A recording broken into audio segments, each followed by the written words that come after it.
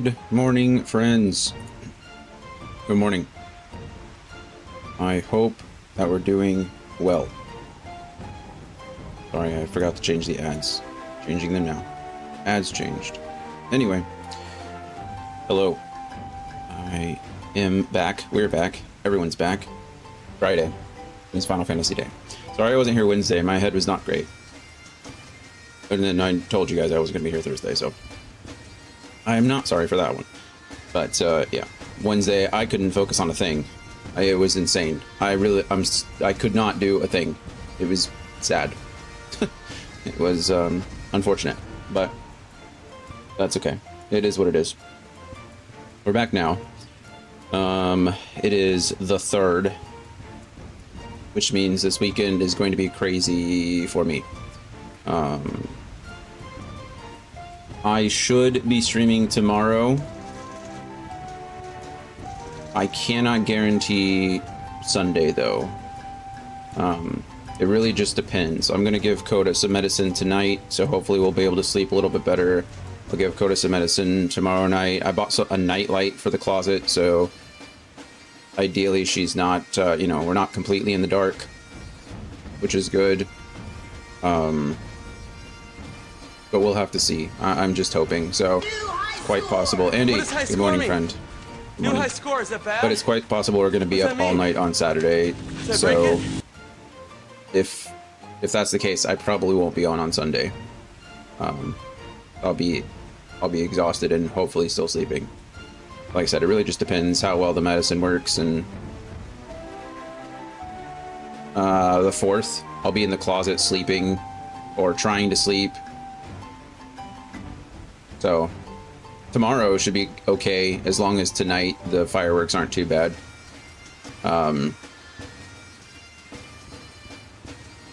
But yeah, so hopefully on tomorrow, no guarantees for Sunday. I might be tired. That's pretty much it. Yeah. But anyway, we'll see how that goes. We did get to, on Monday, Tuesday, we did get to play some Lufia 2. Fun little game. I'm enjoying it so far. I like the little puzzle aspect. It's very Golden Sun-esque, or I should say Golden Sun is Lufia 2-esque. You can clearly see there's like some inspiration there as far as the puzzles and stuff goes. It's pretty cool. Little RPG, little adventure-y. I like that. I like it a lot. So we're enjoying that. Again, Wednesday with bad head, we didn't get some time, but we should be back on Monday with more of that. So yeah, Saturday will be Front Mission 5. We'll be making more progress in that. So tomorrow, I guess. And then Sunday, if I can stream, we'll be doing more Front Mission 5, but we'll see. Like I said, there's going to be some explosions and warfare going on outside, so I'm not sure. But yeah, that's where we're at. Anyway, Andy, how's the vacation going? How is the country of Mexico? Are you, did you get to experience any of the joy of the Mexico win in the World Cup? Heard there was like celebrations everywhere. Some of that stuff was crazy. What better way to celebrate the 4th than with warfare and the military industrial? I mean, isn't that what the U.S. was founded on? We are the #1 wagers of war. So far, so great. Have finally ATA. I don't know what that means. I'm sorry. Started winding down a couple days into vacation. Oh, that's good. That's good. I'm glad you're getting settled. It's always nice. What's been our favorite thing so far?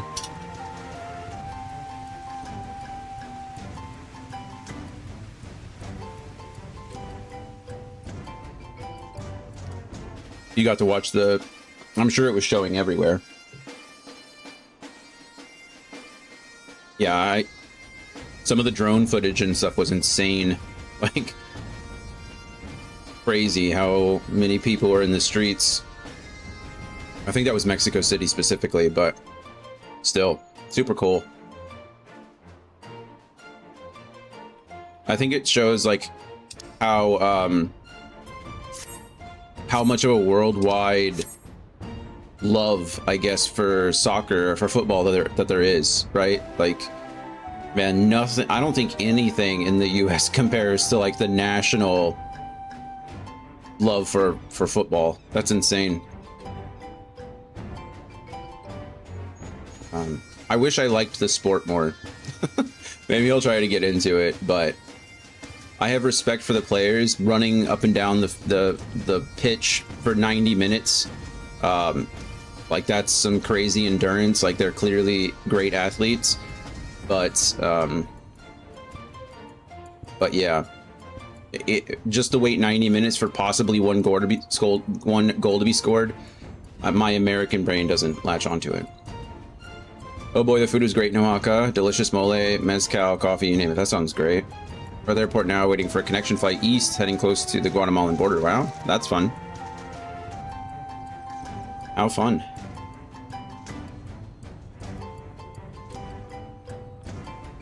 The dopamine drip is different than basketball with its 100+ points. Yeah. I mean, to some extent, I think, like, you know, you kind of do get a little exhausted, I guess. You know, I would say during watching something like basketball, you're just expecting baskets on every possession, right? And when they don't score, it's like those are the ones that are disappointing, more or less. So yeah, it is definitely a different vibe. I mean, I'm relatively new into the whole basketball world too, so it's not like football is really the only thing that I've followed for the majority of my life. I played it for years and years and years and watched it when I was younger. So football is kind of like my gateway drug into sports, I guess. It's like, you know, what I compare most things to. But it is crazy. Like, there's no real comparison, though. I think, man, soccer sometimes feels closer to like long distance running than it does, like, you know, I don't know, something like football or something like baseball. The fact that I think they showed, and I'm misquoting this, like the research that they did, or the not, I don't want to call it a study, but the poll or the whatever. Apparently, like in American football, the game is what, an hour? It's, you know, 3 or 4 15-minute quarters with a halftime. Apparently in those, like, in an hour of gameplay, players are only actually active for something like, it's like less than 15 minutes, right? Because of all the huddles and the timeouts and now the commercial breaks and like all this stuff in between, they are active so little time. It's just, you know, and I understand it's a contact sport. It's a heavy contact sport. Like, that's the point. You're getting hit every possession, every play. So there is a little bit of a difference, I suppose, in that aspect. But it's just crazy to go from an American football player that arguably plays less than 15 minutes and, you know, a national soccer team member who's legitimately running for 90 minutes at a time, you know. It's crazy. So yeah, the umpires are crazy too. They really might as well be long distance runners at that point, and good for them, right? I think it's crazy. Anyway, like I said, a lot of respect for the game. I just don't follow it. I've never latched onto a team. I don't really care. I haven't prioritized it, so anyway, happy for everybody who gets to enjoy it. World Cup is a big deal, obviously. It's neat that we're hosting it.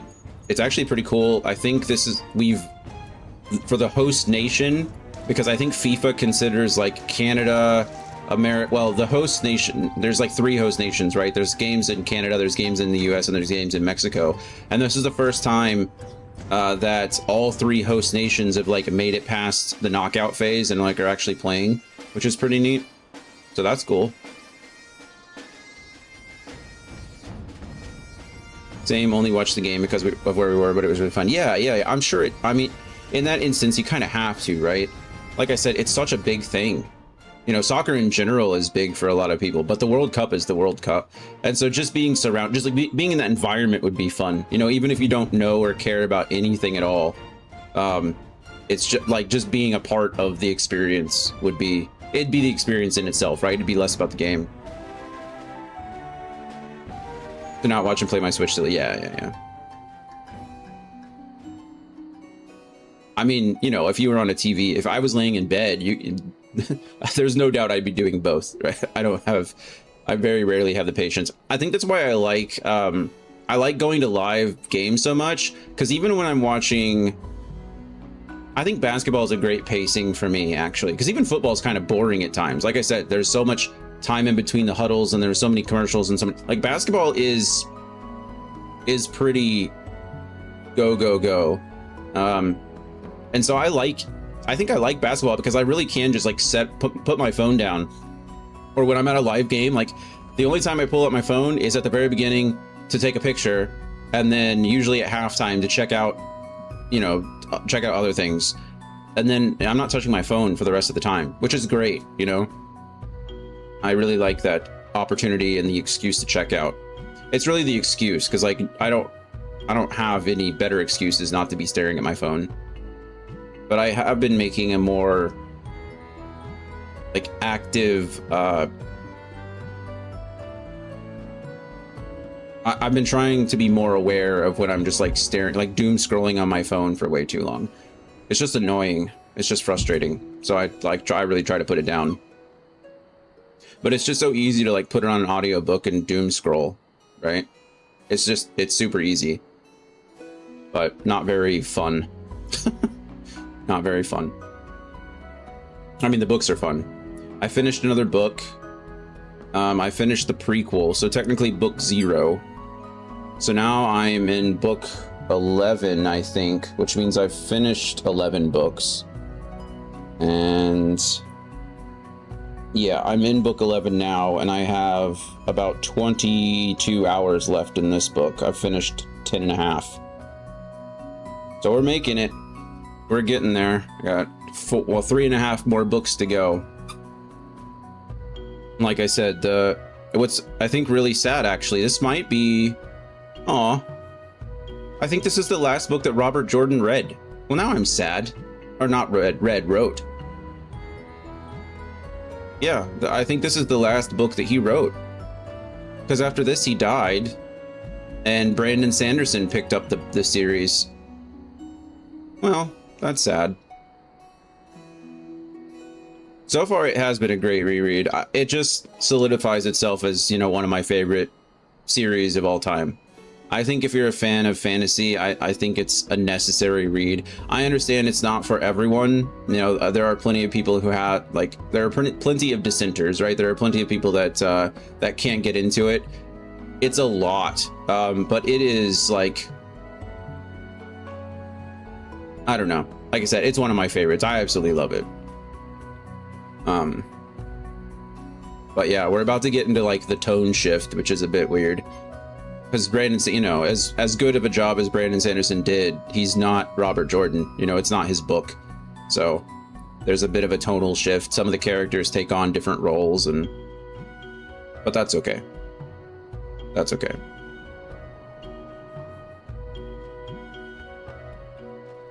Same with Endwalker, tone shift. Yeah. This one, I feel like it has been a tonal shift, but there's been so many. I feel like, I don't want to say they're not cliffhangers, but it kind of feels like we're just building. It's like a dubstep song or a house song, right? We're like, there's too many rises. you got to rise, and then you hit the drop, right? And then once the drop hits, you're like, oh yeah, we're into it now. But it feels like there's a rise and then the drop, and then you're like, oh wow, this was early. And then there's another rise and there's another drop, right?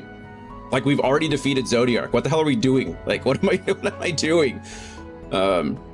So, and like this whole last quest line, the 84 quest line, completely useless, right? Like, we did nothing. I'm not kidding. We were literally Indiana Jones in Raiders of the Lost Ark. Nothing. We contributed to the story 0, or the progress 0. So I'm just like, I don't know. I don't know what, I don't know. We'll see, right? We got a whole lot more to go. We're not done yet. So I'm looking forward to it. There's definitely a lot happening though. Definitely a lot happening.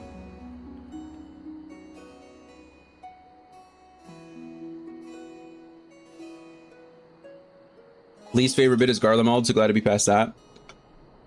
I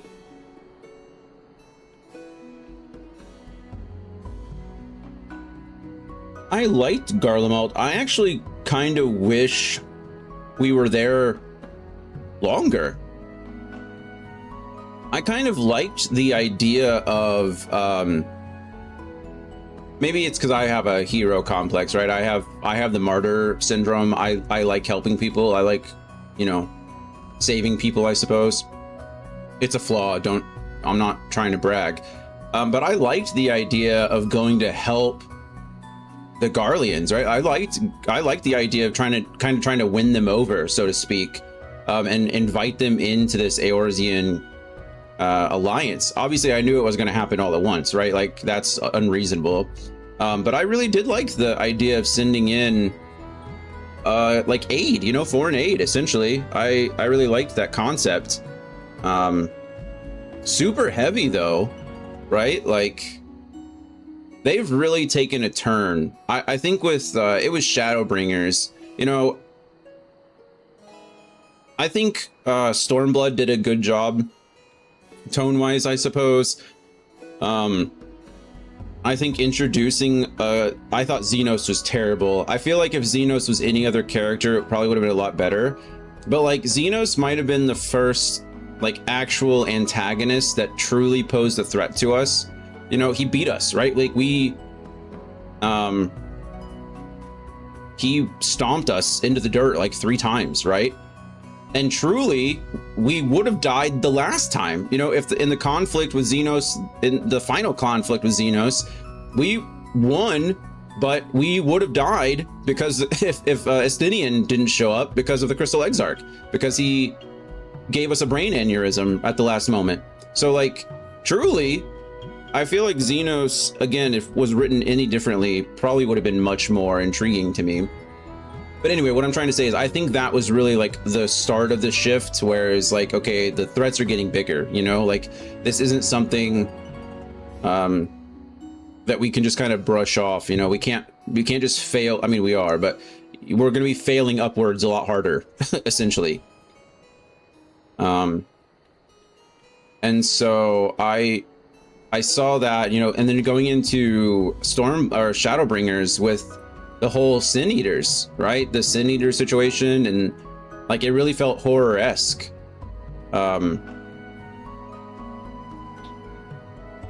That was pretty intense. They showed that all in a cutscene.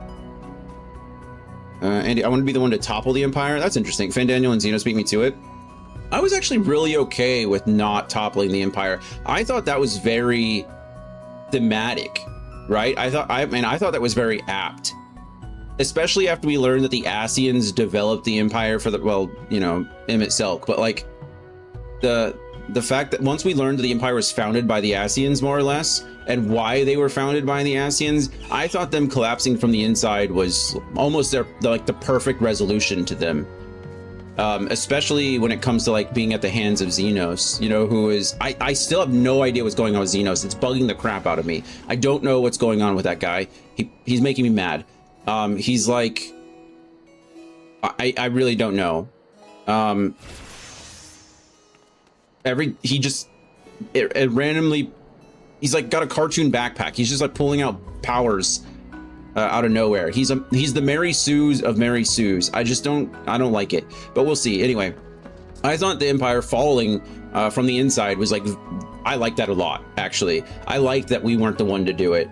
So that didn't bother me. I just wish we would have been there longer. I like the idea of helping them. I do think it's going to continue, right? I don't think we're going to go back to Garlemald ourselves necessarily. We might later on, like to fight Xenos again, something. But I do think the twins are probably going to stay. I think the twins are pretty much tied to Garlemald at this point. And I think they're going to leave the Scions.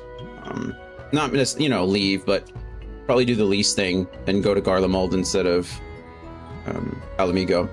And then you said, I think when Teslina is transformed into Saint before your eyes, I was like, yikes, no. Yeah, I agree. That was definitely the... Yeah.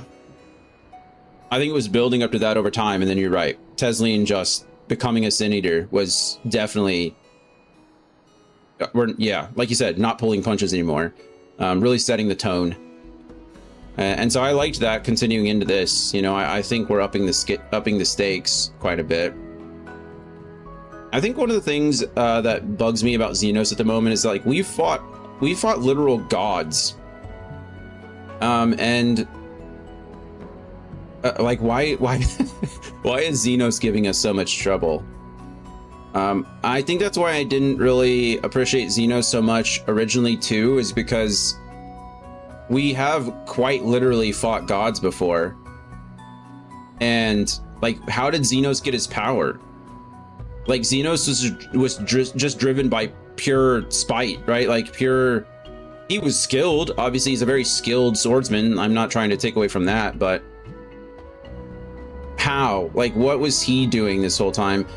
The whole Echo experiment, that was happening at the same time. So he wasn't even like, I don't even think he was enhanced at the time, right?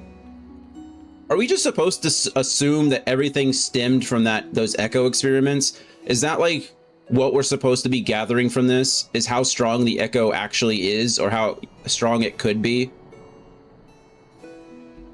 I mean, I suppose it was a gift, you know, if we're assuming that the gift of Hydaelyn, right, the Echo is a gift. I assume, you know, if you manipulated that, if you took that gift and then tried to manipulate it in a way, I can see how it could be strong. I don't know. I just don't know. Xenos, like I said, Xenos makes me mad. I don't like him. But we'll see. I'm sure we'll get more answers. I hope we get some answers. But I think right now all it's boiling down to is like the Echo, right? The experiments they were doing in Stormblood, using Kryl and the others.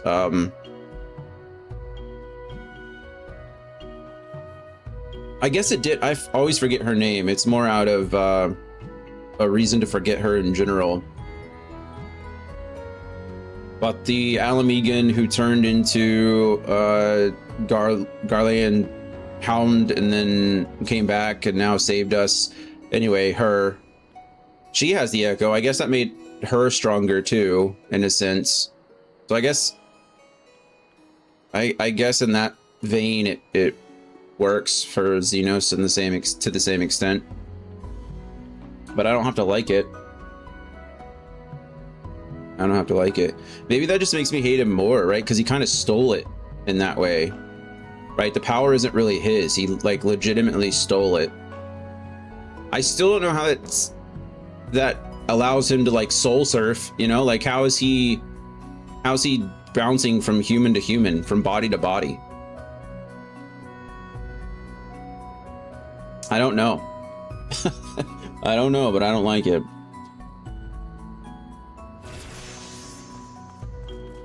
Oh well.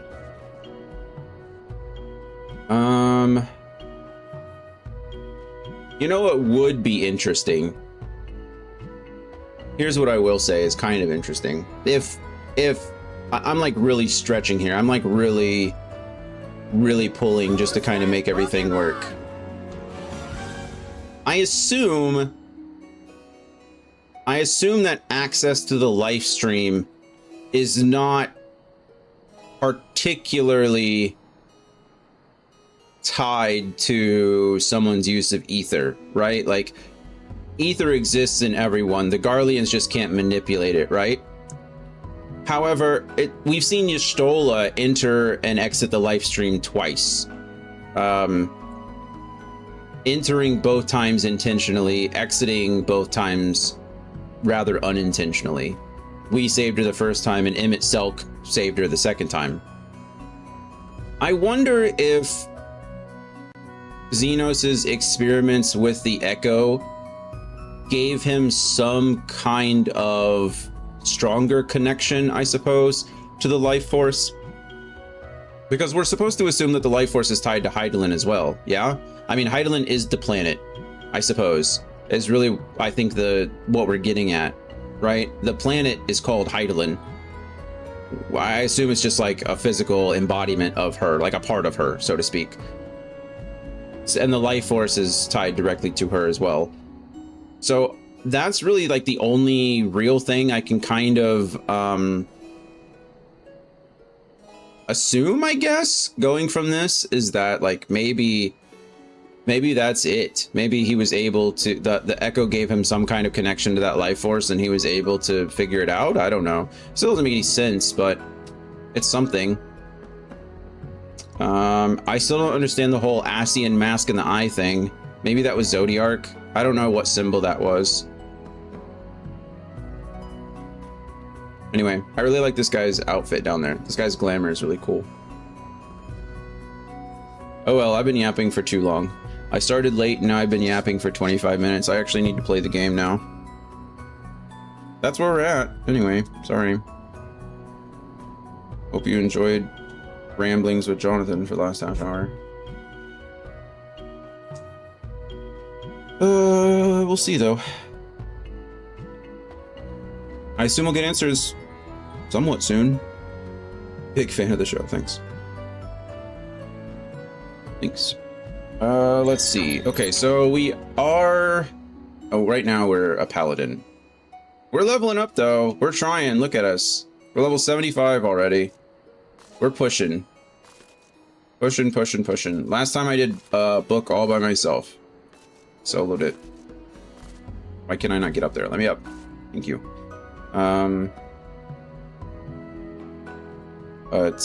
Yeah. Level 75 feels pretty good. Hopefully we'll get to level 76. Maybe 77 if we win our frontline on Monday. I really needed to be doing more dailies, but now I'm trying to not outpace Gloria so much. But we might have to, just because I'd like to get... The goal is to get my paladin up to 80 before we move, like, around the same time that we finish the main story quest of Endwalker. Because then I can start bouncing into the raids as a tank and lower the queue times. Pixie Allied Society quest is a great way for experience. Way more experience than anything Stone and Blood or earlier. Interesting. Are you just saying that because you really want me to do Allied Society quests? Something tells me that that's certainly a motivation. Anyway, level 75. Pretty good. Pretty good. Oop. It's kind of crazy that I'm like 12 levels higher on my Dragoon, and my item level is it's 150 more as my Paladin, and I only have like, I have less than, I think right around 10,000 like HP more. It's not really that much. Pixie story is so-so. The experience for time spent, solid. That's got to be in the first, right?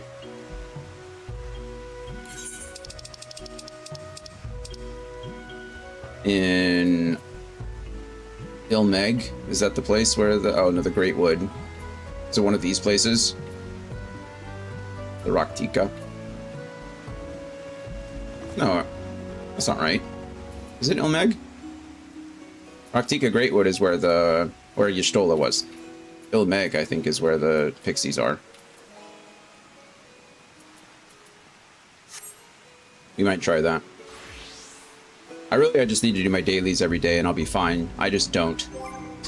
That's really all it is. Okay. I can just return. Oh, before we do that, there's something that I wanted to check. What do we got? What am I rocking with? I'm rocking... Okay, we're going to do borderless windowed. Because I hear that... the problem with windowed or full screen, I think is going to solve the problem where sometimes if another window pops up, my screen goes all wonky. Or when I click over to like check Discord or something, my screen goes all wonky. I think that's supposed to fix this, so should be good. And then there are, let's see, one other thing. HUD layout. I want my... I don't remember what the buttons are.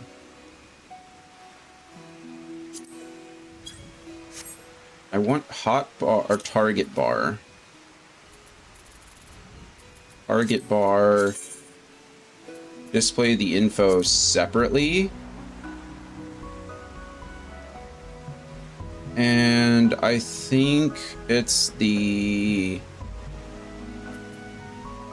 target info progress bar. I think I want that to be a little bit bigger. We'll see how that does. We'll see if that covers up anything. We're gonna save that for no, cancel. We're gonna save that for now. And then my party list. I think I want that to be a little bit bigger too, because I'm going to need, when I start healing, I'm going to need to start seeing my party a little bit better. That is huge, but we can move it. I do need to move it. How do I move it? That's the real question. Change element size. Oh, that's... Never mind. What did I set it to? A 40? Now, how do I move it?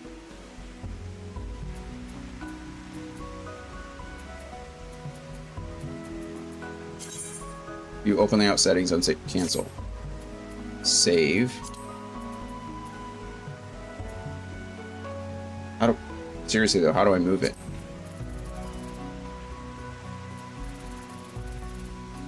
I might just be using this. There we go. The power of keyboard.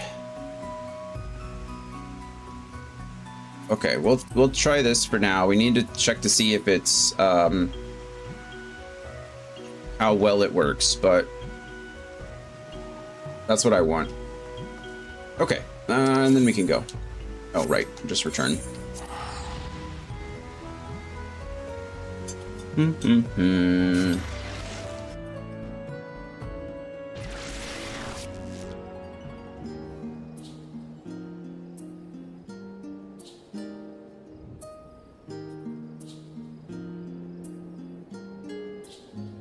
am I going?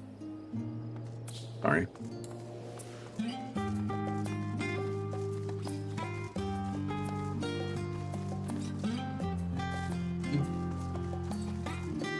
I still don't know what I'm going to do next Friday. It might not be a Final Fantasy XIV day. Hey, look, another Dragoon. Hey, he's got the spear that I want. The lance. Lucky. Lucky. We might just fill the day with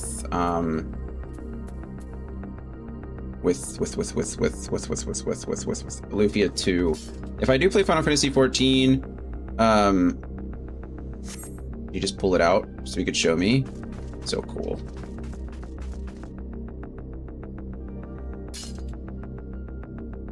I love his lance. Not the glowy one though. We need to get the glowy one.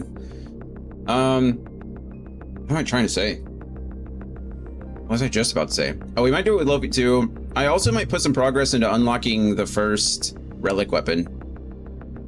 Seems like something fun to do. That doesn't really mess with progress at all. I know it's tedious, I know it's time consuming, but what better time to do it, right? Alright, Totaro is furrowing her brow in consternation. Also, I think at this point I can probably solo a lot of the dungeons that I need to solo. I know that there are solo a lot of the dungeons that I need to do. I think there's a lot of them where I have to like equip the weapon and then like run the dungeon with it. So there's also supposedly a trick. I think in some of them you can run the dungeon with whatever weapon you want, and then just before you leave, you have to equip the relic weapon, and it works. I don't remember, but anyway, we'll see. All right, Totaro. Oh, Dion, I was just about to call for you. I think she was looking over Cryo. So Cryo in the last, a little bit ago got used as a burner phone for Heidelin. And then, so she's been recovering.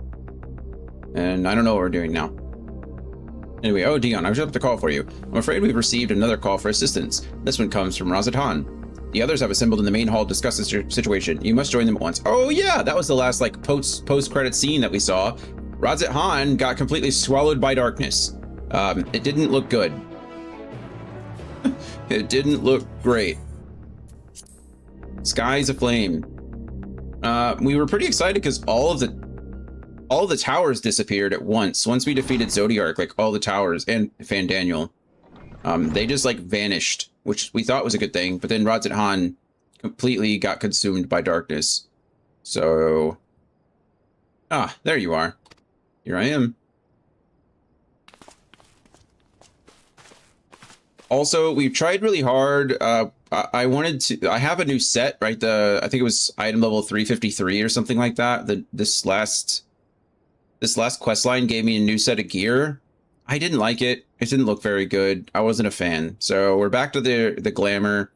But if I can get a new set, then we're looking to change things up.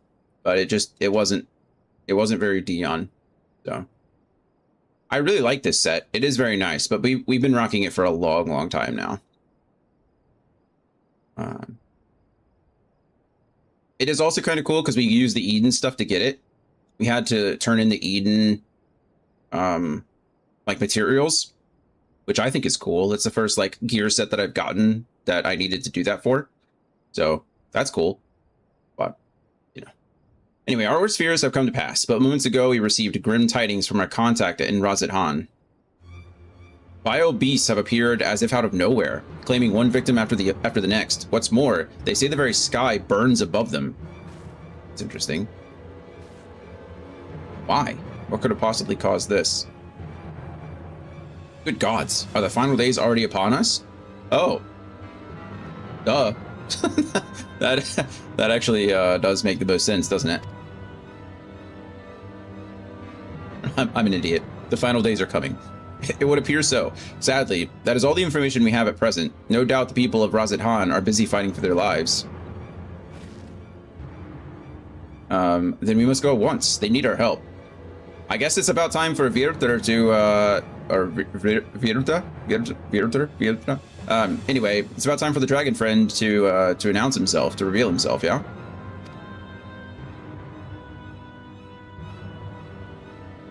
Agreed, Cryo. You'd best remain here with Tataru and gather what knowledge you can. You are in no condition for a long journey, I imagine.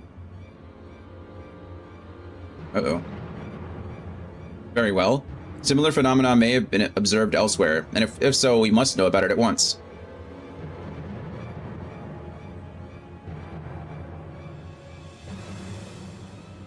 Be safe out there, yes? Yes. Let us make first for Yedlamad. Yedlamad. Yeah, we must prepare ourselves for what lie ahead. Oh, I bet this is going to reveal that entire area to the east of Razat Han, right? Wasn't there that whole... Well, we're about to find out, but... Oh, no. Maybe I'm confusing the other... Oh, it was this. We did this already. Oh, we did actually go out here. Who's that Pokemon? Oh my goodness, that's expensive. Oh well, let's do it. Bye, everybody. See you soon. Our X and Y coordinate was 6161. That's cool. I never noticed that. And lo, vile beasts did rise.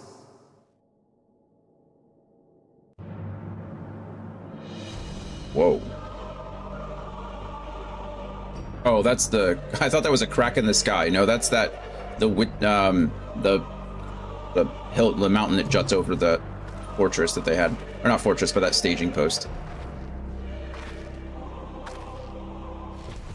Leaving naught in their wake but blood and ash. Good grief. Wow. The sun scorches earth and boils seas. And our sins ascend unto the heavens. My goodness, this is straight out of a horror movie, isn't it? My 3 dooms to unleash gosh. all we were.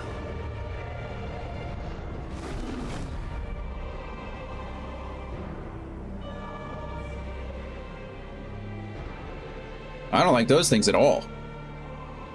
The sky burns. The final days are truly upon us.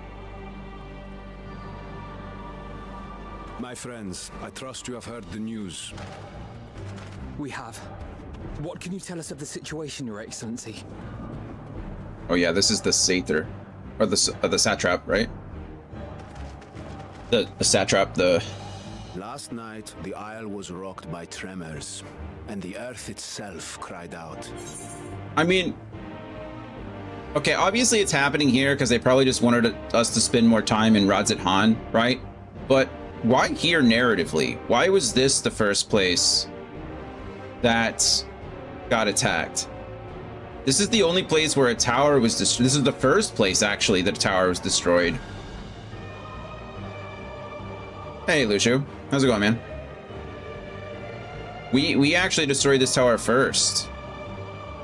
I wonder if that means that all the other places will happen at the same time. That'd be scary.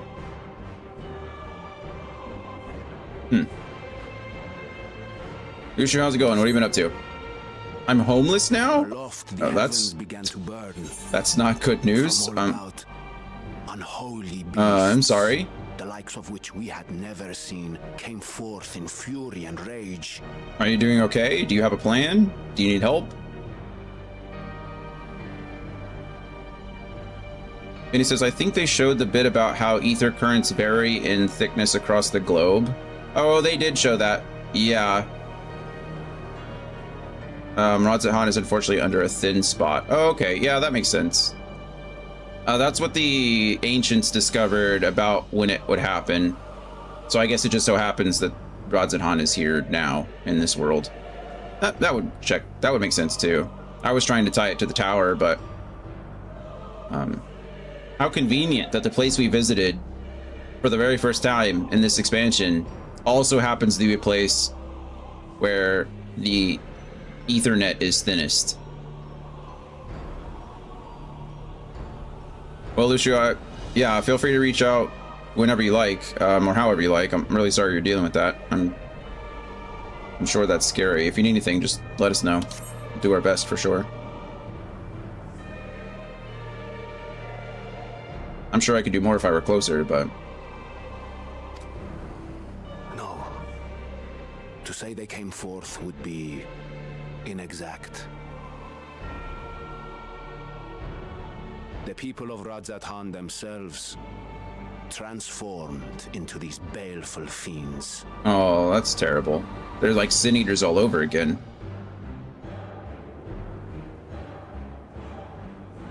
Though the phenomenon was observed throughout our lands, the first creature, the largest and most dreadful of the lot, wrought havoc upon us here in our fair city. Though they bear superficial resemblance to divinities of legend, they are ungodly abominations. The people decry them as blasphemies. That's interesting. That they take the form of the divinities that are worshipped in the area. I don't know if that's coincidence or not. It could be a legend thing, I suppose, right? Like, it could be... I'm trying to correlate the appearance of the enemies now to the images that the people hold in their mind of gods. But it could be the other way around, right? Like, the end days came before. We know that they happened. This is not the first time that the end times have come. Maybe it's those images, those traditions, those thoughts passed down. So maybe the images that we have in our mind now are these creatures because it's already happened before, and that's been, you know, I don't know. Anyway, I need to just let the display. The rampage has since taken it to the northern reaches of the island. I mean to dispatch our radiant host in an attempt to quell the threat. Let's do it. And what of Vritra? Vritra. Vritra too makes for the north of his own accord, and yet He knows the blasphemy and its minions were but yesterday his beloved people. Yeah. Like a zombie outbreak. I pray his boundless compassion and mercy does not deter him from taking unenviable but necessary action.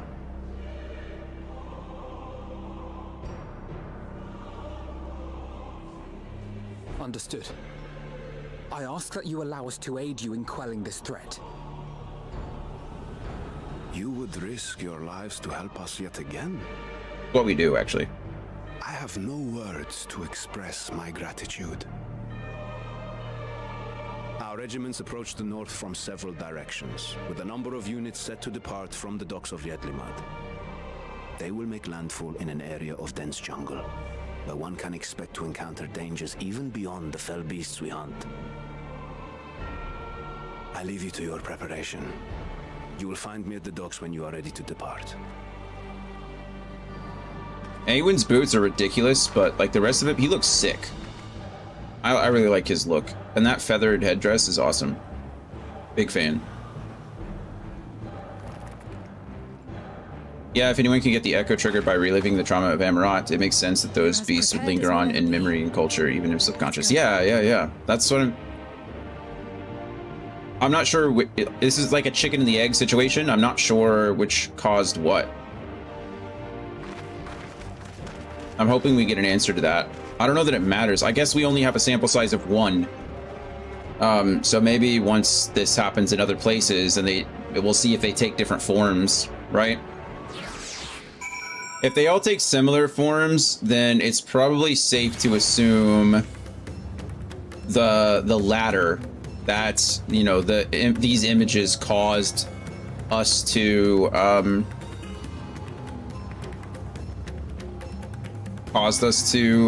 our thoughts. But I will say something in favor of the first theory, if it comes to pass, that the creatures are going to take the form of the deities we think. The deities look different all across Eorzea, right? I mean, we fought the primals. How many primals at this point have we fought? So yeah, we'll see. Let's find out. Ashawan, let's go. Or Ahawan. A1? A1. I would have you board this boat and circle around to the north side of the island. I'd love to. There you'll find a dense jungle we call Vanaspati. It's a good translation. What is it called? Is that just what it's called in Japanese as well? Like, look, that headdress is so cool. I love the feathers. I love the colors. It's like very Phoenix-esque, isn't it? Or even not Phoenix necessarily, but Valefor. Those are Valefor colors. This is sacred wood, home to many temples and a number of villages, which makes sense because we've already seen Ultimate's expansion. So, in Japanese, they're false god beasts. So, guess that works too. Blasphemy is more eloquent or poetic way to capture the sentiment. I like blasphemy better. False god beasts is more, I would say, accurate as far as what they're like, you know, what they called it. You know, they said that it resembles their ancient deities, but false god beasts doesn't have the same ring as just blasphemy. Anyway, Virdra and the Radiant Host have gone there ahead of us. I ask that you join them and do all in your power to destroy this blasphemy. I will do so.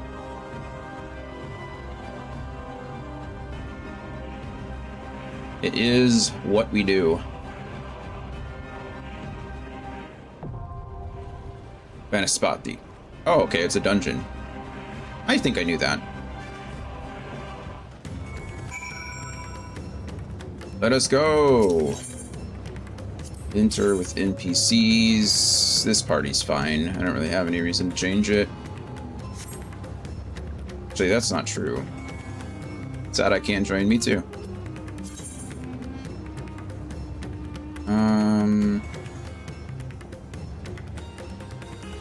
I don't need another DPS. We'll swap you out for Yashtola. We'll swap you out for the Exarch because we need another healer. I stand ever ready. We'll do this. We don't usually play with these three. I have to have Thancred. I suppose I could keep This is fine. I'm not going to overthink it. It's not that big of a deal.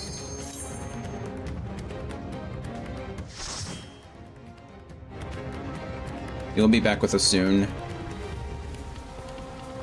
Your Mexican excursion. Run away!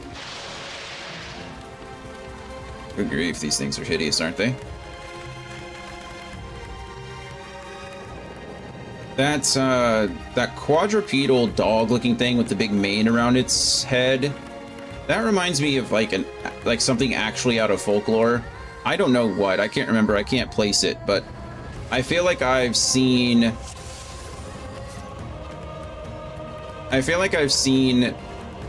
images of that kind of creature before. Oh yeah, look how much bigger my party bar is. I kind of want it even bigger than that. How big can I get it?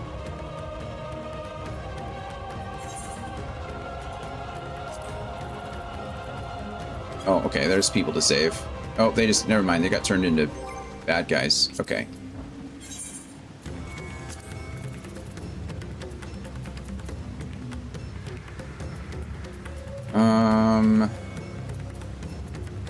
Where did it go? Did I pass it already? Party list. I don't want it too big. I mean, I can go big, right?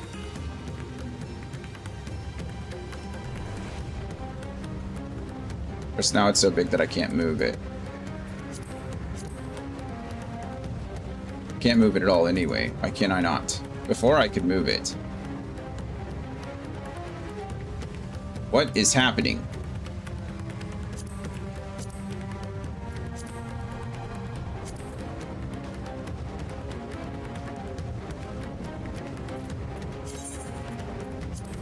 Oh, maybe maybe you can't move it. And yeah, okay, that's what it was. I was like, maybe I can't.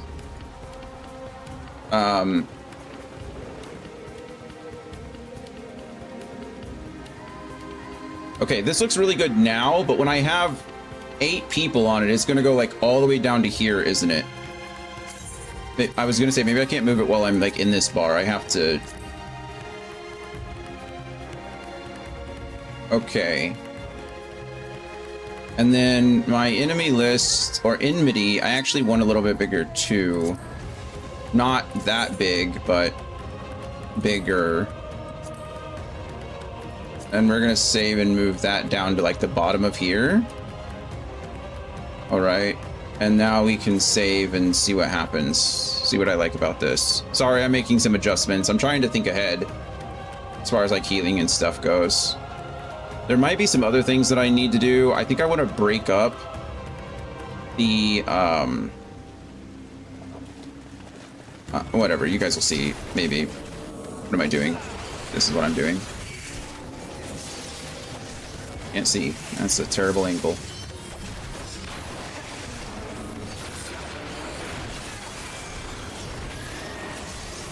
Oh, that looks like it's gonna hurt.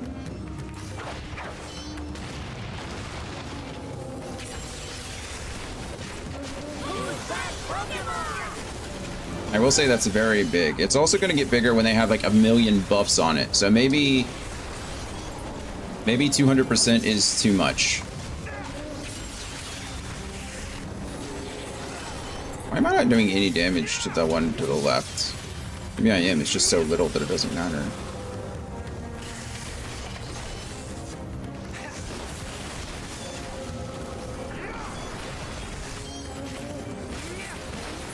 We won't really know until we get it,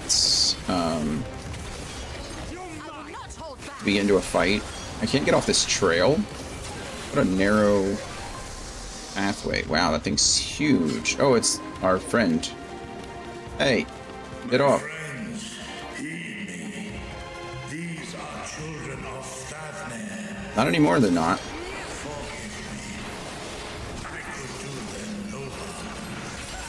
I understand. Por Vierter. Viertra.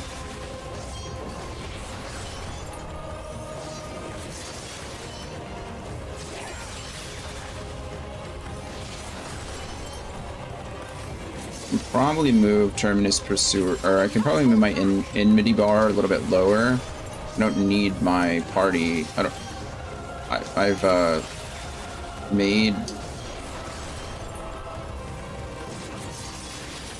I've made my chat window a little smaller.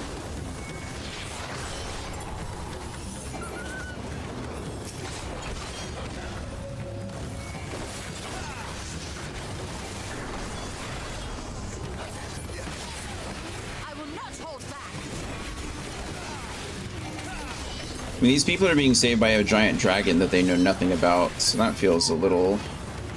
If this is the only way, I'm sorry, I think it is, friend. shall silence the beasts of the air. Pray continue onward. It's interesting that there are certainly, these just look like El Chupacabra, right? But the other one, the main beast, what I'm thinking of. These just... there's a lot of similarities to the first, right? I think these... Are we supposed to draw the connection between these guys and the Sin Eaters? Because it felt pretty instant to me, I suppose. But I imagine we're supposed to draw that connection in some way.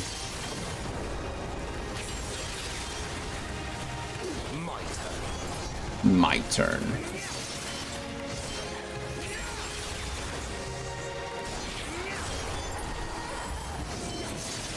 Rude.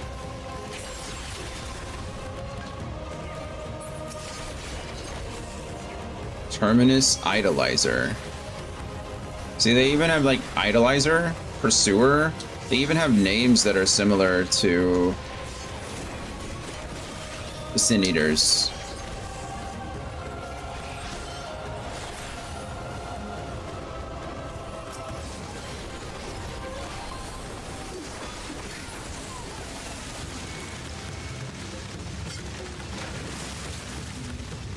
Tree falls in the forest and no one's around to hear it. Does it still make a sound? Okay, Trampler doesn't really work. But look, he even has a face. Like, look at it. Like that. That's... Okay, saying he has a face doesn't mean much, but what I mean is, like... They share a lot of imagery. This has to be intentional.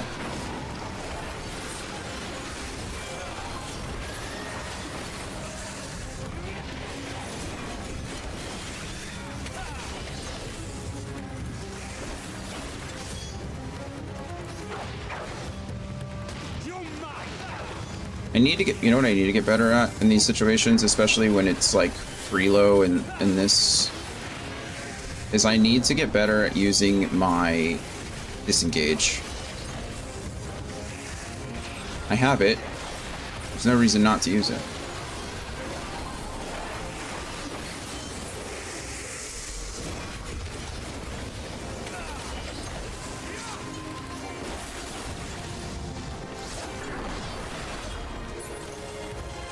Behind. I think whatever this is set at, 200%, I think 200% is a bit big. I'm sorry, friends, that we're like messing with this. I'm trying to think ahead. I've been looking at like some, that's only 180. I've been looking at some guides online. One of my biggest concerns, I suppose you could say, is is healing because of the targeting aspect, and I can cycle through my party like with left and right on the D-pad, right? So I'm just trying to be able to. What was that? I just walk over. What in the world just happened? I was walking this way and it like pushed my character off. Like I was walking to an invisible wall or something. That was weird. I don't know what that was about. What am I trying to say? Oh, I'm just trying to look ahead and try to find something comfortable and find things that are going to work for me sooner than later. It's too late for us all. All we can offer is a swift death. Yeah, I don't like these guys in the slightest. Okay, see that note of despair? I need that moved up a little bit so it doesn't lead into the health bar. Mouth off. These are important when I tank because I need to know what abilities I can interrupt and which ones I can't.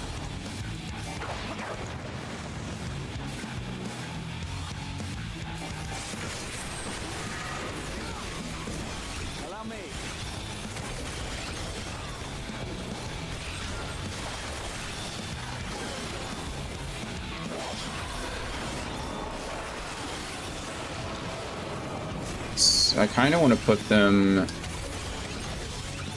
somewhere else. Oh, it's the one that's not talking. If anybody's curious how to track that. Each of the mouths are mumbling something. It's the one that's not mumbling that isn't, it's like not going to release the attack. We'll test it on this next one, but I'm pretty confident that's exactly what's happening. A temporary misdirection. Okay, such pain, such pain, such pain. It's these. Oh crap. Okay, the temporary misdirection is over. These two over here weren't mumbling, so each one of those were saved.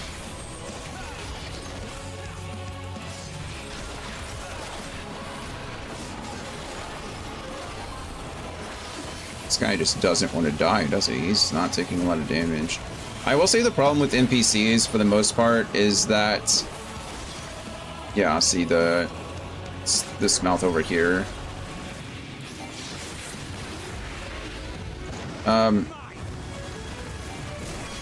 When they are, like, dodging a mechanic, they do not put out any damage whatsoever. They just don't care. They're like, no, my job is to dodge mechanic. Must not do anything but dodge mechanic. Just fine, I suppose, but it does slow things down. And no offense to the NPCs, because I see a lot of other people doing it. Oh, interesting.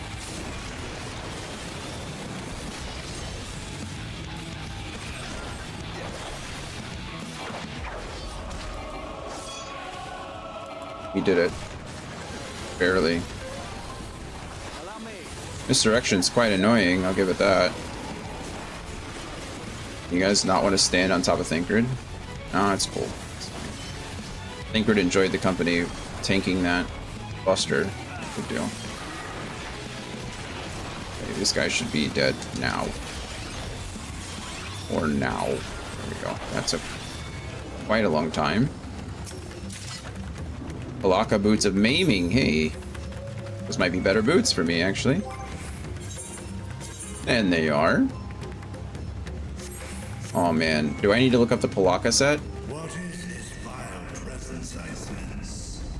I don't want to have to redo this dungeon a whole bunch. Oh no! The Horde draweth near. Be on your Not our... I don't remember what the pachyderm like creatures are. Ooh, these are straight from Final Fantasy X. Holy crap! That Terminus Sprinter? That's like 100% an enemy from 10, is it not?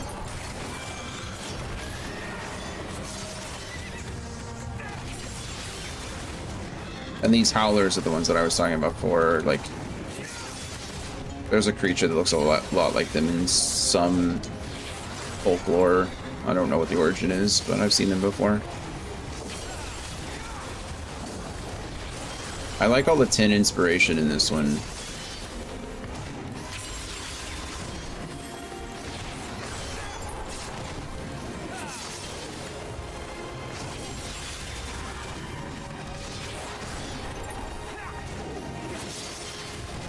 Okay, one more cycle and then switch to a single target DPS.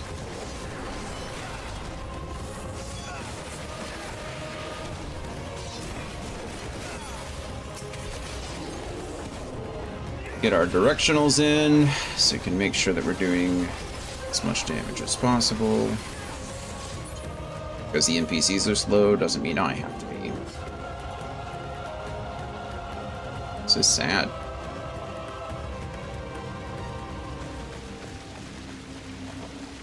Run away, friends, run away!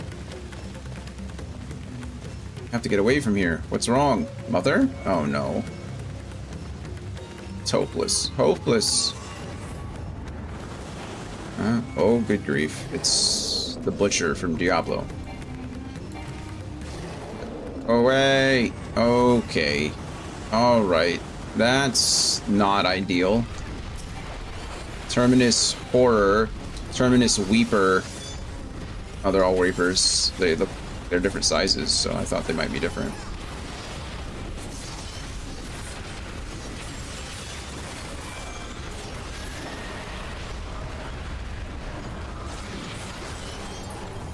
Goodness. This whole area, this whole expansion has just been kind of heartbreaking, hasn't it? It is not very happy-go-lucky. I just watched a mother and her 3 children get turned into beasts. Also, it's interesting that, again, they called them sin eaters in the first one, but these guys are like falling to their emotions. Like when they kind of give up on life is when they get turned. That's hopelessness. That's probably going to be the theme. Because in order to not get turned, you have to have hope. These folks have no hope.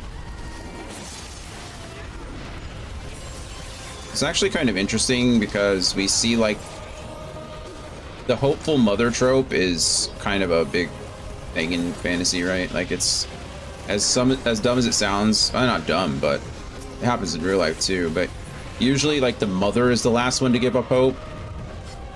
The father is like, you know, the father fights and does what he can and then loses his hope quickly, but the mother, because she has to protect the kids, are like, whoa, look at these creatures. Shadower. Sorry, I'm just kind of appreciating the artwork. So it's interesting that in this case we saw a mother kind of give up. That doesn't happen often.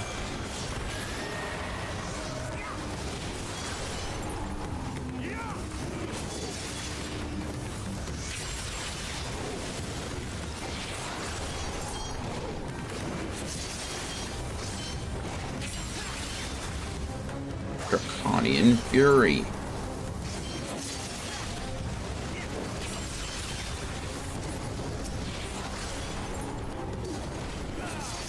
There are only 2 left. I should really be switching it up.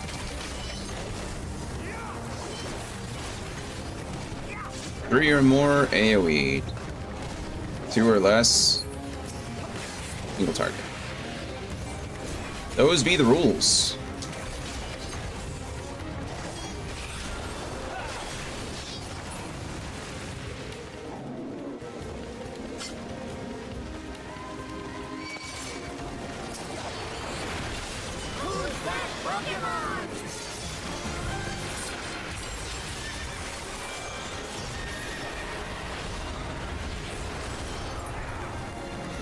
Yeah.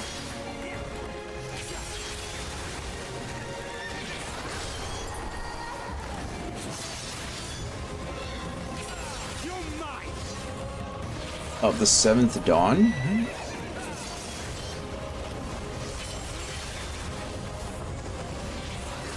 I can't move any out of the way, more out of the way than that.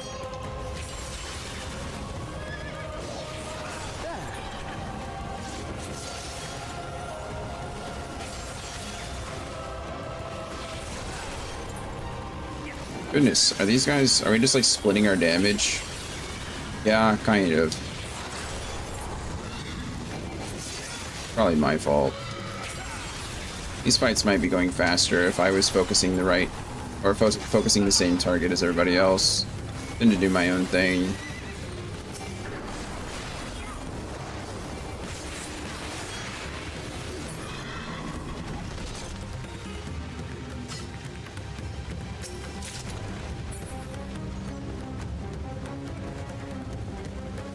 Look at him.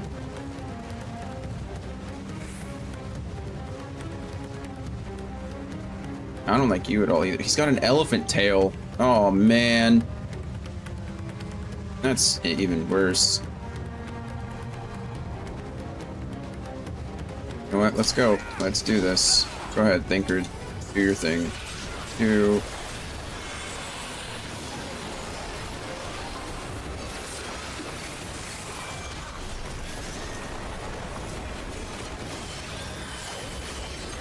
Oh, you know what I forgot to do? I forgot to move the, I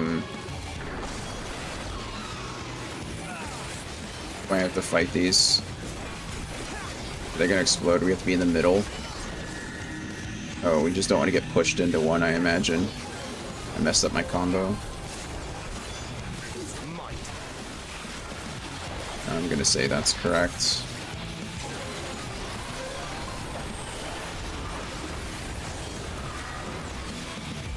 Tank Buster on Thancred.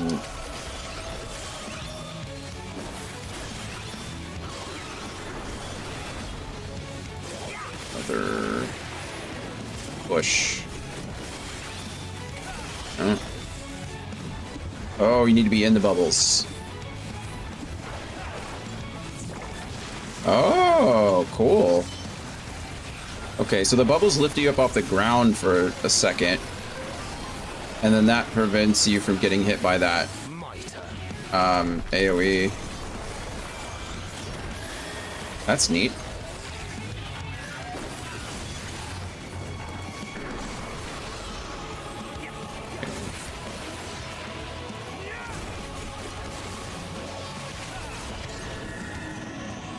So in this case,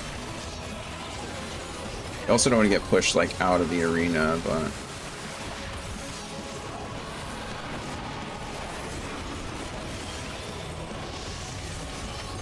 need to stack on that.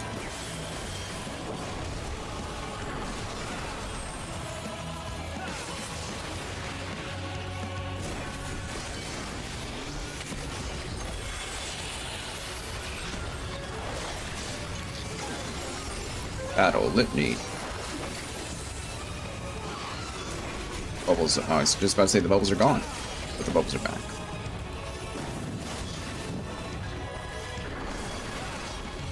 Get in a bubble.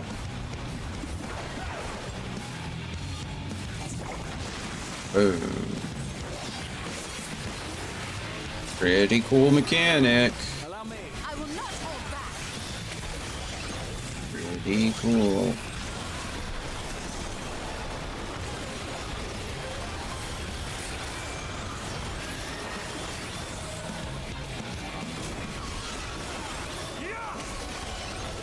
%.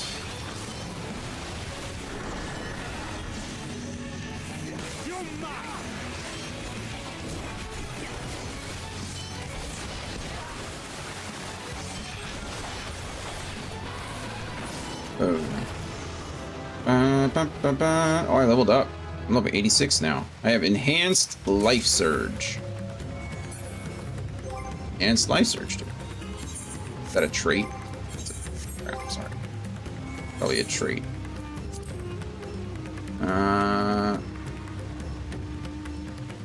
Oh, I'm level synced, but anyway. It allows the accumulation of charges for consecutive uses of life surge. Oh, cool. That's actually really neat because you want to life surge your and what's it called? It's what Fang and Claw and Wheeling Thrust turns into. You really want to maximize the damage on that, and now I can use it on every combo more or less. Oh god.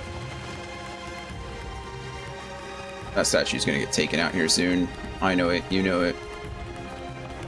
Go, Thinker, do your tanking duty. Thank you.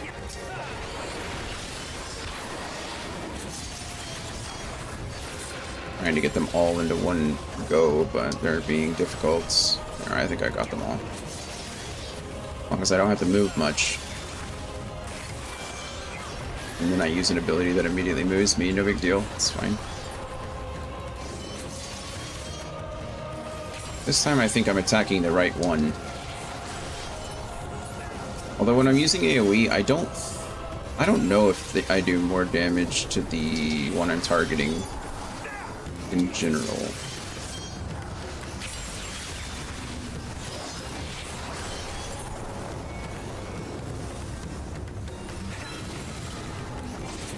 Oh, well, everybody got petrified but me. It's good. Apparently the NPCs don't know how to use or avoid petrification. It's interesting. Did not know that. I will not hold back. I will not hold back. Tell him you stole it.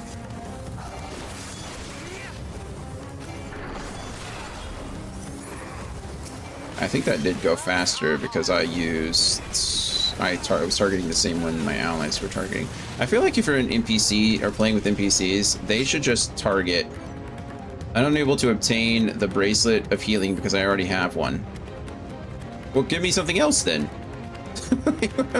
How rude.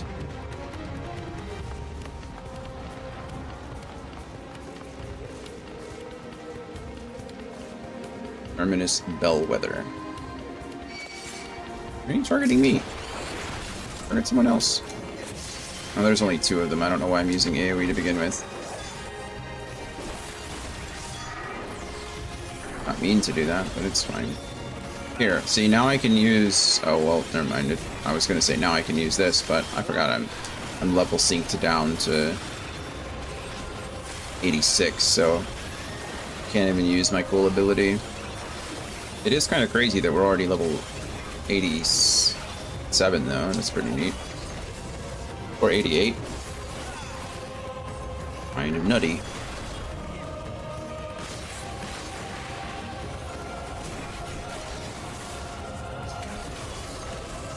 Here I am attacking the wrong one.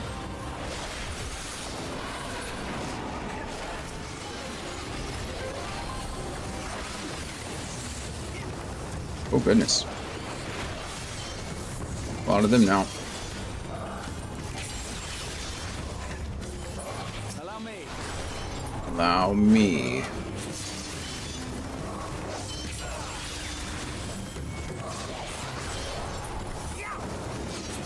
So I think we've determined that the narrator is actually Emmett Silk, yeah? For this, which is kind of cool because it's like we're reading his... I see you, little one. I'm sorry. I will let you out as soon as this dungeon is over.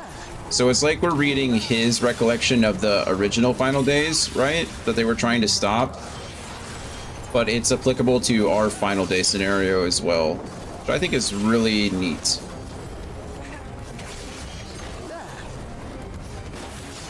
I mean, it's not cool that, you know, this is all happening. I just mean it's a neat little literary tool. Like, I don't even know if you call it a literary tool. It's a cool... I don't know. It's cool narration. It's cool writing. Storytelling. It's probably the best way to say it. Hello. I know, baby. I know, little one. This is the final boss, and then I'll let you out, okay? I know. I'm sorry. Sorry. Let you out soon, though. Blasphemy Spotterbanu? Spotterbanu.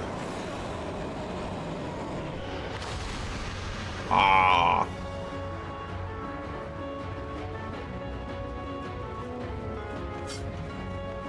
Give me another piece of this gear. Gosh darn it.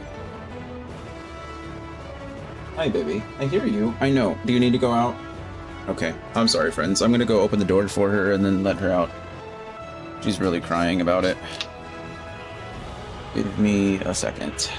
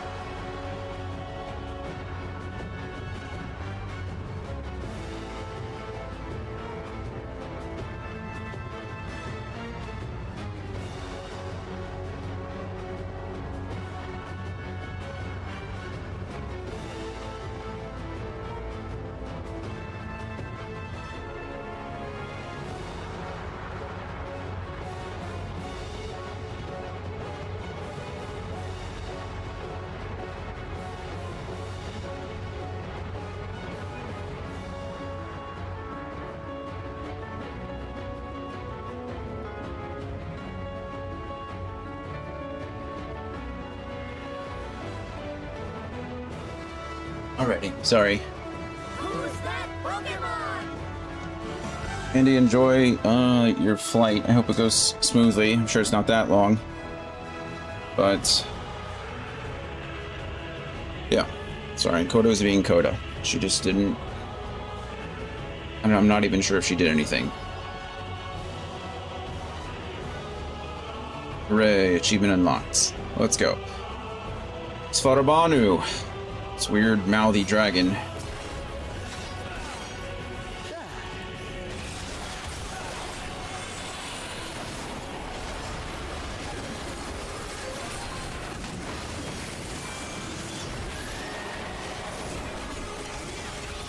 Of course you would turn just as I was trying to use... Oh, what the heck is this? Oh, I'm red. Do I want to be in the red, or do I want to... Were we all red there? Okay, so it looks like opposites are important.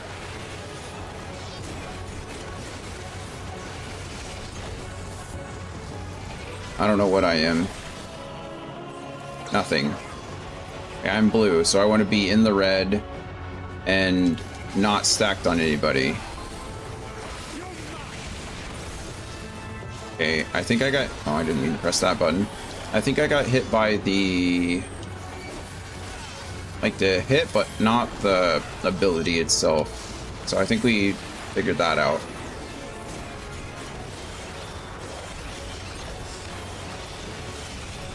Okay. Getting pushed. I want to be pushed in this direction.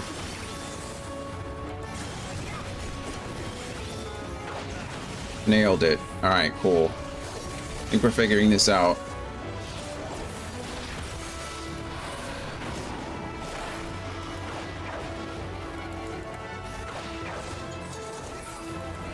Okay.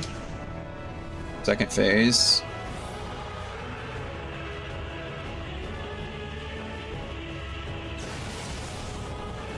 I'm gonna stand here. We don't get hit by a meteor. Stand here so we don't get hit by a meteor.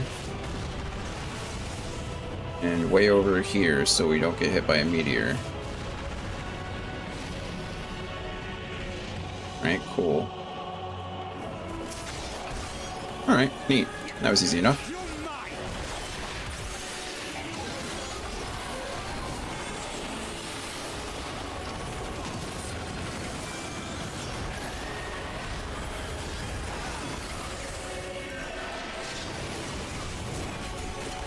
Alrighty.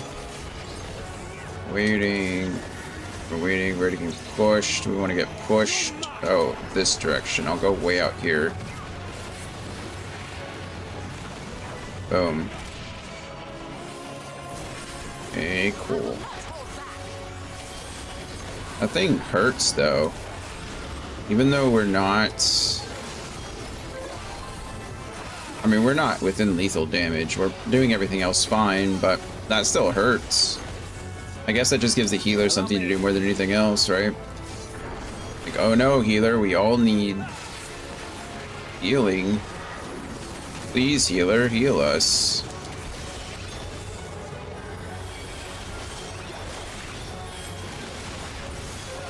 Okay, more color changes again. Blues are on the outside, red is on the inside. We're getting pushed. I want to get pushed this way.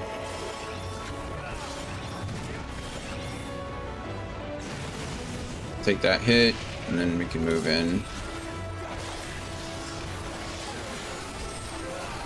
Full mechanics. Also, they're pretty transparent as well, right?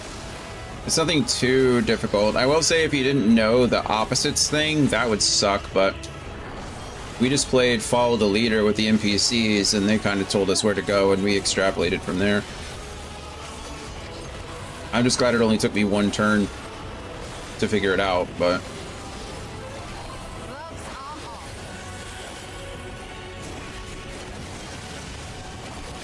Look, I just want this thing dead. Can we just kill it? Like, I'm just pushing for kill here. There we go. I would say I'm not pushing. I'm not moving or focusing on that. I should have used Limit Break. I forget that I'm the only actual player in the lobby, so. using the limit break myself is kind of the idea.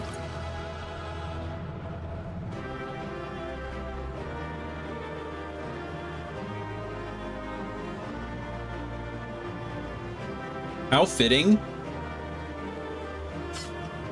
or not fitting. It's an interesting juxtaposition between like the fanfare, the victory fanfare that you get, and like everyone's reactions. You know, a lot of times when you get the victory screen, everybody like poses and cheers.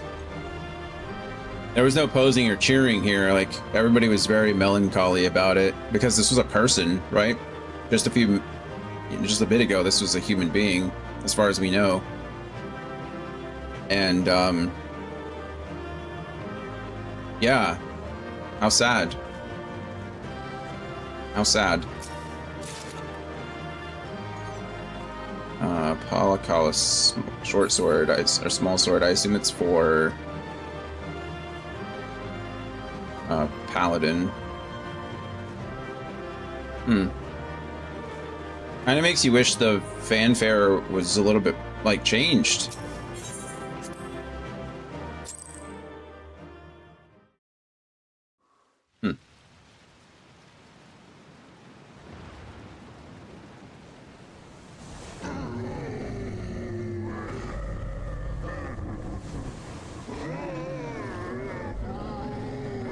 Seems like hopelessness is exactly what's happening, right? Is they're all just... they're falling to hopelessness, and that's what's drawing them in. As I feared. As I feared. What is it? The beast was there, and now it is no more. Yes? That's correct. Indeed. We saw it plain. But you didn't, did you?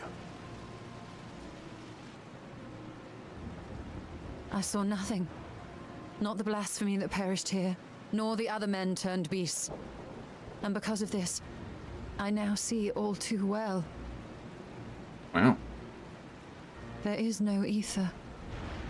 Where the creatures should be, I saw naught but emptiness. Guess that's a good thing there was something there. But that would mean... They've been completely Recall removed. the words of the Watcher. 'Twas a stagnancy of ether, a cessation of flow, leading to decay and absence, that led the ancients to conclude their star was dying. This is the same phenomenon. The instant these people are seized by the transformation, their ether begins to rot and crumble away like dried mud. That's terrible.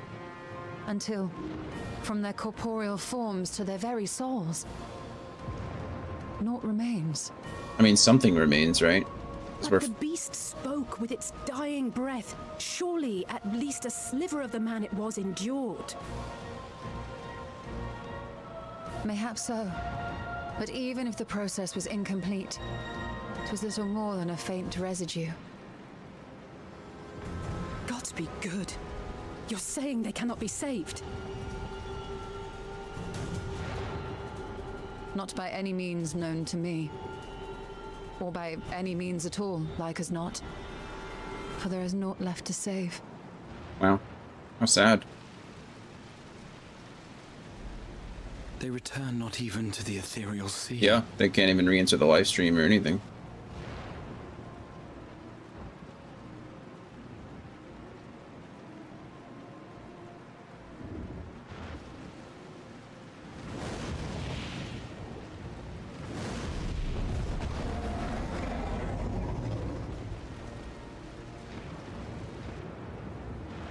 The beasts rage on, their hunger insatiable. Even deprived of their master, they perpetuate his legacy of hate. Yeah, I mean, like, how do you stop this? What do you do? Once proud sons and daughters of Thavnir, all of them, and now I spill their blood. You resummon Zodiark. That's what you do. Vitra, my friends, I am heartened to see you safe. I'm glad you're safe too. You put your secret at risk. Those closest to me already know the truth. A truth I must now share with one and all.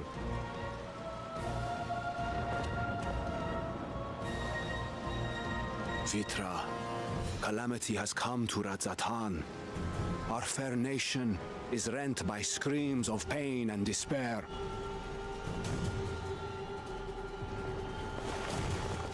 More than ever, we require a strong leader to shepherd us through the storm. Reveal your true self to our people, Vitra, and guide us to salvation. I mean, I don't even know. What is the solution? What is salvation? What madness is this, I-One? Thou dost forget thyself.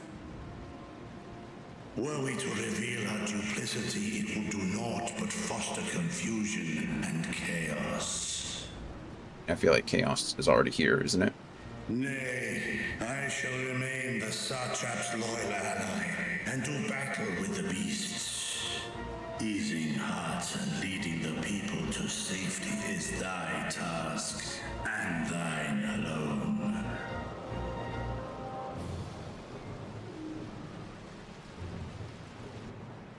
I ask. Does he have a little bone mustache? Ahewan's side, and render unto him what aid you may. Yeah, I mean, what else am I doing? I know not what lies ahead, but without you, Radzatan will not survive. I don't know if it'll survive with us here. Take me with you. Oh, cool. I am as at home fighting in the air as I am on land. Take me with you. Were my words unclear? I require no assistance. Thy place is at Ahewan's side. Estinian, here. The link pearl? It's the last thing you ever wanted. A link pearl. We'd gain much from knowing your elevated perspective. And it'll keep you from getting lonely, which I know you loathe. You heard the man. Seems I'm coming with you after all.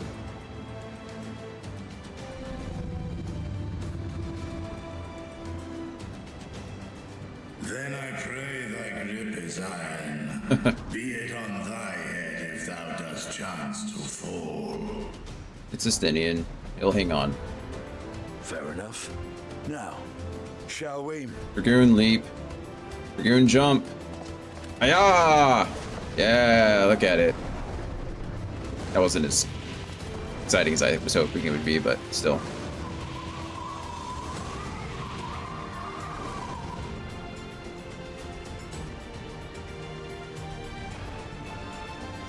I fear it is as Vitra says. We will not survive this on our own. While I am loath to impose upon you again. I would insist if you did not.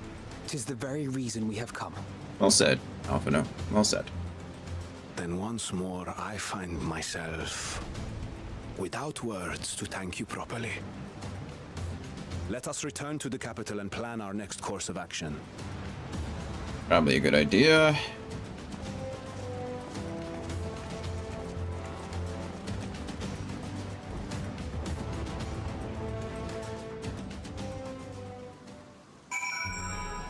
Oh, they brought us here. That's nice of it.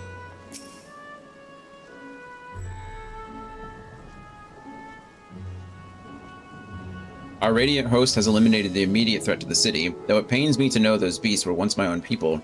There is no telling when or where the next transformation might occur. We must remain vigilant and steel ourselves for whatever is yet to come. I have to choose one? Oh, I'm gonna take the money.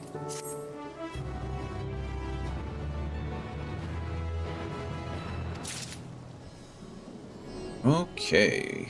Well, that was something. That was the first quest. That was exciting. The blasphemy unmasked. Aowan's burden is heavy indeed, yet he need not bear it alone. Forgive me, my friends, but I must return to Megaduda for the time being. There, I can better manage this crisis and dispatch my troops as the situation demands. In that case, we shall carry out an investigation of our own here in the city. Mayhap the residents can tell us more about the first of the transformations and the conditions under which it occurred. If we can ascertain...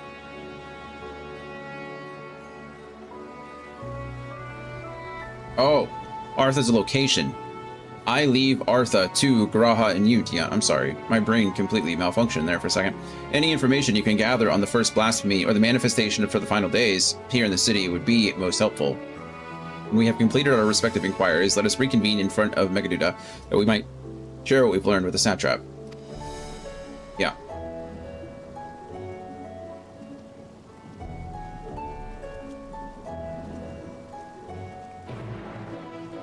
Hooray. Alright, there's Grahatia. Off we be, shall we? Or, what? I don't know what that just said. I'm sorry. Off. Anyway, off we go. We're going. Artha is home to the High Crucible of Alchemia, whose alchemists forged many of our warding scales. That seems a good place as any to begin our investigation, don't you think? I spoke briefly with Nahudin, the chief alchemist here, on our last visit. He should be happy to answer our queries. Great. I don't think I can fast travel. I can fast travel here. Oh, I'm unattuned at Razadhan. Was I just unable to attune last time? Or was it... I don't remember. Let's find out. See if we can attune now.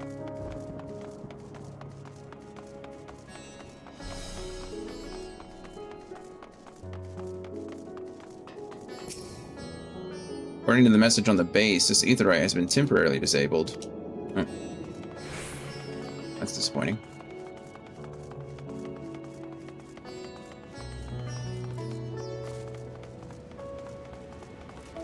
Artha.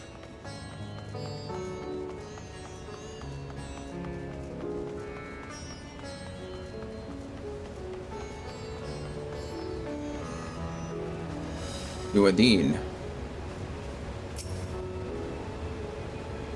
Hey, Dan. How'd your week wrap up at your new place? Ah, I remember those red eyes. You were those scions who commissioned the scales from us, yes? I welcome back to the High Crucible. What brings you here in these troubling times? We are assisting the satrap, in investigating the crisis that plagues the city. Did you happen to catch sight of any of the creatures? I did. As I was going about my work, I was disturbed by crashing footsteps so powerful that the very ground shook. I rushed outside and could not believe what I beheld. The night sky was burning. Suddenly, I heard panic screams coming from the direction of Balshan Bazaar. In the next instant, a monstrous beast poked its head out from amidst the stalls. A handful of the Radiant rushed to the scene, only to be sent sprawling as the Fiend and his minions propelled themselves skyward. So the blasphemy came from the vicinity of the markets. This knowledge may prove useful. I thank you for sharing your tale. Well, I do believe we now know where we should inquire next. To the bazaar, then. The bazaar! Good, I get along really well with both the guys who sit next to me. Nice. Are they people who work there, or are they people like you who are interning there? Or apprenticing there?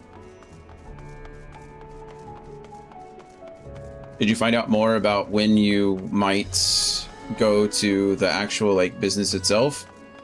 People like you. Okay, nice.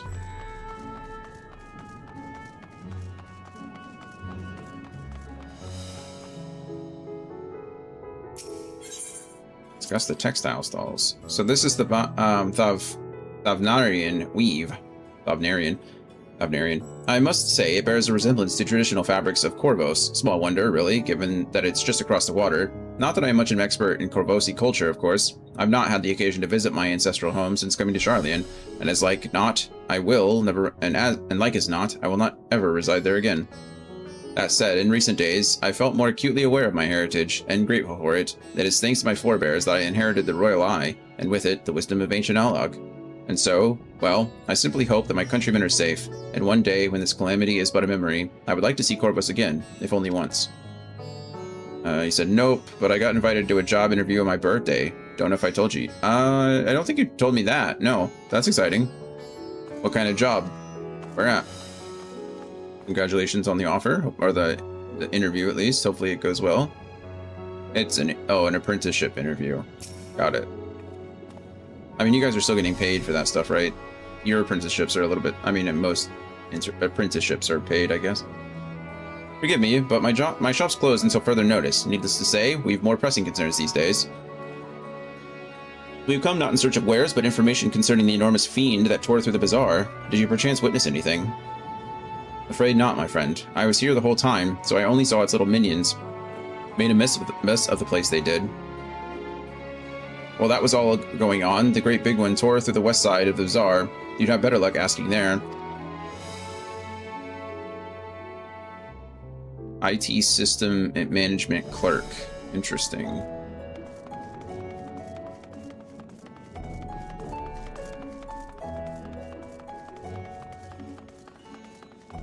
What kind of system is it? Zaytaner. Is something the matter, traveler? If you are lost, perhaps I could be of assistance. Your offer is most appreciated. We are not lost, but we are in need of information. Might you know anything about the gargantuan beast that rampaged through the bazaar? Aye, I saw it all, though I wish I had not. I was going about my work when all of a sudden a piercing scream cut through the air. I turned around and there was the fiend, its massive body bursting through that entryway with the force of a tidal wave, and then it was gone as quickly as it came. Oh, that's nothing. You don't know? You should know. Why don't you know? Radvira, sisters have mercy. What is happening to the world? What am I to do? Is nowhere safe? Settle down, friend. The danger has passed, at least for now. If it's not too painful to remember, could you tell us what you saw? I don't know if you can even answer that question. Why? First, I heard the screams. Then a horde of ravening beasts came charging towards us. One of them was huge, bigger than a Merid, throwing people about like rag dolls, and it was eating them.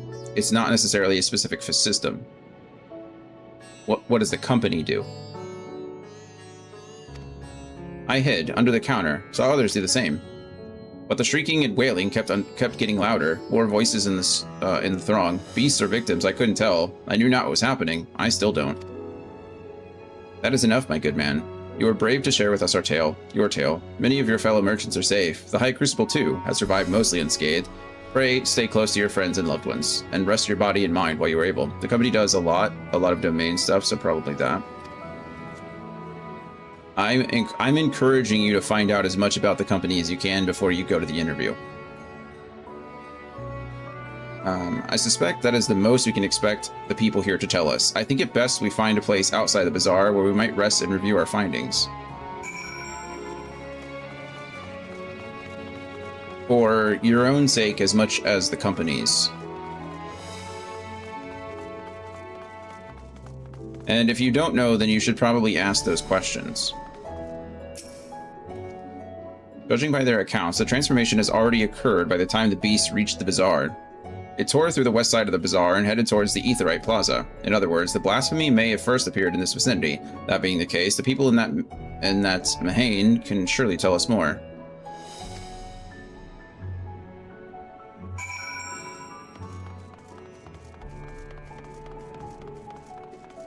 What are we yapping?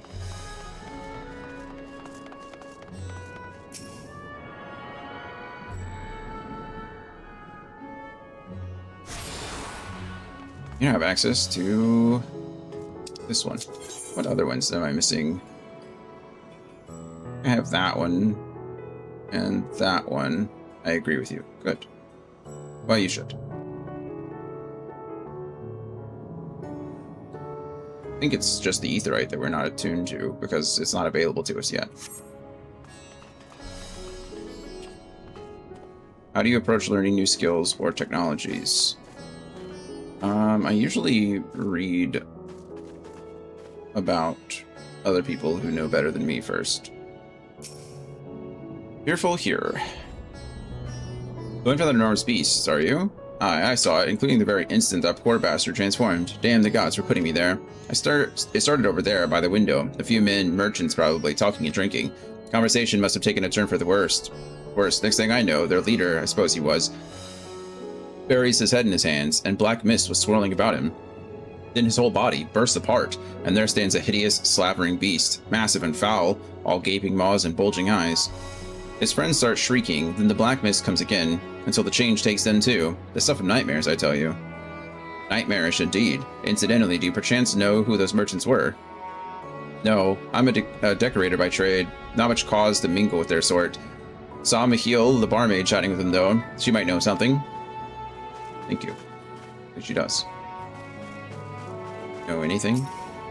Oh, pardon me. I was just... anyway, take a seat wherever you like. We're open for business as per usual. It's scary. Is there any other option than read about it? Yeah, I mean... just trial and error, right? You can try figuring out yourself. Maybe watch videos, but I couldn't think of anything else. I mean, if you're the first person to do it, there's not a video out there, right? So if you're trying to learn a skill that you don't know, right? You just do it until it works.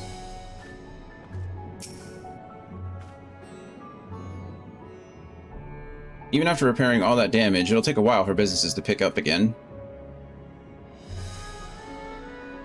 You mean the blasphemy? That's what the Radiant have been calling it anyway. I saw it too. We all did. I was standing here at the counter as Midir poured me a drink, when suddenly there came this dreadful sound, like a pained, angry groan. It wasn't like anything I've ever heard. I turned around in shock, and from an ominous cloud of black mist rose the creature, enormous and ghastly to behold. As for what happened next, to recall it sends shivers up my spine. By some stroke of fortune, I was able to slip outside before the beast got his claws in me.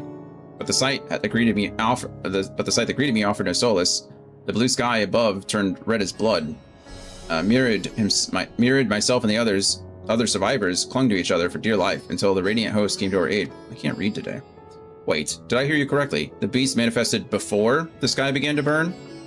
I'm certain of it. The windows here offer a clear view of the sky, and I saw nothing out of the ordinary until the beast appeared and began to rage. That's interesting. I mean, I taught myself how to juggle without reading anything. I was like grounded for a week and didn't have anything in my room to do. But I taught myself how to juggle. And then I used 3 baseballs. Well, I think I used 3 tennis balls. And then I switched to 3 baseballs. And then I did 2 tennis balls and a baseball and 2 baseballs and a tennis ball. And then I used golf balls. And then I used a golf ball, a tennis ball, and a baseball. And then I got up to being able to juggle a baseball, a golf ball, and a basketball. I didn't have a guide then. That was fun.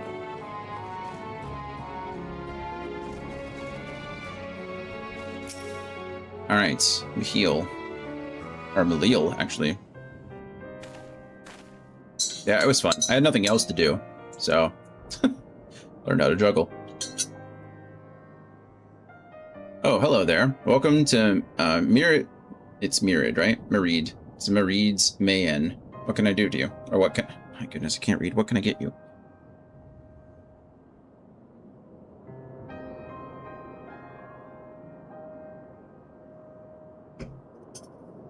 But yeah.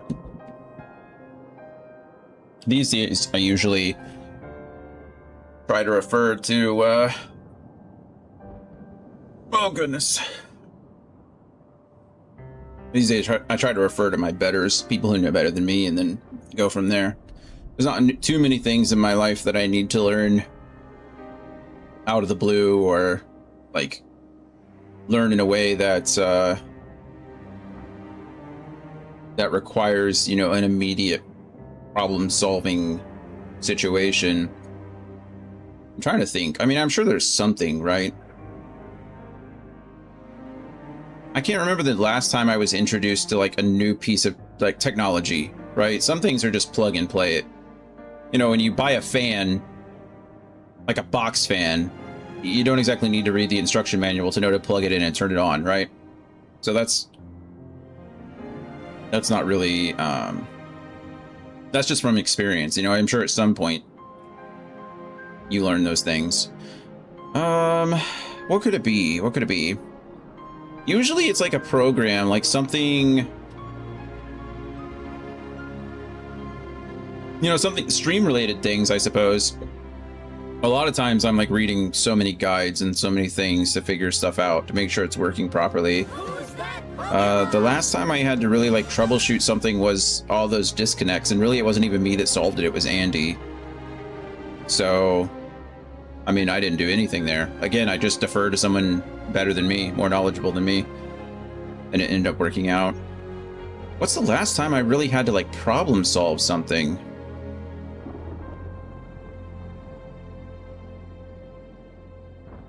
I mean, puzzles and stuff, I suppose. If we're talking about, like, games and things like that, you know, there's plenty of, like, blueprints, right? I didn't read a guide on that. That was all me struggling through it. That was a lot of fun. But that was a game, right? Not really a real-world situation. You know, I don't remember. I don't know if that's a good thing or a bad thing. Like I said, I don't usually jump in anything too blind. So if I'm getting something or doing something, I'm usually researching it beforehand to at least give myself an idea of what to do.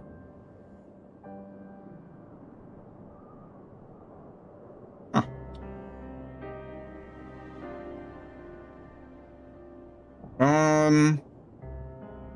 Man, years ago when I created my little chocobo emote, that was all like trial and error, trying to use the tools and discover like what worked and what didn't. I love my little chocobo emote.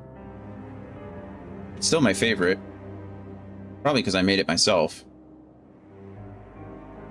And it took me quite a bit of effort. But that was like the first emote. That's the first little thing. First like 8-bit art, any kind of... Yeah, I love that thing. That's the first little thing I made. Like for stream, and I think it looks pretty darn good.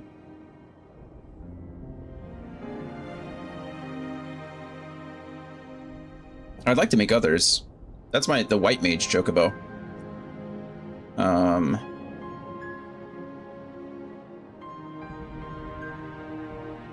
But yeah, anyway, probably that. Oh well. All right. Oh, hello there. Welcome to Mareed's Mahan? Mareed's Mahan? I don't know. What can we get you? Nothing, thank you. We have come not for libations, but rather for information. You are a Melial, yes? We are investigating the so-called blasphemy on the satrap's behalf. We hear it was one of your customers, a merchant, the first that first underwent the transformation. What can you tell us about him? It does look good, thank you. I'm glad you think so. He was something of a regular here, especially of late. Calzal was his name. He ran his own consortium, dealing primarily in the exports of Thavnarian specialties. Thavnar? Where have I heard that name before? It's through him we met Matzia. Huh? Oh, I don't remember who Matzia is. Oh, wait, is that the, yeah, we know him. He was the one that was upset because everything was like closing his businesses down, right? It would make sense that he would lose hope, I suppose. Yes, the name rings a bell. Or the names ring a bell. Didn't you meet them both on your first trip to Thavnar? If I recall correctly, Calzal ran a trading operation in Yeddelmod, and it was there that you made Matzia's acquaintance. Matzia is the one that we taught to sell his own fish, and then he brought us over to somewhere else. Yes, that is the same Calzal, no doubt. A rather successful man, from what I gather. That said, it was clear that he had fallen on hard times of late. Those ghastly towers popping up everywhere cannot have been good for business. They were not. Even now, with the towers gone, the collapse of the Empire has led to all sorts of problems elsewhere. The market for luxuries is surely not what it once was. Trying times for the head of a trading consortium, indeed. Calzal was a compassionate man. Even as his own business suffered, he did what he could to provide for the artisans, fishermen, and many others who counted on him to sell their wares. Indeed, that was the very topic of yesterday's meeting, as far as I could hear. Yet, as they discussed matters further, Calzal's tone grew grave and grim. It was then that... Forgive me, I would not have you recall the memory if it brings you pain. If I could, I would ask just one more thing. Did you notice anything unusual about Calzal in particular? Please, anything at all. Sorry, nothing springs to mind. Perhaps someone else can help you. Calzal lived for his work, and had no family that I know of. His employees and associates knew him best, but they too are lost to us. Still, perhaps his neighbors know something I do not. I can direct you to them, if you believe it would help. What do you say? That'd be great, thank you. Yeah, it really does seem like hope and despair kind of situation, right? These individuals are falling to despair, and that's what's causing them to transform. I mean, really, right now we have a sample size of 2, right? Well, we have a sample size of 4, I guess. We have Kalzal here, but we also have the mother and her 3 children, so 5. Sample size of 5. 1 we can really only consider, I don't know, maybe the mother, but it seems like once the despair sets in, right, like one person starts to transform and they start to produce that black gray mist or smoke, that it spreads, right? Because it spread from mother to children, and they said it spread from Kalzal to his associates as well. So it seemed, I mean, just like in real life, you know, misery loves company. and in this case, it seems to be working in like the most immediate of senses, you know, the most literal of senses. So, yeah, it seems like the despair spreads to those around them. Hope really is the answer. Who would have thought? All right, Malil. Take us to his friends, please. Malil has information that should serve you well. You have any plans this weekend, Dan? Do anything fun? Kalzal made his home in Kama, a nearby residential area. How long do you have until your next interview? You don't have to share your birthday. You can just be like sometime this month or within the month, next month, whatever you prefer. Kalzal made his home in Kama, a nearby residential area. From what I gather, Kalzal lived there since childhood and was known throughout the neighborhood. Kama, the name new to me. How do we get there? The name is new to me. Next Tuesday. Oh, okay, nice. So just in a few days then. That's exciting. A happy early birthday. I'll write down some directions. I cannot promise that you will find what you seek there, but if nothing else, it is a start. Thank you, Malil. Come, let's see what where this lead takes us.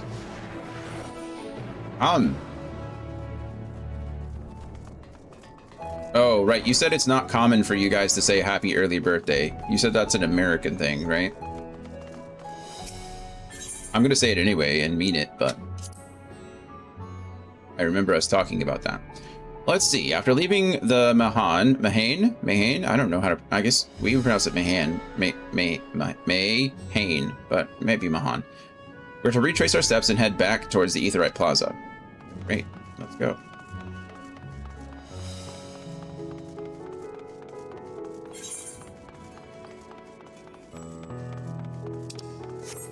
Off we go to the Aetheryte Plaza. Why is it so quiet here? Oh, there's someone. Lucien LaFay. Not safe for work. Okay. Sure.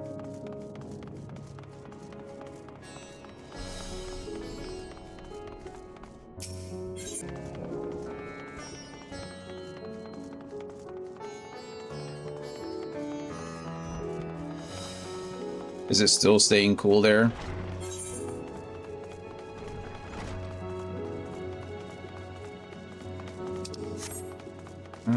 I might be going the wrong way. Yeah, I am.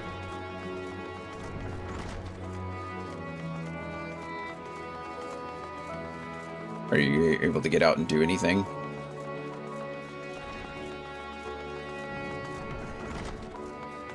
So many stairs. This place is a maze. Heat wave is over for now. Nice.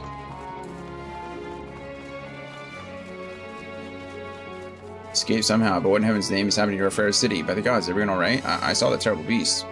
Oh, like congregating. That's good. Are you gonna hang out with your friend? I know you said before you hadn't hung out with them because it was too hot, but still a bit hot in Eastern Europe, though. Yeah, they're just gonna be hot all over the place as the summer continues. Ah, this must be Yuge, in which case, we should take the path leading southeast. That's this path. Hung out today. Oh, nice. What'd you guys do?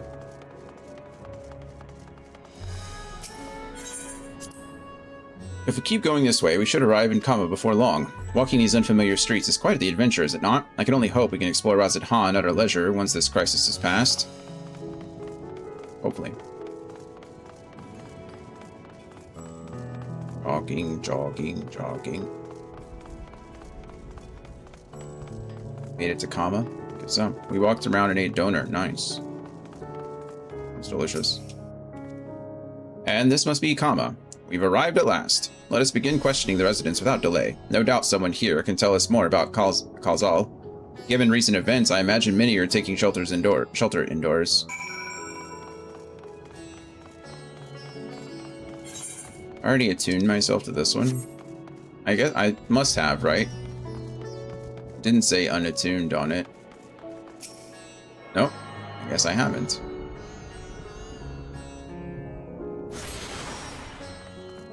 Great. Hello. Hello, Pariga. Could you come back another time? I just woke up and I'm not exactly in the mood for idle chit-chat. Well, that's one way to avoid the panic, I suppose. Pardon our intrusion. You may not have noticed, but a great danger has come to Thavnair. I encourage you to stay alert and prepare to flee the city should the situation turn dire. But before we leave you in peace, pray allow us to ask a question or two. Did you know a local merchant named Kalzal? If so, did you notice anything unusual about him recently? Kalzal? Hi, I know him. In fact, we spoke just the other day. Like many others, his business was doing poorly. Still, it seemed as though he'd managed to turn things around thanks to a generous order from Reveda Fibers. Why, he was practically dancing in the streets. I haven't spoken with him since, but I assume it all went well. Jinabaha might be able to tell you more, though. As I recall, he was the one who brokered the arrangement. Jinabaha at Reveda. Jinabaha at Reveda Fibers. Let's make a point to visit him after we've spoken with other locals. Let's. Now we have to go invade somebody else's home.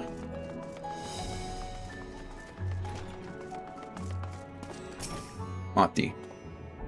Kalzal, you say? Yes, I've known him since he was a boy.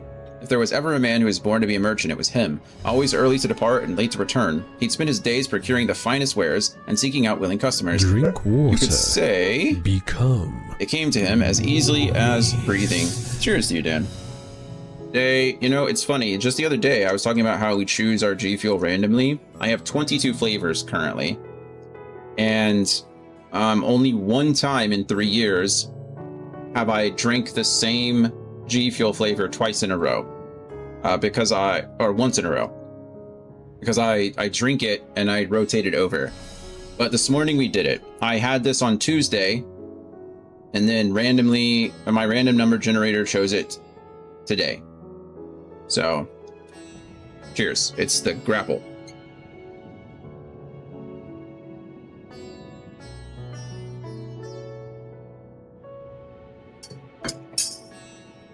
Now it's been twice in almost 3 years that we've had G Fuel flavor twice in a row. How weird. Alright. Sadly, business was flagging of late. No surprise, really. Or with how dangerous travel has become. What's up, Coda Bear? You okay? Somebody might be shooting off a firework. One of like the daytime poppers or whatever. Gonna be a great weekend. I love it. Alright, no surprise really with how dangerous travel has become. He was cooped up in his house from dawn till dusk the other day, no doubt racking his brain for a way to turn his fortunes around. Then at night, I heard the door open. I looked out to see Kalzal sitting on a bench, his head hung low, a man with the weight of the world on his shoulders. I see. The situation must have been quite dire indeed. Did you notice anything else out of the ordinary? Nothing to speak of, other than the troubles with his consortium. He was the same old Kalzal, cordial and honest, like always. These questions you were asking, has something happened to him? He wasn't caught up in that terrible incident at the bazaar, was he? I don't travel much these days, but my daughter has told me not to venture outside. Stuck in here as I am, I've heard little about these bizarre goings-on. Get it? Bizarre? Anyway. Rest assured, the city is safe for now, but the situation may change without warning. I urge you, stay close to your daughter, and be prepared to take refuge should the satrap order it. We're not gonna tell him that, that his friends, that their friend's dead. Seems kind of mean, but sure. Alright. Hall of the Radiant Host. We never did that one, I guess. I'm at Comma now. So I'm gonna go... I don't think I can I? Why do those two look connected but aren't?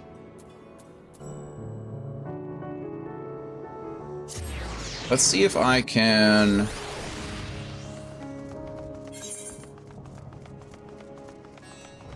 What is this? This one's new, isn't it? If I'm not mistaken, these stairs lead to Dharma. It is quite the sight, the red sky above. During the final days of yore, the heavens burned and the stars fell. Creation magics ran amok.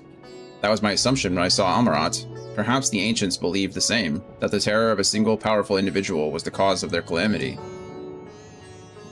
And yet, those selfsame horrors now manifest themselves before our eyes. What could it be that sets the heavens aflame and turns ordinary men into beasts? Question. Can we get down this way? Is this another set of stairs?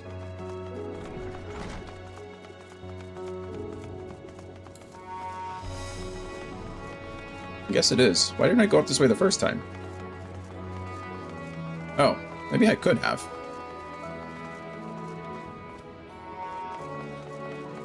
Interesting.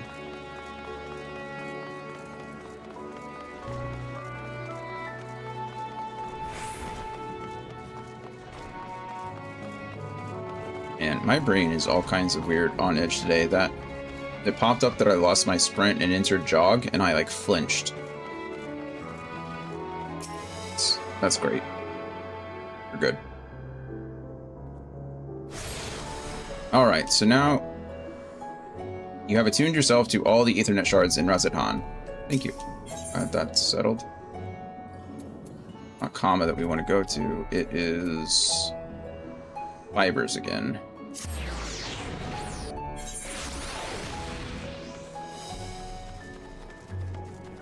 Alright, I'm just walking over all this stuff. He's garden.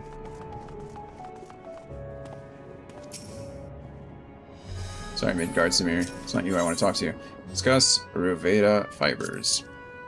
They're farming silkworms. This must be Ruveda fibers, where we should find Jinabaha. Yeah, thank you. Can I actually...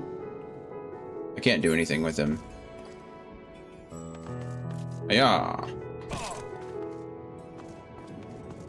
Alright, Jinabaha, what can you tell me about Kalzal? Anything? And hurry, I say. There's no time to waste. He's gonna tell us the deal fell through, or something like that, right? Which is what caused Kalzal to spiral. Pardon me, but you're in charge of buying and selling here, yes? We have a few questions that we'd like to... I'm sorry, but I simply don't have time to chat. If you haven't noticed, we have our hands full at the moment. We must carry all our wares and equipment to safety before those accursed beasts return. In that case, might we be of assistance? Perhaps we could speak when the job is done. Very well. You can start by helping us move our equipment. Ask the others what to put where. Sure. Looks like my eye was a little puffy. And you can carry our fabrics.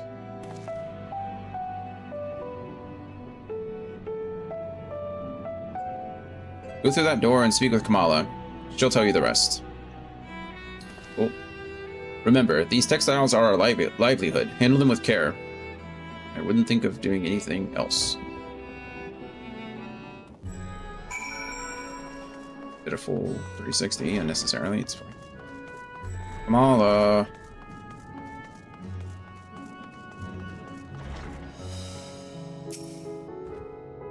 This area is for employees only. Out, out. I am temporarily employed. Being paid with information. What's that? You've come to help? Oh, praise be Mindaruva. Kind stranger, I welcome your assistance. On your way here, you pass 3 storehouses, yes? Sure. I'd like you to carry that small crate to Nabrefal by the storehouse near the hatchery. The crate of clothing is for Manuha, and that massive crate there goes to Zamira by the middle storehouse. Watch your back with that one. Those are all the crates we have ready. Once they've been delivered, consider your work here complete. Am I just gonna put them in my inventory? That'd be funny. Oh, nope. Disappointing.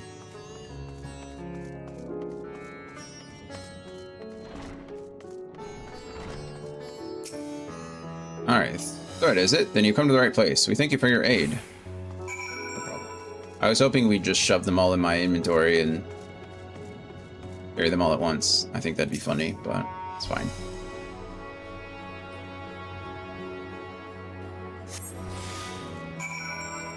Mahuna, or Mahunua, Anua.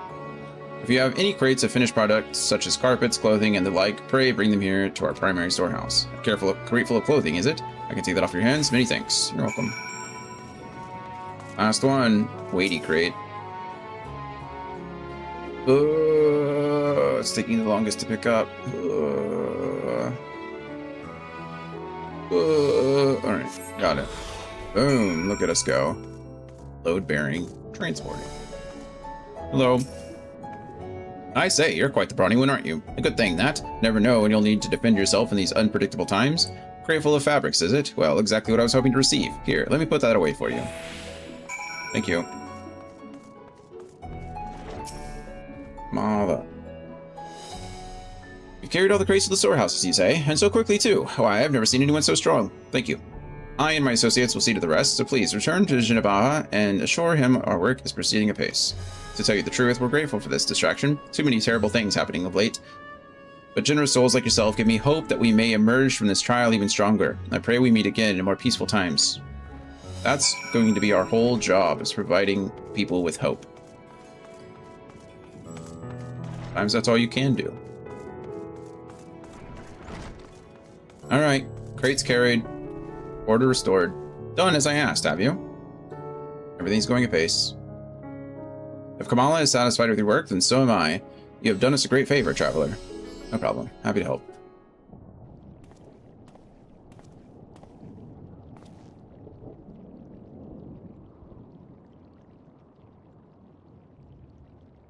I too have delivered the instruments and apparatus entrusted to me. You both have my thanks. With our wares safely stored away, we'll not lose any more to those fiends.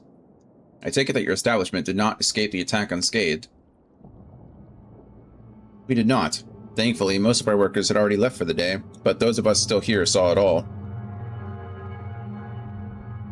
We looked to the burning skies in confusion, and then, before we could even begin to make sense of it, a hideous creature burst through the doors, shrieking. We ran for our lives, but one of my colleagues was not so fortunate. He cried out, a scream of such agony, such terror, and the next instant, he too sprouted fearsome claws. The sight of it caused another fellow to panic, and then he turned, and so on and so forth. He too transformed.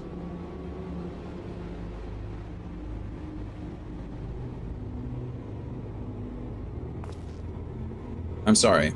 There was something you wanted to ask. Indeed. You knew the merchant Calzal, did you not? I believe he had some dealings with your establishment? Calzal? I know him well. We had arranged for his consortium to deliver a large shipment of fabrics, but in the end, we received a better offer and had to turn him down. I understand his business is struggling, but so is ours. Another of our most reliable trading partners agreed to transport the goods for a much smaller commission, and we'd have been fools to refuse. I felt terrible for withdrawing the offer, but you must understand, we simply had no choice. He tried to put on a brave face when I delivered the news, but his dejection and despair were plain as day. He said he'd discuss it with his associates, but I could tell he'd all but given up hope. Dejection and despair. Given up hope. You remember what we saw in Vanaspati, yes? Soldiers and jungle dwellers pushed to the very brink, turning into beasts one after the other? It would seem the same phenomenon occurred here. The poor craftsmen attacked by the fiends, as well as those that witnessed it, all undergoing the change. I suspect that everything began with Calzal. By all accounts, it was he who suffered from the most profound and piercing despair. Wait, could that be it? That such intense emotions were what triggered his transformation?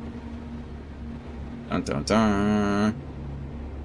Much remains unclear, but I believe we are drawing closer to an answer. At any rate, we must discuss our findings with the others. We just told that guy that it was really his fault, so... Sorry, guy. Good luck to you. Maybe, uphold your end of the bargain next time. You won't, instigate the end of days. Bye, Dan. Enjoy your lurk. I hope you're doing something fun. What's up, Grahatia? Beyond the depths of despair. Is that one? Grahatia is eager to share all you have learned with your companions. We were to reconvene with the others in front of Megaduda, were we not? That should be just outside. With any luck, they will have already returned from their own investigations. My friend, we must take our leave. I pray that your establishment is spared further tragedy, but remember, your lives are far more precious than any wares. If you are ordered to flee, do so without hesitation. Indeed, I thank you for your concern, and pray you too take care as well.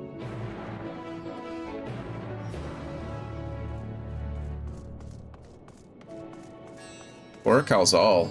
He was a good guy.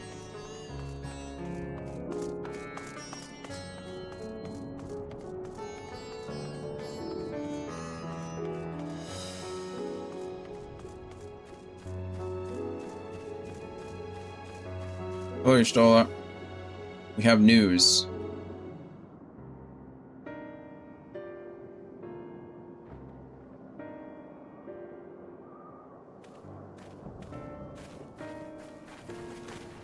There you are. You've spoken with the survivors. Indeed.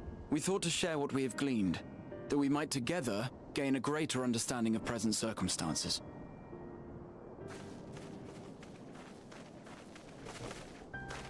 Fortuitous timing. Alize and I completed our own investigations not long ago. Then we should take a moment to compare notes. Shall we begin with the two of you?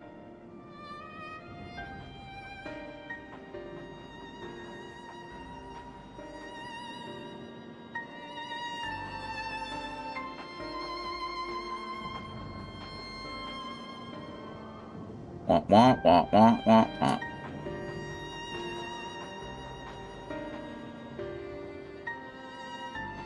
So the merchant Calzal was gravely concerned about his business in the days preceding his untimely end.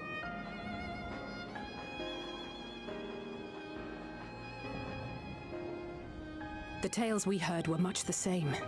The first victims to be changed into blasphemies were all overcome with anguish of one manner or another. Then those who saw their loved ones stolen before their eyes succumbed to a similar panic, setting in motion a chain of transformations. Yep. Fear, unease, despair. These negative feelings serve as a catalyst. If so, then it is not unlike the calamity that befell the ancients.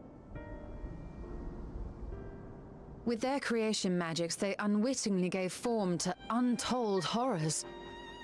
Had they simply lost control, surely it would have manifested in many forms, not all of them monstrous. Yet somehow, this phenomenon is triggered solely by the darkness in their hearts, a common thread with what we now witness. Hopefully we can figure out the rest. But not identical. While the beasts the ancients faced were forged with magic alone, those of today are born of sentient beings. That we know of. Why remains to be seen. But there is one fundamental difference between us and our predecessors. Our souls are sundered, whereas theirs were not. Interesting. Perhaps that single variable makes all the difference. If I may, there was another detail that troubled me. We have it on good authority that Calzal's transformation took place before the skies began to burn. What? If that's true, then the situation's more dire than we realized. It means even if there's no ominous sign presaging the final days, anyone, anywhere, has the potential to become a beast. And where right now in the Empire is, like in the in the world, is the most despair most likely located at? Garlemald, right? Like, I can't think of another place that's like any any more hopeless at the moment. Even in lands we thought safe, even as we speak. Mm-hmm.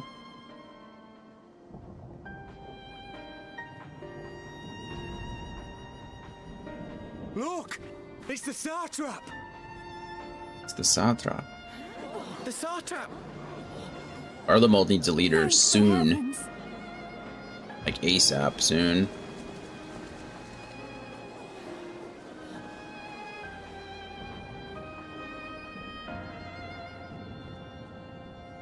My countrymen, I am relieved and heartened to see you strong and safe. While the danger has not yet passed, far from it, allow me to assure you that the beasts that raged within the city walls have been exterminated to the last. That's good. Outside this sanctuary, the brave men and women of the Radiant Host and our dragon ally continue to battle our unholy foes. I pray these tidings put your minds at ease and help you calm your hearts.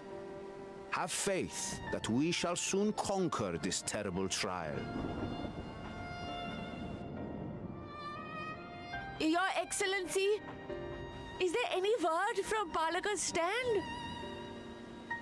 My grandson was bound for there yesterday, and I worry for his life. We are still awaiting a report, but I promise you, as soon as I have aught to share.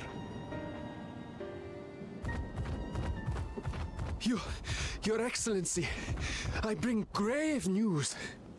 Uh-oh. You are? I'm Matsya of Akyali.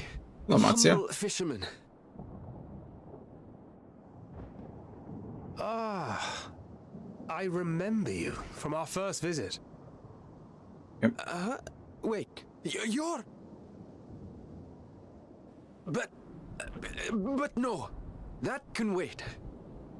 When the skies turned red, I set off for Palaka's stand, fearing for the safety of a friend. But as I drew near the village, I saw dreadful beasts all about. No! Gods have mercy! Your Excellency! Save my grandson, I beg of you!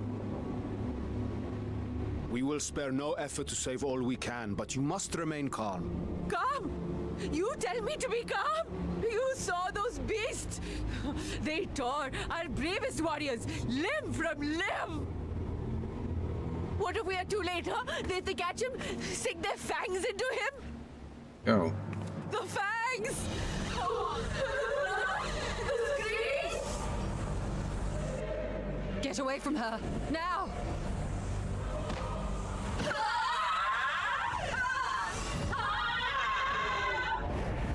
I mean, no offense, but somebody needs to get to stabbing, right?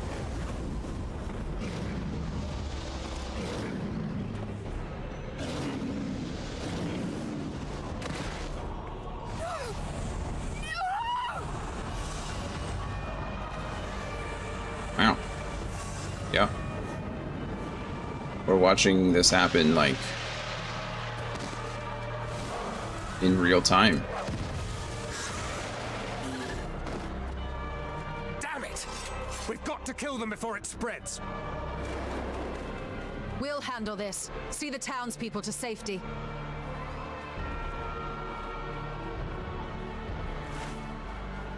Run as fast as you can. You can't catch me. I'm the gingerbread man. Oh wow, that's a new one.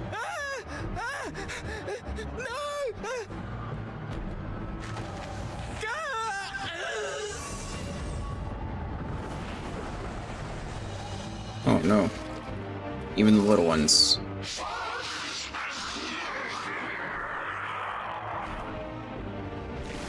Oh. Good grief.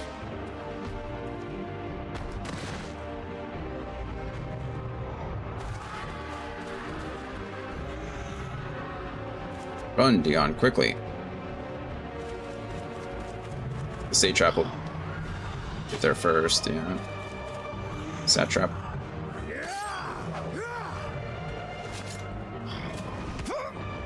Oh,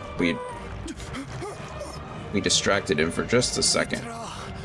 Our people, you must save them. There's no way we can lose the satrap, right? Oh my goodness. He just ate the satrap. Holy crap. No one's safe, huh?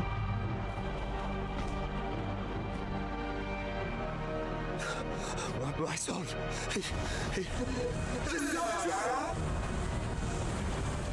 Enough. You must run. For their sake and your own.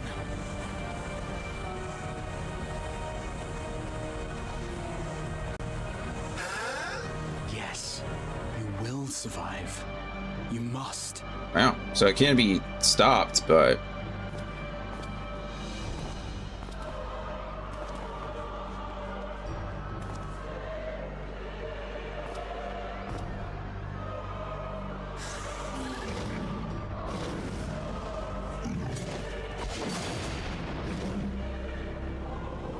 You guys should form a light party. That's the best way to do it. Boom.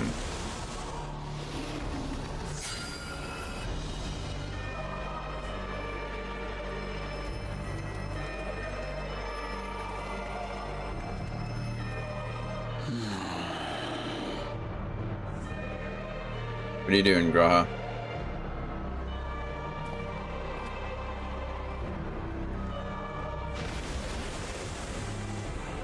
I like how we can't really hear them yelling. It's kind of correct, right? Like, a lot of times there's so much noise happening, you can't hear a thing. Be strong, my friends. Fear not, for we will defeat these abominations. Look at him becoming the Exarch again. Brave men and women of the Radiant Host, lend your Stola and Thancred your aid. Let not a single beast escape. The rest of you, flee this place. Carry the wounded if you must. Head indoors or underground. Above all, stay calm. No beast will follow you. We will see to that.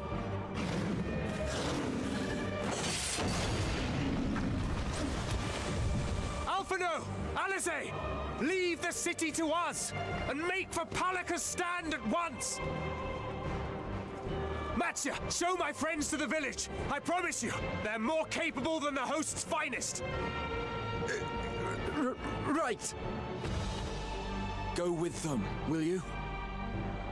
We will save these people, as many as we can. Good job, Raha. Still not my favorite, but you've definitely proved your usefulness. It makes sense, right? Like, he was the Crystal Exarch for years. Like, he's used to that. That's what he does. It'd suck if you turned into an abomination. It was a bald man chicken. Just turned into the worst looking of the bunch. Like, just awful. Good morning or afternoon, Gloria. How are you? How's your week been? It's Friday. Friday. You have any? Oh, your family's coming in this weekend, right? Or is it 2 weekends from now? I know it's back-to-back weekends, but I don't know if it's this weekend and next or next weekend and the one after. How's that going? All right, I'm gonna step away and let Coda outside just for a second, because she's begging me again. I think someone's probably shooting fireworks somewhere, and she doesn't like it. It's probably like little poppers and stuff, but it's next weekend. Oh, okay, nice. Have we found any 4th of July plans? I'll be in the closet, so that's my plan. I'll be right back. Me too.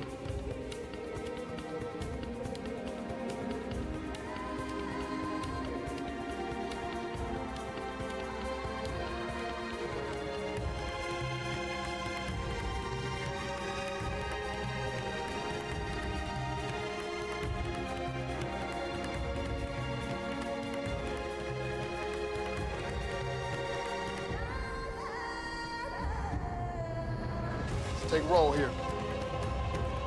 Jaqueline.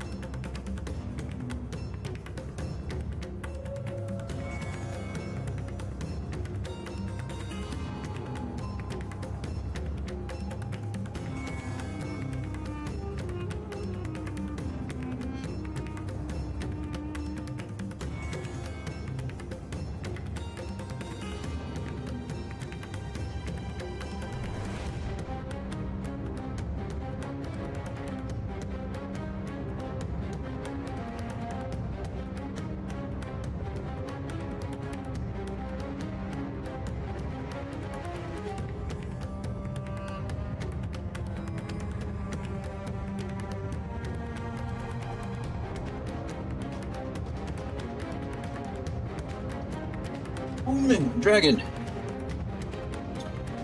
It's been chill, out and about right now, just popping in while the partner is in the bathroom. Well, thank you. Thank you for stopping by.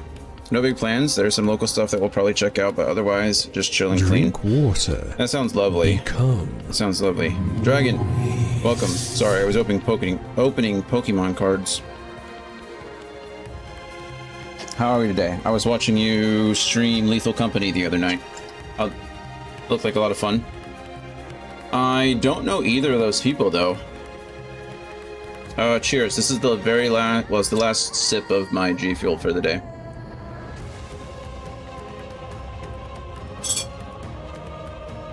I was just saying the other day how only once in like almost 3 years I've only had a G Fuel flavor back to back once. And then it happened again this morning. Oh, there we go. Got any good cards? Not today. Nothing good today.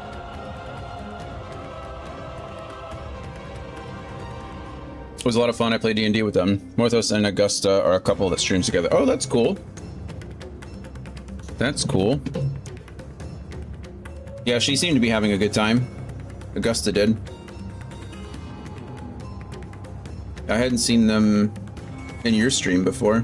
I didn't know they streamed as well. That's neat. What do they stream?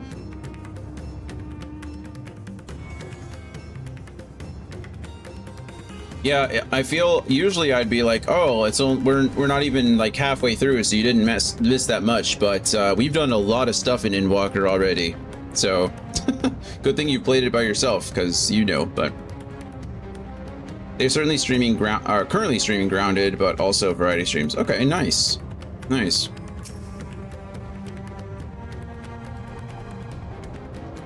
And then.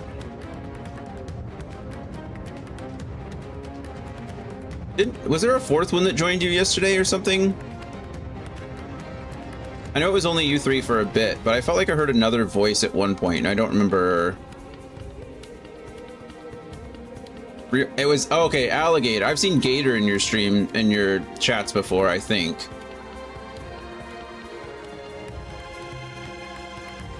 That's cool. And then it was... So that was yesterday, and then Tuesday you were playing, it looked like Stardew Valley with monsters. He was having some connection issues as their computer died. Oh, that's unfortunate. That always sucks. Tech issues are the worst. And then he switched to Little Witch in the Woods after that, but yeah, I don't remember what game that was, but all I kept thinking was like, this is for people who really like Stardew Valley and also like romancing monsters. That's what it felt like to me. Sunhaven. I've never heard of that game. You playing it was the first time I'd seen it or heard of it.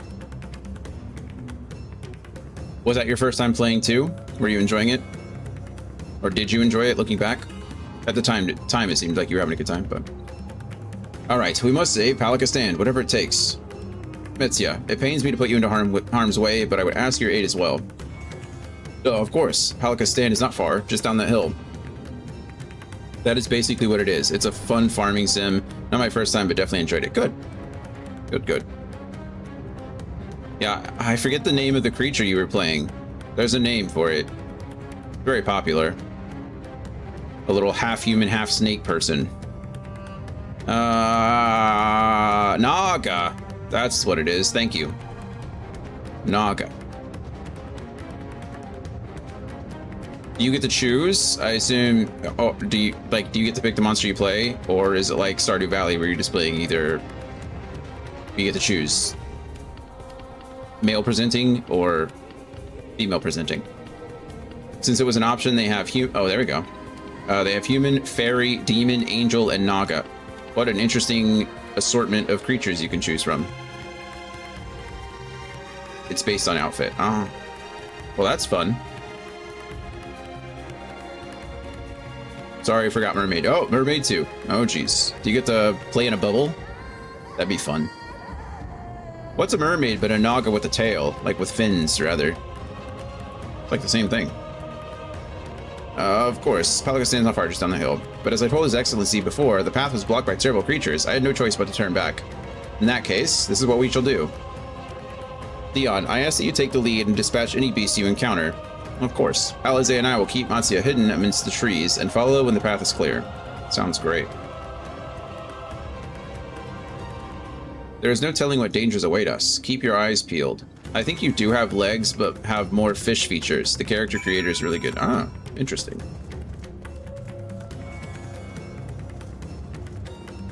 Well, I'm glad you were enjoying it.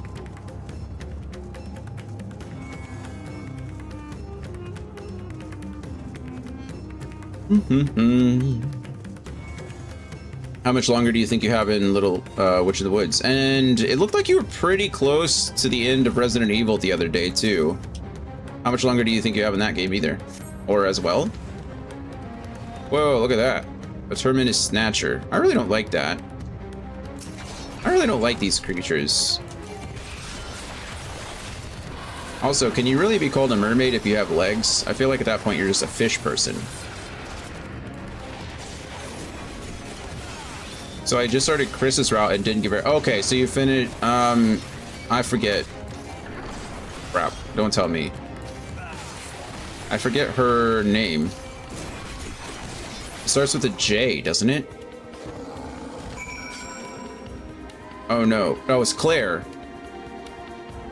Is it Chris and Claire in that one?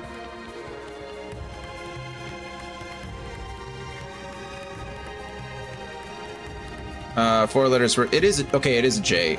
Shoot, what is her name?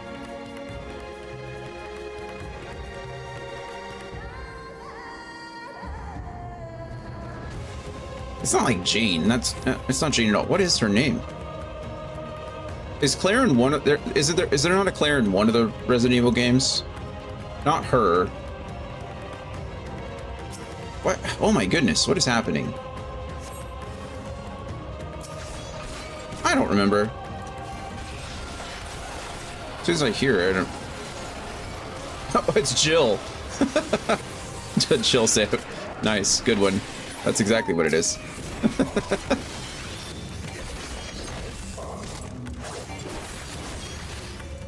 There is a Claire in 2 and... Okay, I thought there was a Claire. I just couldn't remember. Chris Redfield and... Why do I say Jill Jill... Claire is Chris's sister. Oh, okay. That's what it is. And there's another one, too. The other... Not Chris. The other protagonist. Oh, I don't want to fight you. Man. As you can tell, Resident Evil isn't my... Or there's actually several male protagonists, actually, in that one.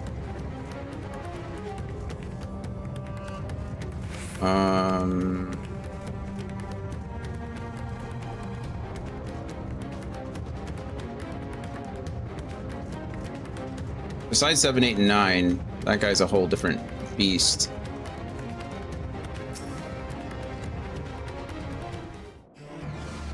Anyway. Cool, so you did finish up Jill's story, and now you're doing Chris's story. That's fun. I think Jill is considered the easier of the two. It cannot be.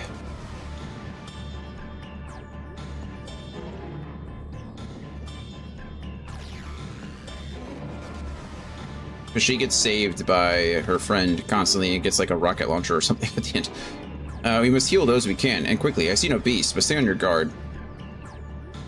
We're staying. And wouldn't it be terrible if that grandmother's grandson, or if that woman's grandson was here and alive and then had to find out that is Jill Valentine. Chris Redfield and Jill Valentine. That's their names, right? And then Claire Redfield and... Seriously, why can't... I'm terrible with names. I'm terrible with names in general, but today it's even worse. The cooling body has already begun to stiffen.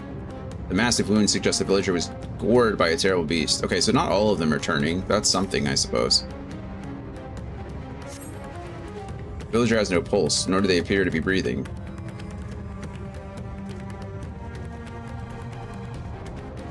Chris was the one in 4, right?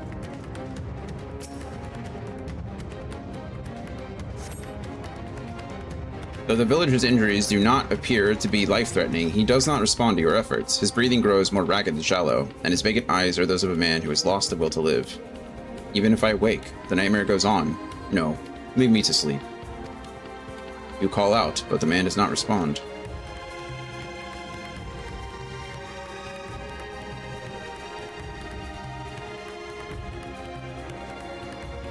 That's sad.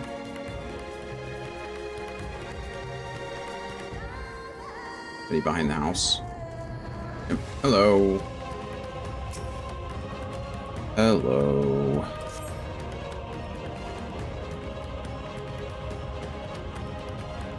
Have you come to help us? I have. No. Too late, my family, my friends. Would you please don't turn into a thing, please?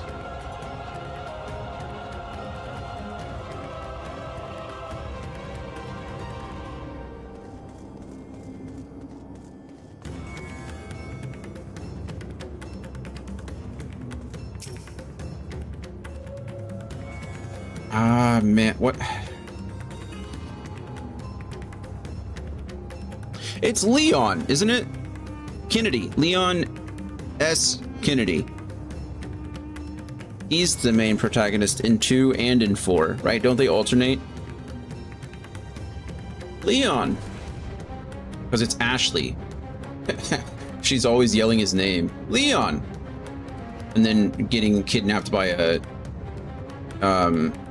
than being kidnapped by a zombie or a Las Plagas. 2, 4, 6, and 9. Yeah, I thought they alternated. And then 5 and 6 had, well, 5 and 6 had, I think, completely different protagonists. And then 7 and 8 had, I don't remember his name. I want to say it's like Edward or something, but Ethan. There it is. Thank you. All right. Are these the only villagers who survived? I can only hope others managed to flee, but if the rest have been turned to beasts by the 12, let us do what we can to see that the damage spreads no further. And no matter what comes, we must keep our spirits high, lest we ourselves suffer a similar fate. I turned that quest, that short quest, into a very long one because I couldn't think of names. It was driving me crazy. Chris and Jill, Claire and Leon. And then 5 and 6 weren't that good, so I don't really care about them. But Ethan in 7 and 8. And then, what was 7 was Biohazard and 8 was Village, right? That's what they called those. And then 9 has like multiple protagonists, right? Well, it has the 2. It's the same thing, but there's like 2 separate storylines. Was it? 9 went back to 2. Grace is the new one. Who's Grace related to? What's her deal? She's like a niece of someone. Oh no, Grace is Ethan's daughter, isn't it?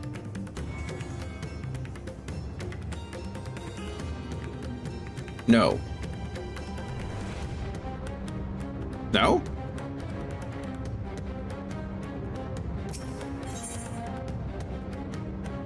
That we might live. That's something. That's from something. We might live. Hmm. Oh, is Rose Ethan's daughter? Why is Rose? Grace is the daughter of Alyssa Ash. Okay, you've lost me there. I don't know who that is.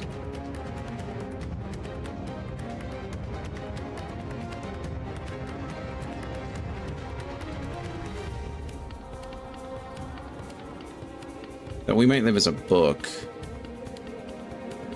So a song. Alyssa was in one of the spin-off multiplayer games. Oh. Like, got it. Yeah, I would know nothing about them. I know very little about the Resident Evil storyline, to be fair, let alone the spin-offs. The story is intriguing, however, the games were not that great.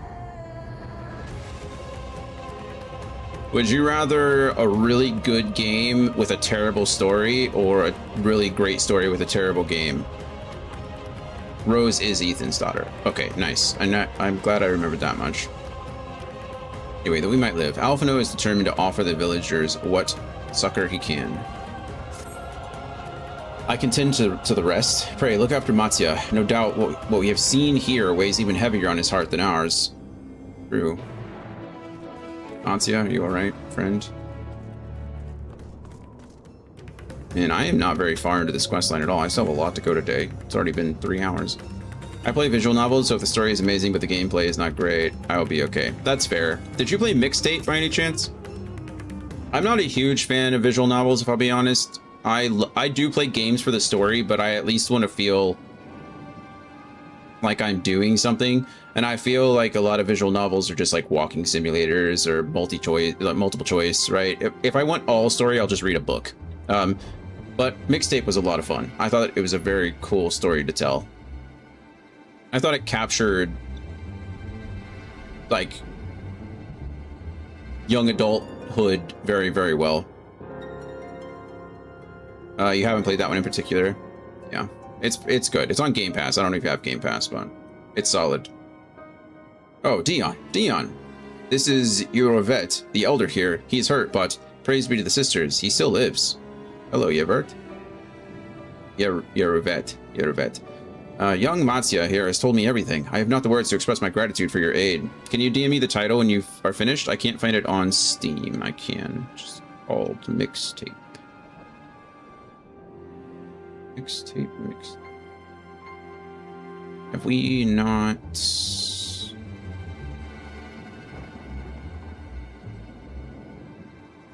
Where are you, Dragon? Oh, there you are. I think it's just one word. Here, in fact, I'll do you one better. I will send you a link. Mixtape.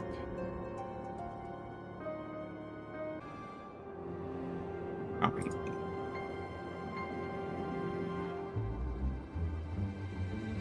There you go. A link straight to the Steam store.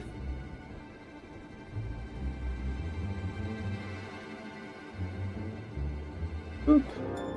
I have a feeling I may have spelled it wrong. No worries. Now for the ads. Of course. How it always goes. Young Mattia here has told me everything. I have not the words to express my gratitude for your aid. When the heavens began to pour, we were afraid, but did our best to carry on as we always have done, until today, when those unholy beasts came pouring into our village, a flood of midnight and death. Our way to safety. Let's go find them. Mattia, do you perchance remember Karasaf and Maven, the young couple who always bought your freshest catches? How could I forget, Elder? When I first came to peddle my wares, desperate to eke out a living, they showed me such kindness. Others shunned me as an outsider, as is their way, but Karasaf and Maven bought my fish and sung its praises. They turned my fortunes around.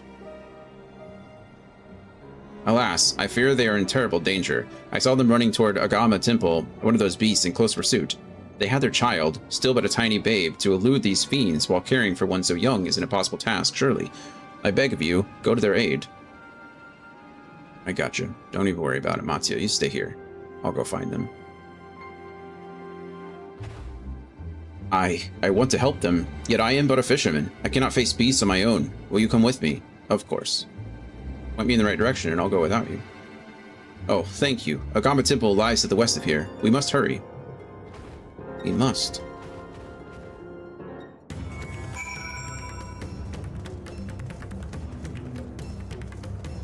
Only I could fly. Hello, Maggie. It's good to see you. I think you're the first mount of the day.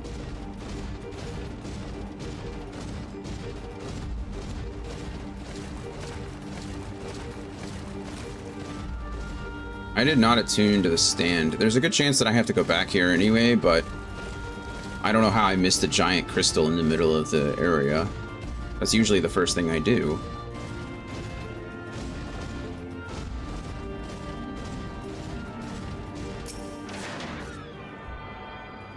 I was a little distracted by, you know, the coming apocalypse.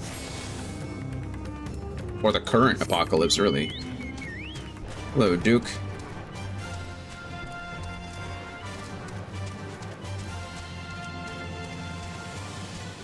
Do do do do do do do do do do do do do.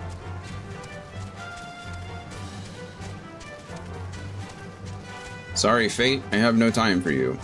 I'm saving the world. Wow, a Marlboro-esque creature. What are you?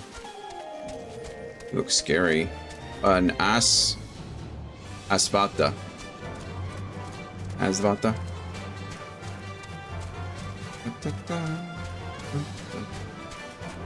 Hello, Matya. What do you got for us? The temple is just ahead.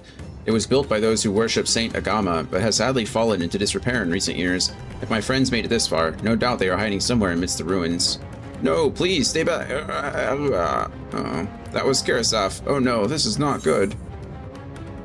Wait here. Yes, I understand. The cry came from the ruins. You must hurry. Please hide. I really don't want you to fall victim to someone too. Look, lingers. I don't know. I don't want to fight any of you. Could you... Shroud of Samga.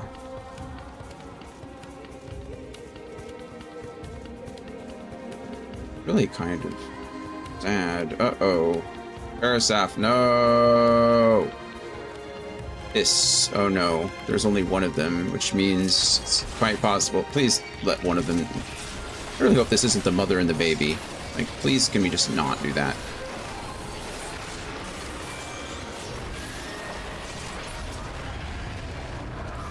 I understand where this is all going, and I don't have to like it, you know? More? Karasaf, alright.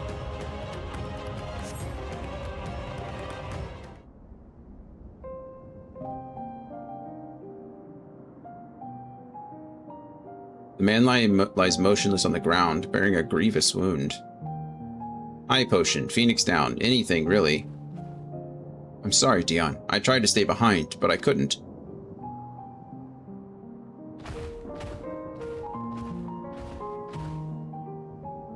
No, it cannot be. Is someone, anyone? My arms, so heavy, and my legs. I cannot feel my legs. My wife fled with our daughter. Thank goodness. I need to find them. Need to be with them. I need... Karasaf. No, Karasaf. You must stay strong. More time. I thought I had... I don't want to die. Speak to Karasaf. Dry Karasaf's tears.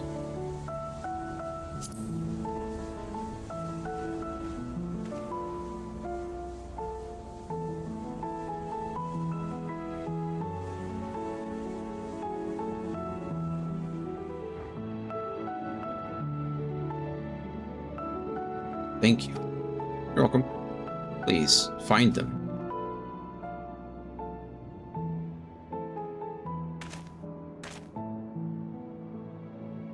Yvonne still lives, and she has their child. We must search the jungle between here and Palak Stand. There's nowhere else she could have gone. I think...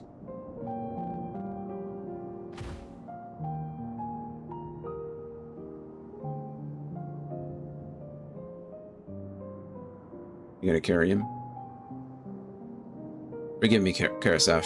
Once we have saved your wife and child, we will return and lay you to rest. How sad.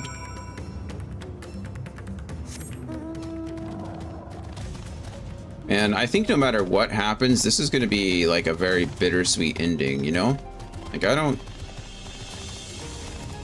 This is one of those situations where it's going to be really hard to feel good about a victory. You see no tracks or other signs of recent travel. Maven and the child must be elsewhere.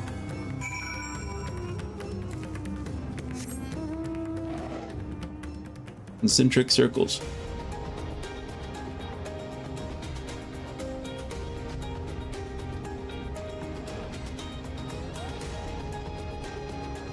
Hello, Sildra. Oh, Svata, I don't want to fight you. Leave me alone. Oh, wait. Thank you. I mean no offense, but you're not really worth my time. Oh, hello. I don't want to fight you either, but...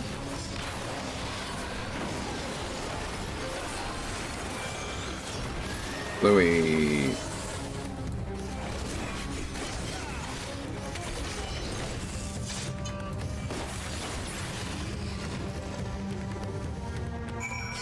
Continue to survey the area.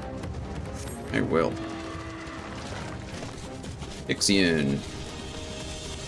Wow, I don't think we've had a duplicate mount all day. Away, Bujamaga. Bujamga. Oh, wait. Oh, wait. Wait. What do you want to? Thank you.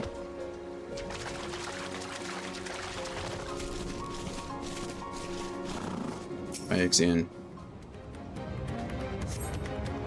If Mevin and her daughter came through this area recently, you see no evidence of their passage. Wow, we're really striking out here, aren't we? In rear? Uh-oh. Antia didn't find them either. Did you see any sign of them? I found nothing. Same. Perhaps the beasts have chased them further from the village. Oh, gods above, I beseech you. Pray, deliver Maven and her little one to safety. I hope so. Maybe she'll come into the village right now. Meanwhile, in the skies above Thavnir... Oh, this is Estinian and Birter.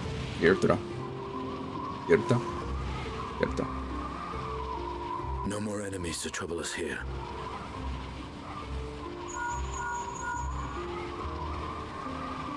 It's me. How fare you below?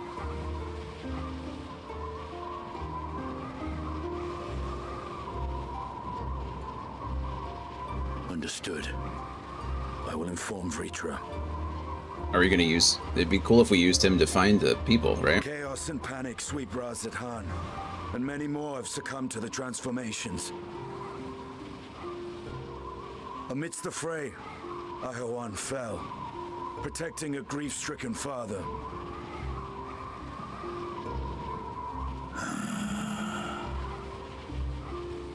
My friends fight alongside your radiant host to secure the capital. Beasts have been sighted in Palakistan as well.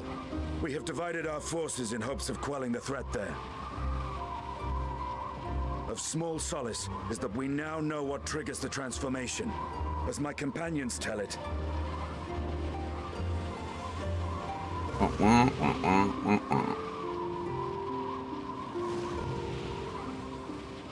So it is the very fear and despair in their hearts which inflicts this abhorrent punishment upon them. It is indeed. A nightmare from which my children will never awake. Oh, capricious and cruel fate, they are undeserving of such condemnation. He really cares, which is nice. Will you wallow in sorrow or rise to the occasion? All right, Estinian, give him a second. Before he passed, Ahawan sought to reveal the truth to his people.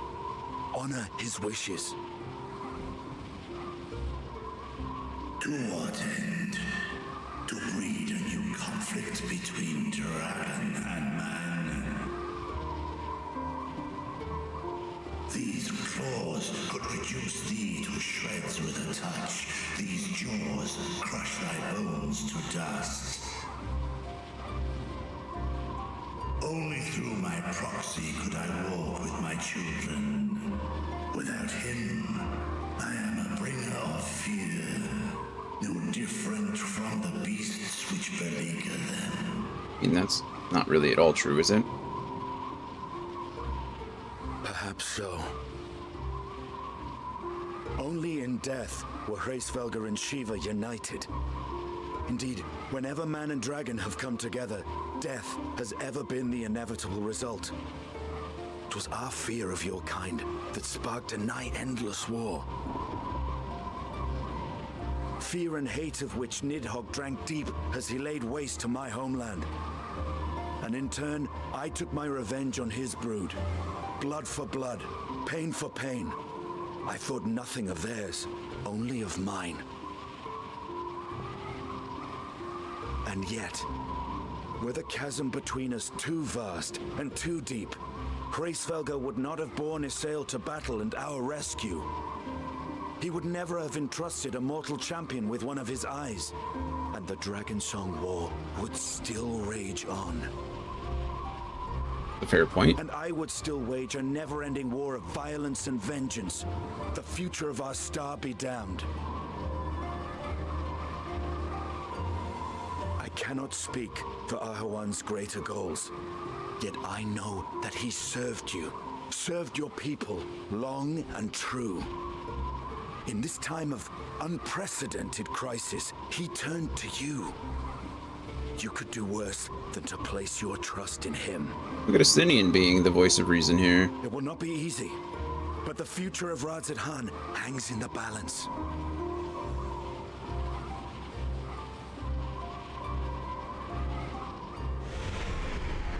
I guess to We have company. Virta's point, like, what does it really change now? I mean, I know it wouldn't it really just sow confusion? I kind of agree with him to the extent that, like, the people of Radz-at-Han already know that The hour has come, Vritra. It's all or nothing. they already know that. Hey, AJ, welcome in. Thank you for the lurk. Hope your day is going well. But they already know that, like, Virtra is the aide, right? They think the satrap has, like, Jay Quellen. They already know that the satrap kind of has a friend and ally in Virta. They don't really know Virta's true role, but I don't. Maybe it's just nice to know that they still have a leader, right? They think they lost the satrap, but Virta's going to take that place. But I don't know if the people really. I don't know how much good it's actually going to do. I guess is really my. Okay, when all hope seems lost. Anyway, AJ, hope you're having a good. Hope you had a good week. Hope your weekend goes well. Thanks for lurking. If Mavon fled deeper into the jungle, she and her child are in grave danger. Whatever were we to do? Gods have mercy. You must try to stay calm, Matsya. You cannot let fear consume you. Do you want to turn into a beast like the others? No. You must stay calm. That always works. When you tell people to calm down, they immediately calm down every time. It's a trick, you know? But how can I at a time like this? They could be dead. But you're not. And others aren't. So, if I allow myself to be overcome by this fear, I too might become a beast. I am not sure I understand, but I will do my best. Thank you. Thank you for not asking a lot of unnecessary questions, either. I've seen to the wounded. How did the two of you fare? Did you find your friends? No. Not even a little bit. We are the worst trackers imaginable. You didn't even try that hard, really. We just kept going in a straight line and hoping we'd find something. And instead we found absolutely nothing. Just disappointing. I see. In that case, let us help you find the mother and child. Before we leave, we must ensure the village will be safe in our absence. Alize and I will patrol the area and search for more beasts. Would you and Mattia speak to Elder Yorovet? Pray explain to him the situation, and join us as soon as you are able. Will do. We will save Mavan and her child. We can do that much for Karasaf. We can.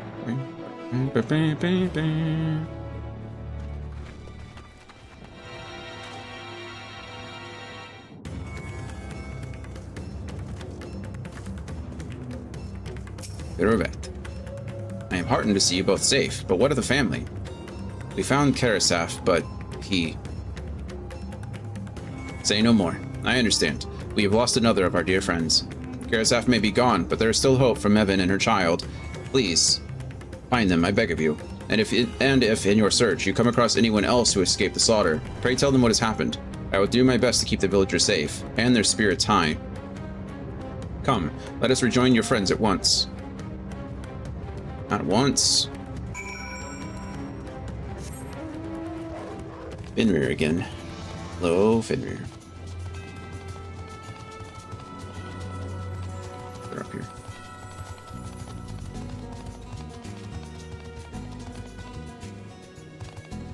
Wait. I am pleased to report that the vicinity appears to be beast-free, no doubt thanks to your early efforts. And with that, let us resume our search for your friend and her child. Where should we begin, Mattia? If we follow Kisroda south, we will arrive at Parusa, a temple. It is a sacred place where people go to commune with the divinities. It's possible that Mevin sought shelter there, and perhaps other villagers as well. Then it's settled. Mattia, stay close to me, alright? You two, take the lead. Keep an eye out for beasts and anyone in need of help. Very well. We make for Parusa as quickly as we are able. With me. With you. Or me? Or us? I don't know. Whatever. Kieran, hello. Almost summoned all of our favorited mounts today. We've only doubled up on Fenrir. Go away, Kumbira. I have no interest in fighting you. You are not my enemy this day.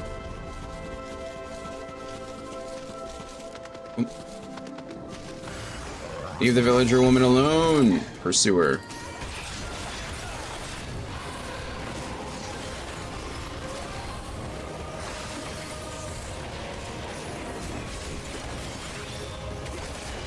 Boom.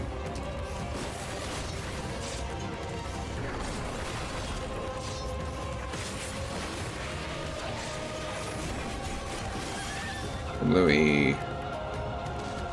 Head back to the village. You'll be safe there. Thank you. I thought I was done for. Mevin. She's a friend of mine too, but I have not seen her. She must still be out there somewhere, trying to avoid the beasts. And with her child. Gods. Worry not for me. I can make my way back to the village on my own. Good. Proud of you. Way to be a doer. Oh, Kieran's back.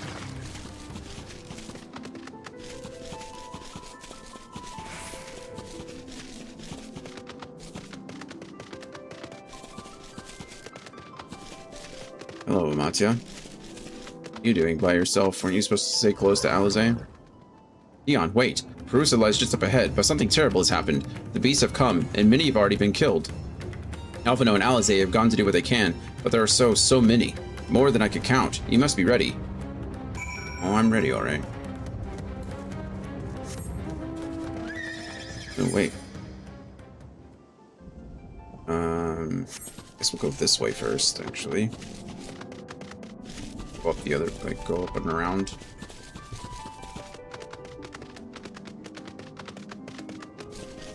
Leave the villagers alone!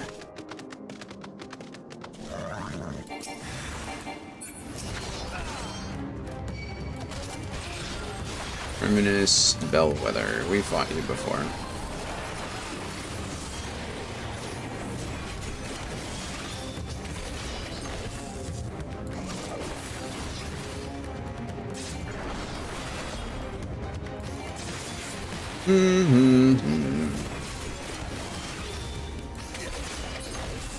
There's one. No. No. Oh.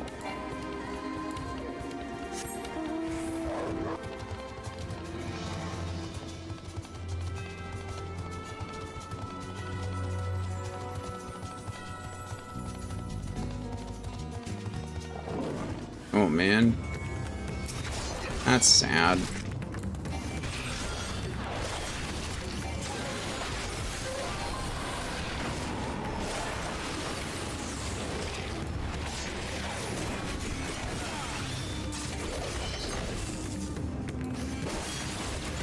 So many people dying. Could we, like, not? Know what I mean? We need livers instead of dyers. This is all very depressing. I need some happiness in my life real soon. And by that I mean in this game. I'm doing alright in real life, alright? Don't worry about me. I mean, we could all use more happiness. I'm not like, you know. I just mean... I'm particularly talking about the game. Alright, you beasts. You club-wielding freak. Oh, there's two of you.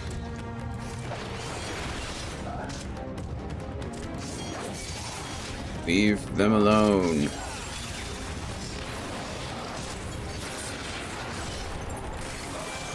Bluey. No, please. Oh, wait, did that turn into one? There wasn't a second one. There was. You did not get here in time is pretty much what the game is telling us. Me help. Blah, blah, blah, blah, blah. Alright, guy, we were trying. Well, 1 out of 3, I guess, is better than nothing. There you are. How fare the others? I've saved 3 people and lost 1. Which, you know, 75%. Has anyone seen Mevan? Sad. Where could she be? We're really kind of running out of options here, aren't we?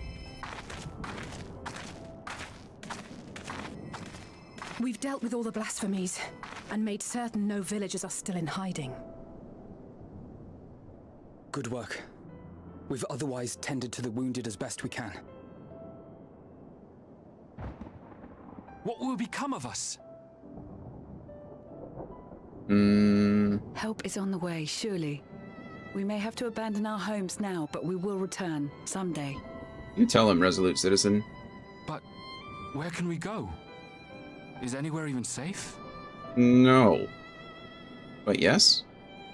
That I cannot say. Kind of an everywhere and nowhere type situation, isn't it? Well, I can. Nowhere's safe. Run all you like, but there's no escaping these things. And even if I could, it's too late for my family.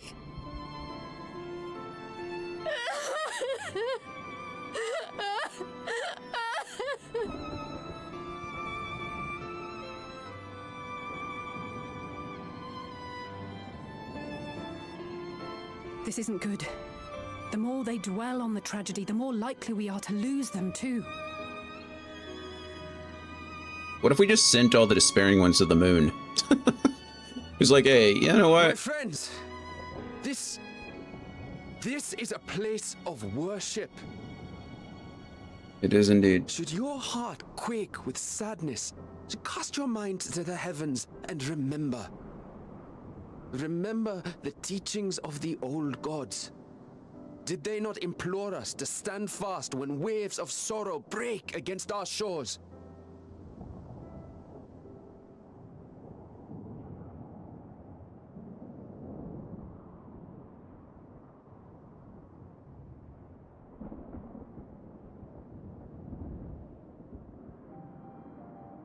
Know this, my children. There is more ugliness than beauty in this world. To live is to suffer. To drink of calamity and drown in anguish. To toil and be tested, always and ever. 'Tis a perilous path you walk. Death lurks in the dark, and is the sole promise that awaits at journey's end. You will tremble with terror. You will weep tears of anger and despair. I think this is one of those times where, you know, religion can serve for the better, you know? If there's one thing... Do not avert your eyes. See your life for what it is. If there's one thing that religion does, it brings people together. Then will you see how the hardships make you strong. It does create communities. Again, you know, Every doubt reforged as scales for your armor. whether that's a pro or a con is up for your own interpretation. I'm not going to tell you what to think, but Temper your blade.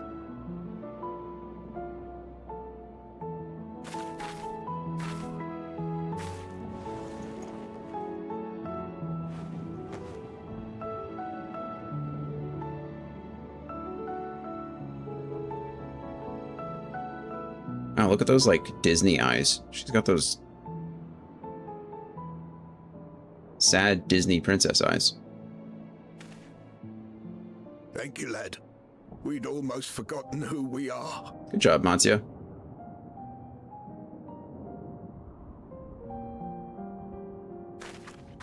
My undying gratitude to you as well, my friends. You were searching for Mevin, no? We must return home. I pray you help the boy find his friend.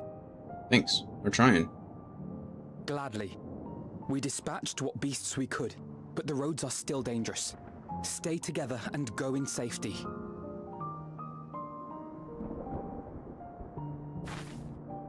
You know, it's really weird. I don't know. I understand we're out in the villages right now, but there's not a warrior in sight. There's like not a hunter. That was very impressive, what you did back there. Those words seem to resonate with your people. I mean, it's possible that they were the first to die, right? It's often how it goes. They were the first spoken unto our ancestors by the divinity of legend. I'm easily upset, and fish are wont to flee a temperamental hand, so I recite the teachings over and over to calm myself. That's nice. They're lovely and inspiring to hear, though I imagine they were born of great misfortune. They are born of life. There's as much bad as good in it. More, many would attest. All the more reason to appreciate the good when you can. I won't argue with that.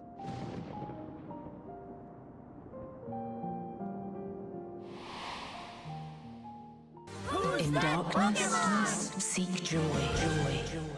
Surrender not to sadness, and see beyond despair. Walk free, and bear the light for others to follow.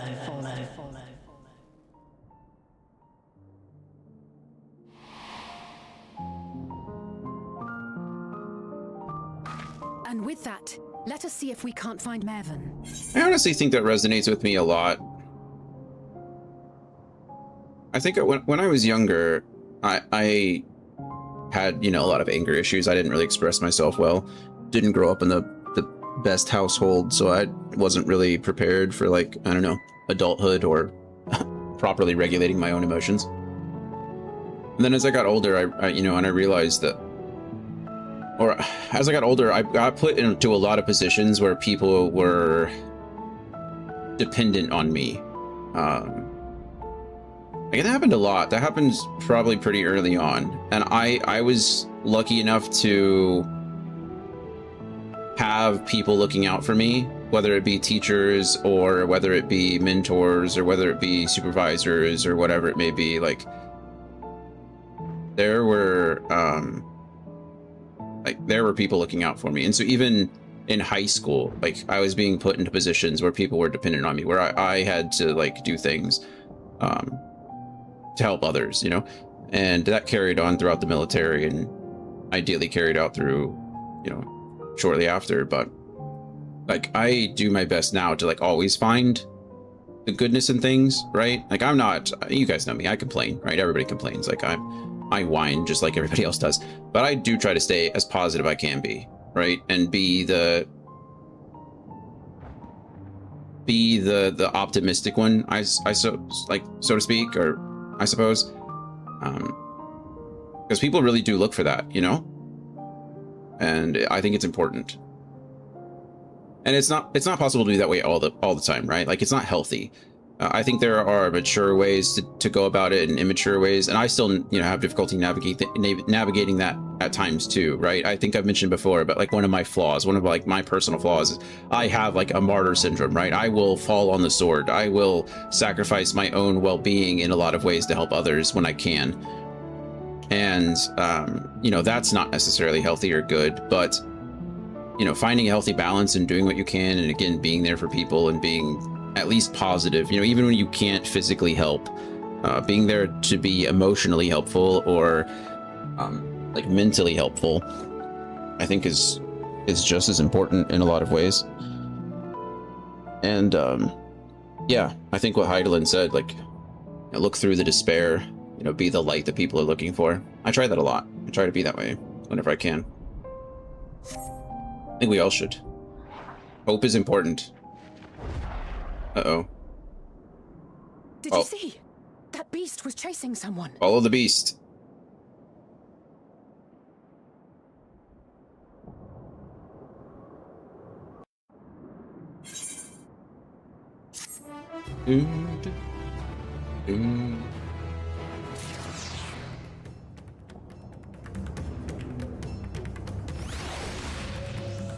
Alright, Alizé.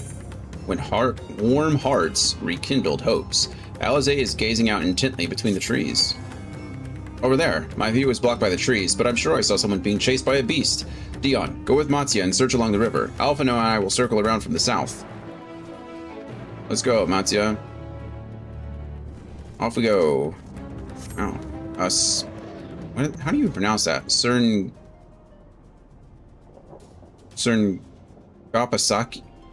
Oh, it's a Poxy. Cerngapaxi. Oh my goodness. I feel like they just threw a bunch of consonants together and then called it a day. What? I don't know. It's over. It's done.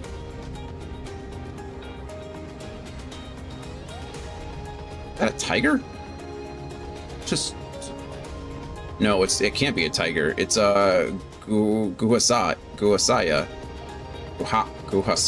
And that's not an elephant. And that's not an... Anyway, whatever. It's fine. My ignorance in pronunciation is no fault but my own. No one else's fault but mine. No one's fault but my own. That was correct. You discovered a new location. And a destination.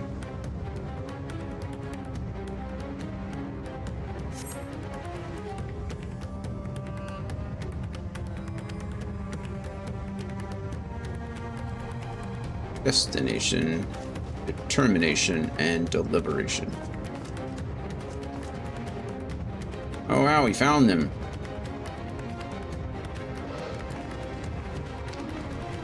That's her. No, I'm sure of it.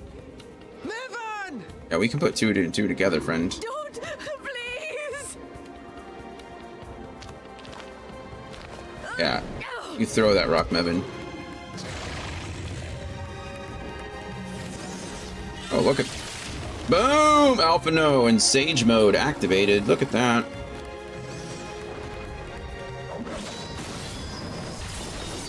Boom, and out... Oh, okay. Well, that's not fair. Jesus.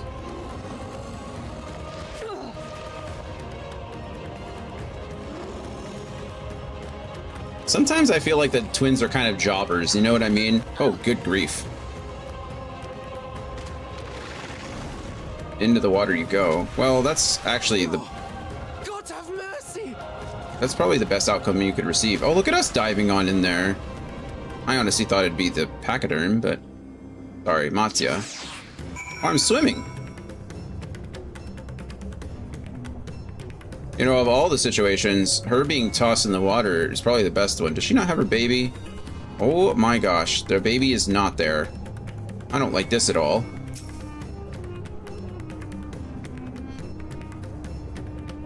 I don't know if... Mevin's lifeless body floats before you, battered and broken. Her death, no doubt, came swiftly. Okay, so her infant daughter, however, is nowhere to be seen. So that hope that I had of her getting tossed in the water clearly happened after her neck was snapped or her head was crushed or whatever it may be. Oh my goodness. Now I've got to save the baby.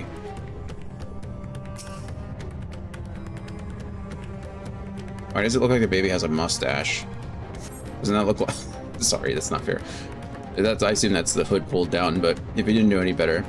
You take the baby into your arms. If she yet lives, you cannot tell, but she will surely not survive unless you carry her to the surface at once. At once! I'm going as fast as I can. Have Alphino tend to the baby. Alphino just got rocked. How am I supposed to get out of there? Just dove in. Oh, this way.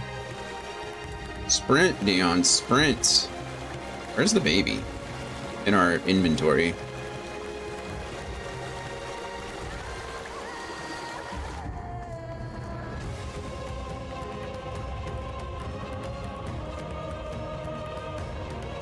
Oh, go away, lingers.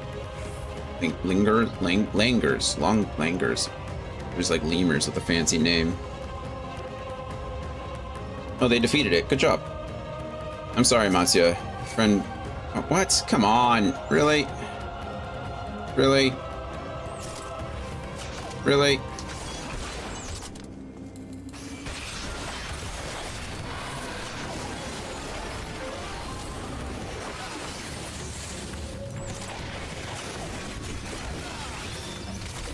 Not cool, man.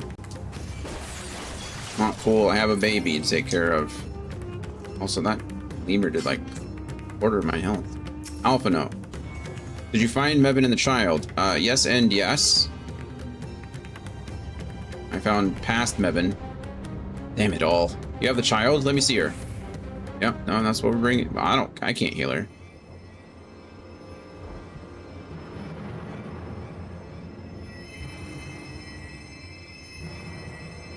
Or him or them.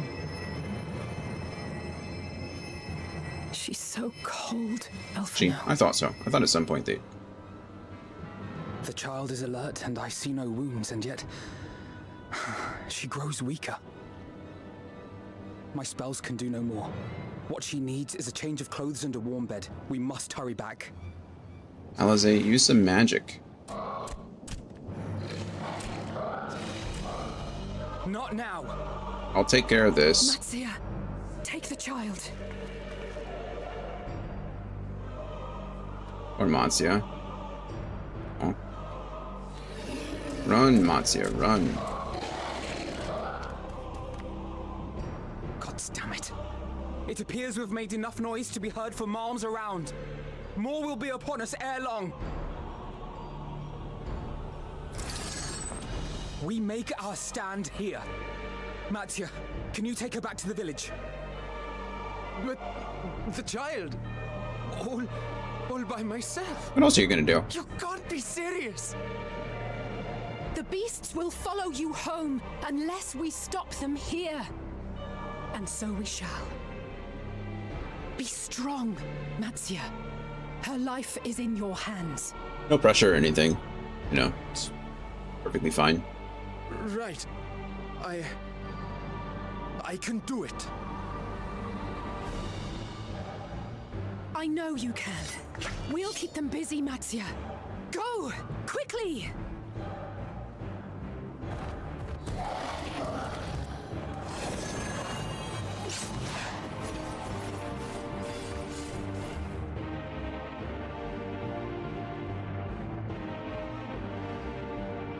Run, Matsuya, run. Steady. You know the way. Oh, wow, there's... No! Not you too! There's no way. What? sing to it or something. I don't know. Don't be afraid. Don't be afraid. To live is to suffer, to drink of calamity. It is a perilous path. Death lurks in the dark.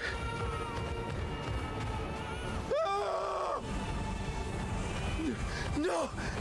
I'm not afraid! I'm not afraid! Ah! Do not avert your eyes. See your life. This is all very depressing. See how the hardships make you strong. Every doubt reforged. I mean, I hope he overcomes it. That'd be super nice, obviously, but... Oh my goodness, seriously?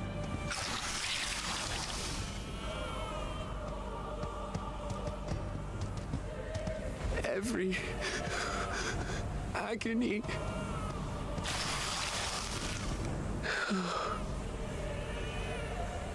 It'd be really nice if Virter and Estinian showed up right about now. I mean, come on.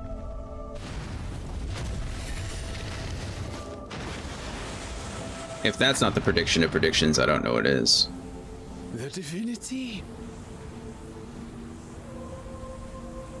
Nay, but one who would deliver thee just the same.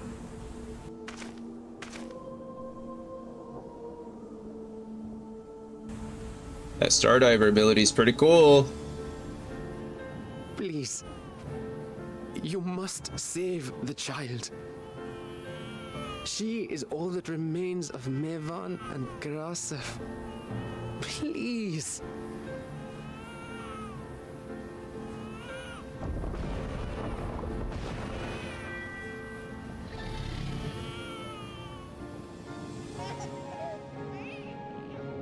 Well, well. Seems the babe's taken a liking to you. I mean, it would make sense that he can telepathically communicate to the child too, right? Thou art strong, little one. Let us convey thee to thy home.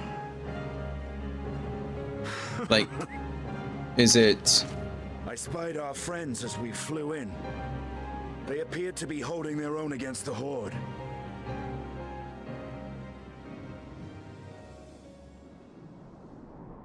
Like, he doesn't actually talk to us, right? It's all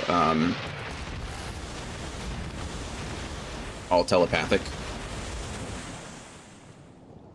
So maybe he could just communicate to the baby that's the same way. Right. That's the last of them. We should hurry and find Matsia. I have a feeling he'll be fine. He had help from on high.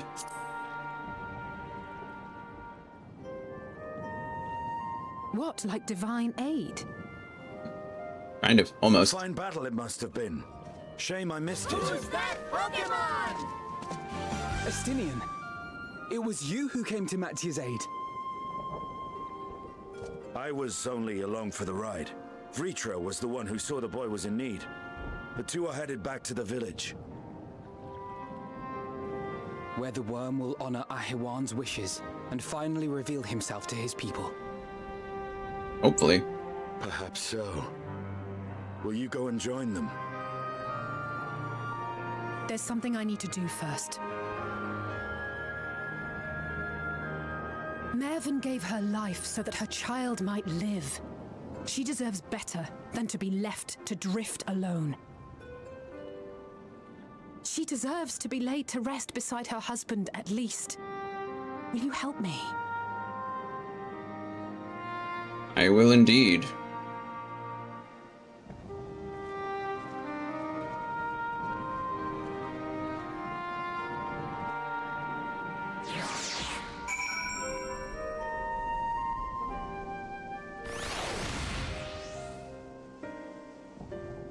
Oh, we got them both. That's nice.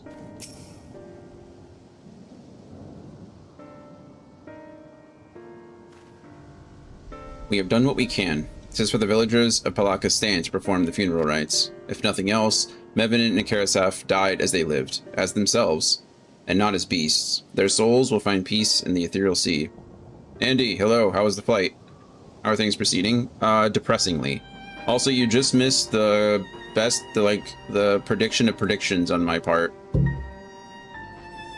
I'm sad you missed it.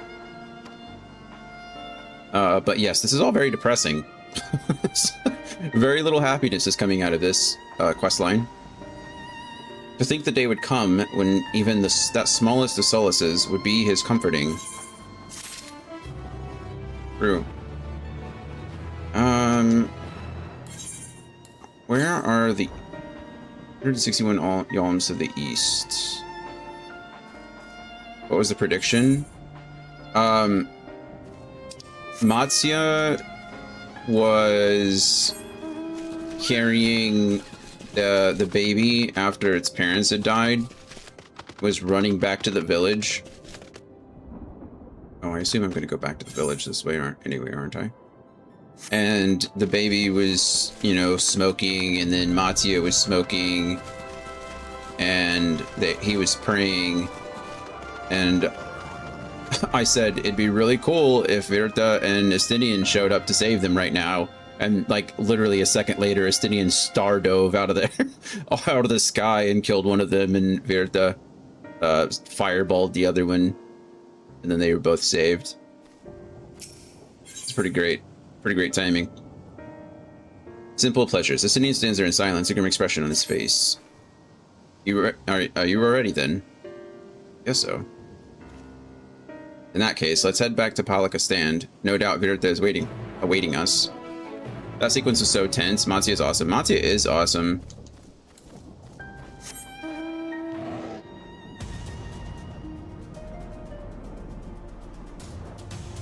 They're really doing a good job of making you feel kind of hopeless, though, aren't they? Or helpless? Hopeless, both? There's just like so much going on. It is not happy.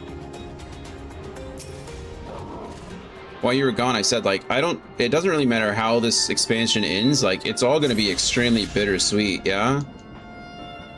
Like, I don't know how you could feel good about anything that's happening here.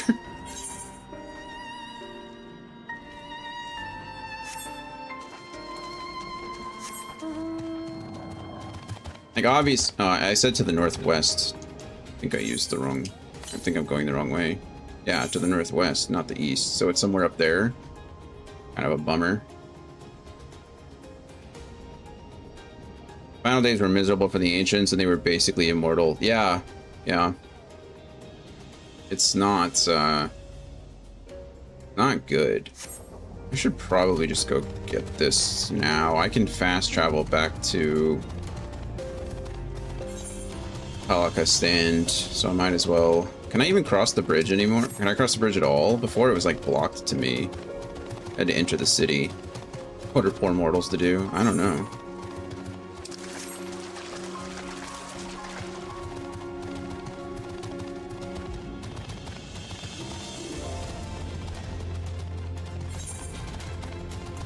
I think it's interesting though. They said, it was Alphino, right? That said that the main difference between the ancients and us was that their souls were unsundered.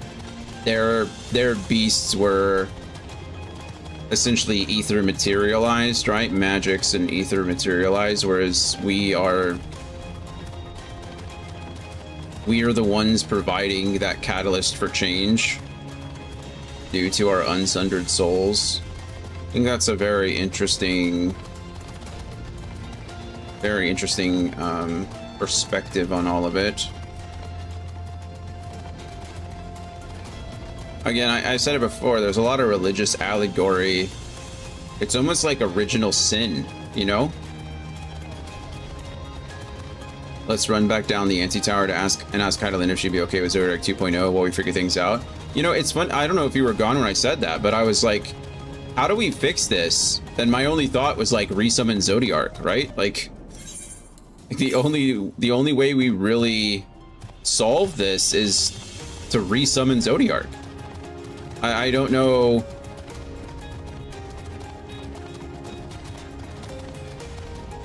I really honestly can't think of another solution. Oh, you did catch that? Okay.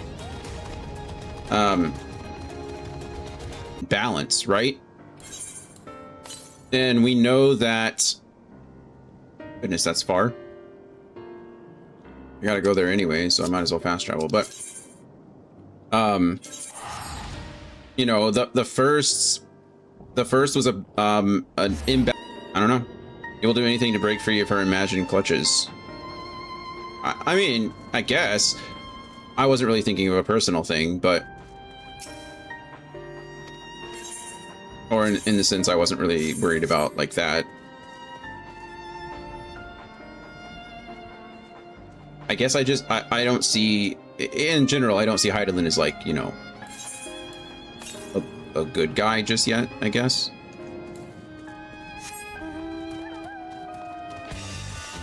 I don't know if she's so much of a protagonist as she is just like... She exists, right? She is a force of nature, I guess.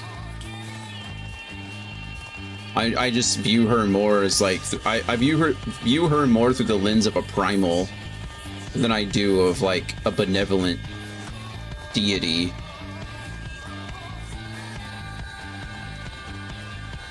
Also, you know, with our experience in Final Fantasy as a whole, has there ever been a benevolent deity? Like, I can't think of a single time in any of the Final Fantasy games that we played, in any Final Fantasy universe, where one of the gods just did something out of the kindness of their heart. If that makes sense. Oh my goodness, I overshot this by a lot. You know, it just doesn't exist. Oh, can I not even... Oh, is it over this... Over... it might be over there. I don't know how to get there just yet. Totally fair. I have to poke fun as you have been more untrusting of her than most warriors of light. Yeah, I've been hurt one too many times.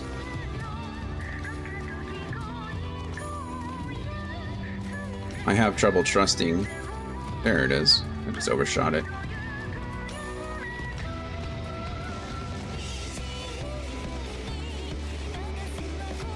Leave Oriachi out of this. It's impossible. He's helped shape me, Indy. How can I leave him out of anything? How many ether currents do I still... Where even am I? Avner. Okay, so it looks like there's one more that I have to find. I didn't find any of them recently. The south... Holy crap. Where the heck is this thing? Is that a... No. That's not... we did that quest. There's still a lot of blue quests left. Or there's still a couple of blue quests left that I haven't found. I assume it's down here. Man, I should have done this while I was near the font. I just don't want to... We'll figure it out. 7 consecutive streams. Wow. Killing it. Thank you for being here for a week straight. Even when I was gone for 2 days.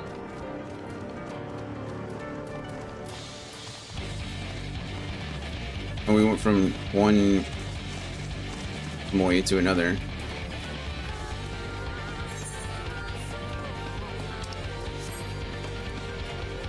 I assume it's near the font that I didn't look for.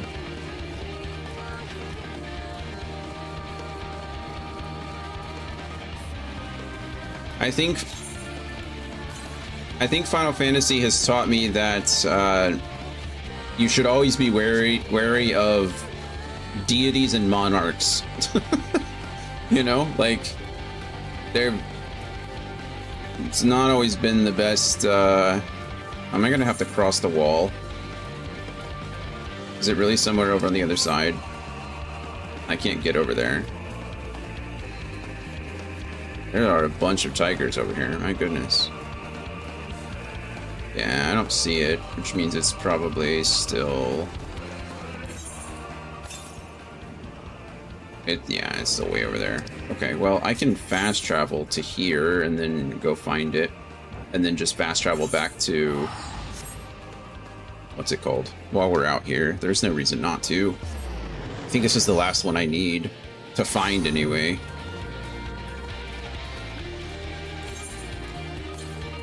Anyway. This isn't about Hydaelyn, alright? It's not about Hydaelyn.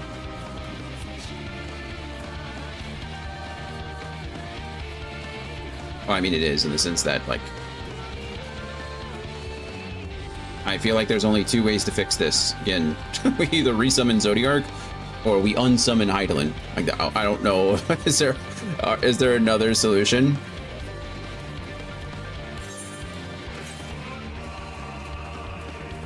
There it is. I'm sure they'll find another solution, right? Also, I kind of know from somewhat, I don't want to say experience, but like we do have, unfortunately, I have spoiled enough of Evercold to know that the next story arc, isn't it called like the Godless Lands or something like that?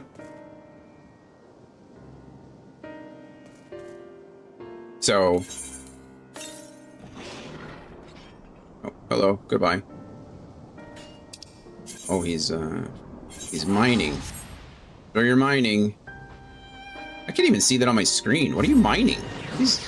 Maybe you can't see them unless you're a miner. His chocobo's blue. How pretty is that? I want a blue chocobo. I already got a blue chocobo. What a pretty bird. Pretty bird. Pretty bird. Yeah, it was the Godless Realms. That's what it was. I think the Godless Realms. And to be fair, I don't really think that necessarily speaks to not having Hydaelyn here. Maybe it just speaks to not having... Because we're going to the 4th or something, right? So maybe it's the 4th that's like... godless, so to speak.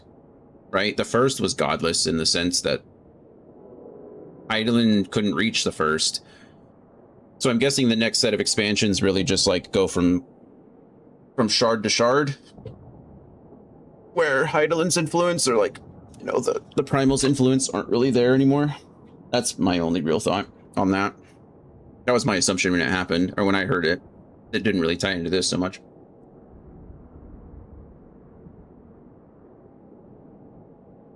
But now I can use it as evidence because I said it. I can use it to justify my theories. Because it's easy. Anyway, rest easy, for all is well here. Good. Young Matsya returned with the babe safe in his arms. Owing to a warm bed, the girl hath already begun to regain her strength. Less joyous received was word of the mother and father's fate, as well as that of her transformed neighbors. How many children of Thavnir must we lose to this calamity? Mothers and fathers, brothers and sisters, sons and daughters. Every death another void that can never be filled.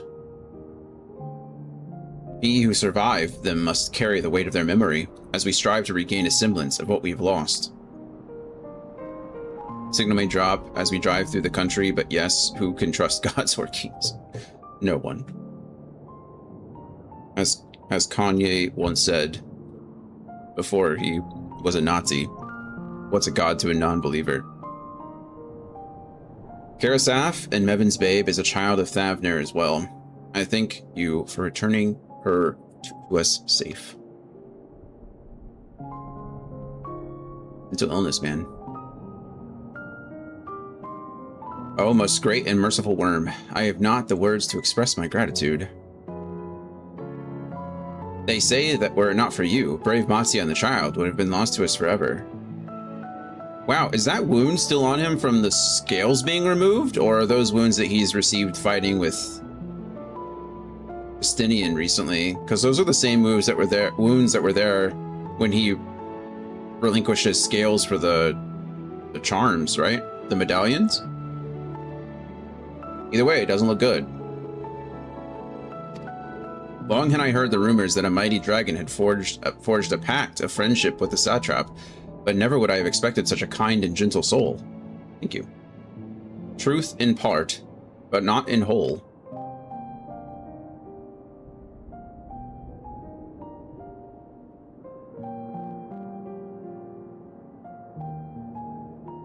I am Virtra, and for years, uncounted hath this isle served as mine abode, an isle I have ruled over a satrap, with Eowyn as my loyal servant. Question mark, question mark. Are my ears to be believed? You were the true satrap all along? Oh, look who it is. Our other alchemy friend. Nidana, what are you doing here? How did you get here? What are you doing here? She's like, hello. Why are you here all of a sudden? What happened? You're like halfway across the country. I heard from the Radiant that you had gone to help the people of Palika stand in their time of need. And so I and several of my colleagues from the Great Work came to offer our services. Oh, that's kind of you. The alchemists have already brewed up some potions for Mevin's daughter. I think she's your daughter now, Metsia. Sorry about that. But enough about us. You and your role are a far greater enigma. If you were the true satrap all along, could it be that young Vashan was created to serve as your emissary? That's exactly right, Nidana. How long have you known? Thou didst suspect the boy was but a simulacrum? A rumor has circulated for many years around the high oh my goodness. I can't read today. A rumor has circulated for many years around the High Crucible that our most skilled alchemists were once commissioned by the satrap's family in secret to fashion a mammoth indistinguishable from a living boy. Looking at Varshan with that knowledge, I simply put two and two together. Does that mean he gets his eye back? I was not alone in drawing this conclusion, but like me, they no doubt recognized that the satrap was using the simulacrum to work more closely with his people and decided not to press the issue. I had always assumed one of Awan's associates was manipulating it from afar, though the truth is indeed far more surprising. It's probably still useful to him, right? He's a dragon, he can't go inside every building, like he's pretty big.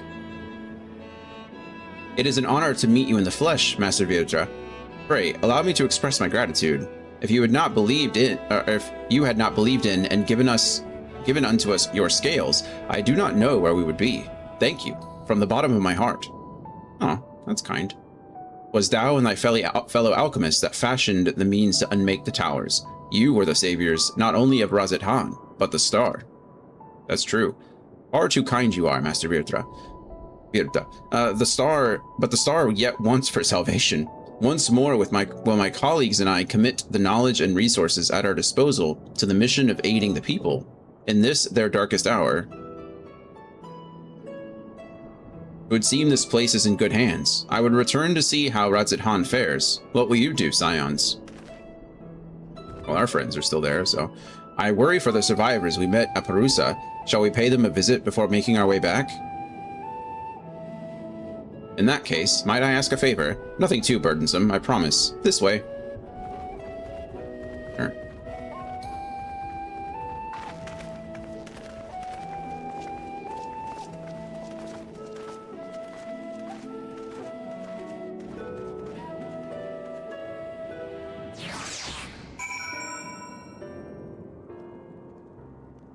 Well, that went over pretty well, but it is a small village and they were kind of, you know, what were they going to do with the information, you know? All right. Can I repair everything? When I was soloing the book the other day, I got stuck in, it was Fist of the Sun or something like that. I died like 5 times to the final enemy. I couldn't finish him. He just one-shot me. So my gear was kind of messed up. Not that it's really bothering me, but... Alright, Nidana, what do you got? Goodness. Needs to simmer just a bit longer, I'd say. Oh, we're gonna have tea? I want some tea. In the meantime, I was hoping I might ask you a few questions. The red sky, these terrible beasts, what in the name of the sisters is happening here in Thavnair? The end of times? Sorry. The end days? Oh my, that's rather a lot to take in. It would seem the situation is even more grave than we suspected. Thank you, friend. My colleagues and I will use your knowledge to see if it can further our own research. And with that, here we are. A pot of piping hot chai. Hey, it is.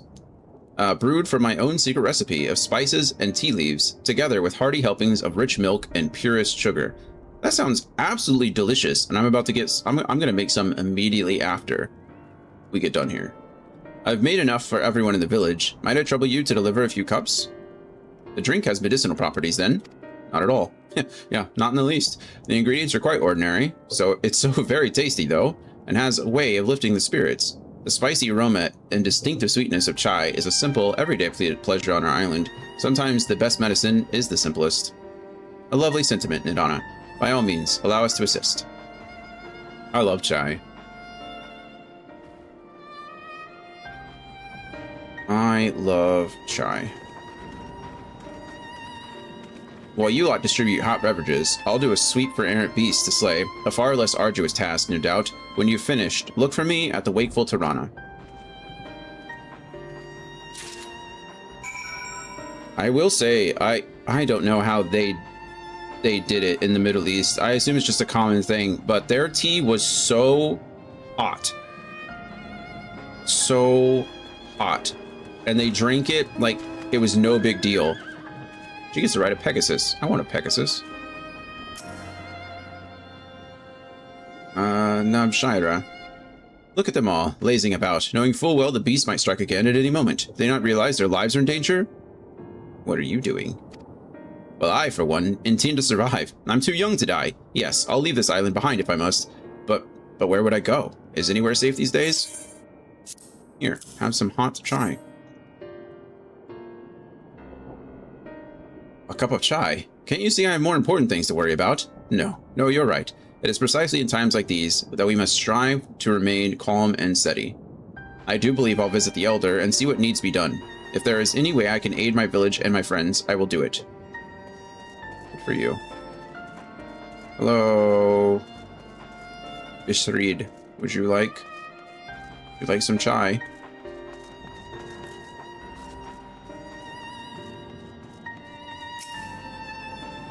I'm sorry, I just want to be left alone. My best friend and I, we fled the village together. One of the beasts took him and it was all I could do to run. All the while I could hear this monstrous voice screaming my name. That is terrifying. I am really sorry about that. This is for me. We used to drink chai together often. Shared stories over steaming cups after a hard day's work. Thank you, friend. The pain may never pass, but I must press on all the same, for his memory and for we who must remember. For those who come after. Okay, one last cup of chai. Where are you? And I'm so sorry. Alright, there we are. Weary citizen. Wait, I know you. You were the one who saved us from those beasts back at the temple. That's me. And my friends. But were it not for you, well, let's not even think about that. At times like this, we mustn't dwell on what might have been, but look to the future. But what future awaits us? How can Razit Han hope to recover from this? Most of my friends are gone, and I don't know where to run. Or where to turn. A cup of chai? Well, if you insist. That aroma has a way of clearing the mind. Come to think of it, we faced our fair share of trials in the past as well, and no matter how hard the times, we've always come together as a people united. One day at a time, one step at a time, for that is all any of us can do. Yes, back to work. Once I finish this cup. Thank you. Oh, look, we got our blue quests back, so we should be able to fly, I think, after we finish these. That's nice. I will say this. Again, I do try to stay positive and happy, but, you know, I'm very one of, like, I love to think relatively, if that makes sense, you know, figure out, like, everything is relative, is a statement that I use quite frequently. And so, or not only relative, but, you know, you can usually find some kind of, commonality between situations, you know? However, if aliens came today and just started, like, murdering people, you know, taking people prisoner and stuff, I don't know. I don't know what I could compare that to in my life that would make anything more rational. You know what I mean? Like, obviously we'd all try to keep a level head. We'd all try to make things happen the way they should, you know, figure things out. But I don't think there's anything in anybody's life that could compare to something like that. And I know there's, you know, there's war-torn countries out there where you know, things like that happen every single day. But if we're talking about like a true alien species coming down and just, I'm not sure. I'm not sure. I think that would be a challenging thing. So in this case, like that guy over there was just like, oh, we've been through hardships before. And I'm like, yeah, that's a super great way to think about it on one hand. And then on the other, it's like, man, aliens just came from the sky. Like monsters just descended and started turning your people into other monsters. Like that's just terrible, you know? What can we compare that to? Okay, Radiant Patrol. The Radiant host captain seeks someone to help her in her duties. Except, I want to do this right now. I'll be honest, friends, my head is killing me. I kind of just want to be done. We can come back and do these later. Flying isn't really going to help me here. I'm on Simple Pleasures. I'm just about to finish it. So I have 2 quests left. So I think I'm just going to push through and I'll come back for these blue quests later. I really just kind of want to lay down. Sorry. Get on him. Thank you for delivering the chai, Dion. Did it help to lift the villager spirits? It did, actually, quite a bit. And I want some chai. I wouldn't end stream early because I want chai, but I will end stream early because my head hurts and I want chai. Like a little bonus there for me. I'm not going to end stream early, period. I'm going to finish these 2 quests and then end, but anyway, you know what I mean. That is heartening to hear, indeed. The final days show no signs of abating, but that is all the more reason that we must try to keep our composure. Our lives have been forever changed. The people we have lost will never return to us. These tragedies will long weigh on our hearts. While we have the capacity to live with our suffering, to carry the agony will too join the fallen in death. It is not a surrender, but a recognition, for it is only in acceptance that we find the strength to move forward. That being said, are these really the only 2 that I have? It's the only 2.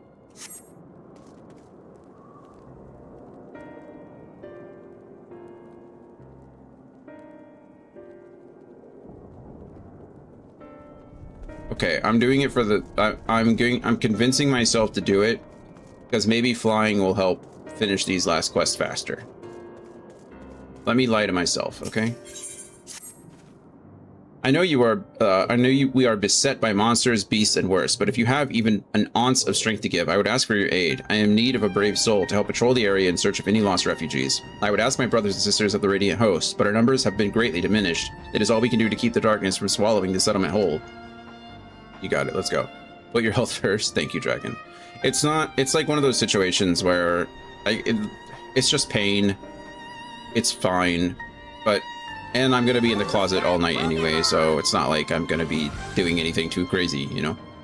I can deal with it for now, but thank you. If it gets too bad and I like can't see or something, then I'll chill, but right now I'm just being a baby about it. It just hurts. Very good. It shall be heartening to have another warrior by my side. Let us commence at once. Let us commence at once. Plus, I've been very lackadaisical about finishing my flying. The first place I was able to fly in this whole expansion was the moon, because I've not been paying attention to the ether currents. I've been doing a lot of the blue quests, so there's that, but I've not been using my ether compass to search for them. We should begin our patrol by heading south, a route through which many refugees from Yedlamad pass. We will cover more ground if we split into 2 groups. If you should find anyone in need, go to their aid, and if you discover any discarded effects, collect them for safekeeping. And if you should encounter one of those terrible beasts, slay it where it stands. As opposed to, like, taking it out to dinner first? I don't understand. Yeah, sure, whatever. Once we've made a thorough search of the area, let us rendezvous back here. Godspeed. Godspeed to you as well.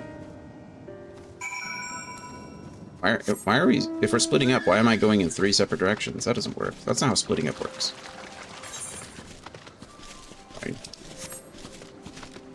Fine. Run, Kieran, run.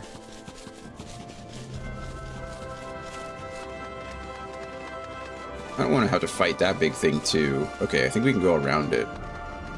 I still don't know how to pronounce that thing's name. Snurg? Surngapaxi.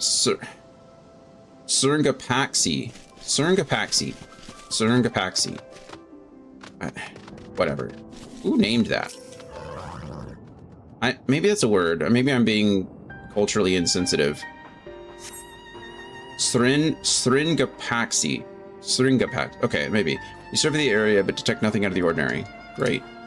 It's the best patrol ever so far. Sringapaxi. Sringapaxi. And another miner. Hello, Jeffrey. Or Amy? Jeffrey? Why do you have two first names, Amy? Jeffrey? Never trust anyone who has two first names. Just kidding. Joke.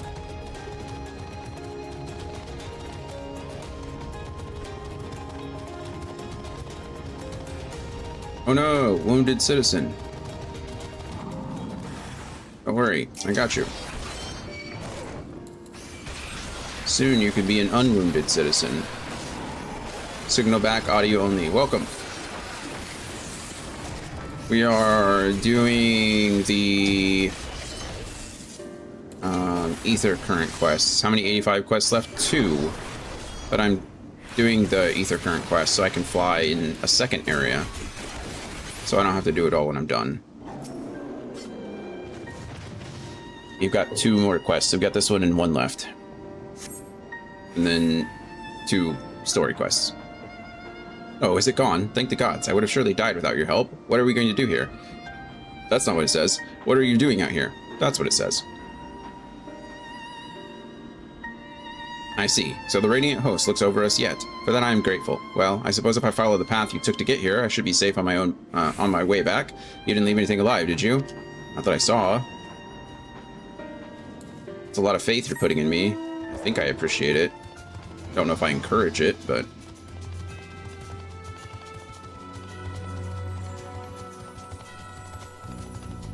What's on the schedule for the rest of your day, Andy? You see a strange statuette lying on the ground, depicting a woman wearing a beastly mask. It may be best to collect it. Right. Alright, quest should be done. It got her some here. Let's go.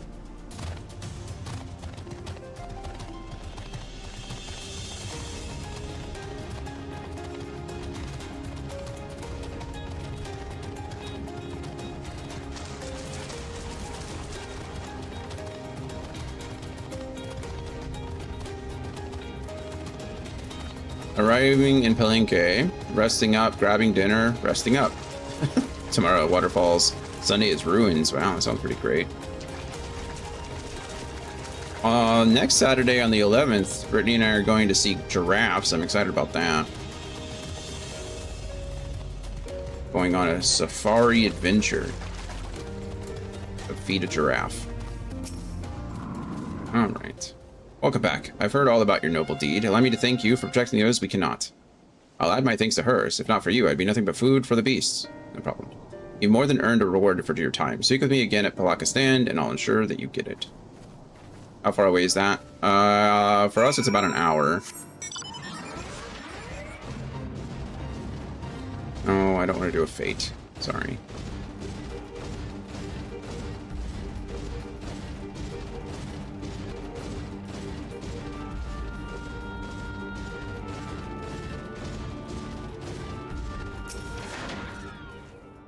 The work ahead of us is vast, and any lives we can save are precious indeed. All I came across in my patrol was discarded belongings and scattered luggage. Did you find anything else of note?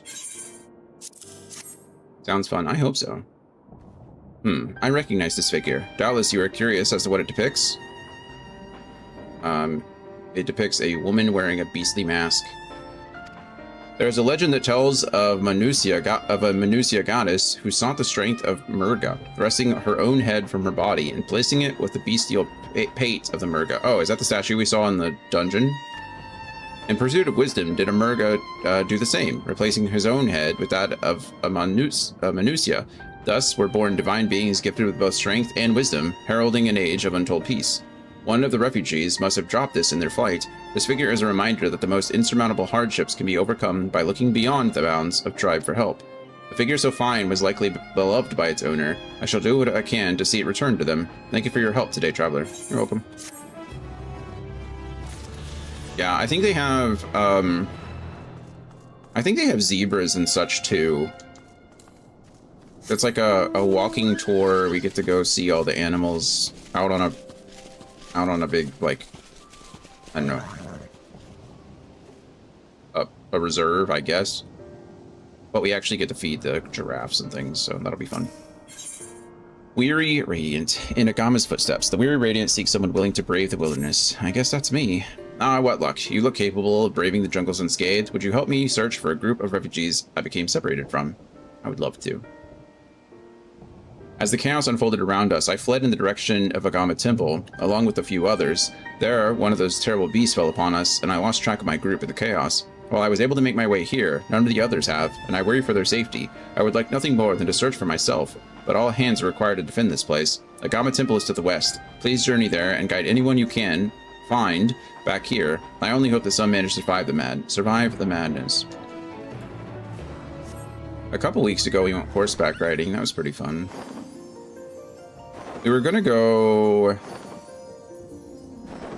do giraffes yesterday, but for whatever reason, they would only let me buy 3 tickets. I don't know why. I couldn't buy no more, no less 3. Like a Monty Python skit. 4 is well off. But yeah, so I was like, well, who else am I going to who would we want to invite to go to a giraffe safari with us? And we couldn't think of anybody. So I looked ahead, and it looks like on the 11th, next Saturday, we should be able to, well, it's just the 2 of us. Unfortunate straggler. Ah. Hi, Firebird. Who are you? Are you here to save me? Yes? Oh. Of course. I knew she wouldn't forget about us. The beast prowled the area for some time, but I managed to find refuge among these rocks. However, I've been too frightened to set foot from the shelter for fear of drawing the attention of some hungry animal. But with you here, I believe I could find the courage. Will you accompany me to Palaka Stand? I have to find the others first. Thank you. Now let us tread carefully. Guard. Uh-oh. Certain duties, this is new. Certain duties require that you escort an NPC to a designated location while guarding them from enemy attacks. Should you stray too far from the NPC or they are attacked, they will stop moving. The escort attempt will fail if the NPC is incapacitated. You stray too far from them, or you change areas. In the event of failure, you may return to the starting point and try again. Great, so I just have to... This guy's gonna follow me, and... Are you coming? There we go. This is much better than the one where you have to, like, constantly call the person back. You know what I mean? Okay, cool. Or you have to... Usually it's one of the guild hests. Oh. Come here, you. Stop hitting the person. Oh, no.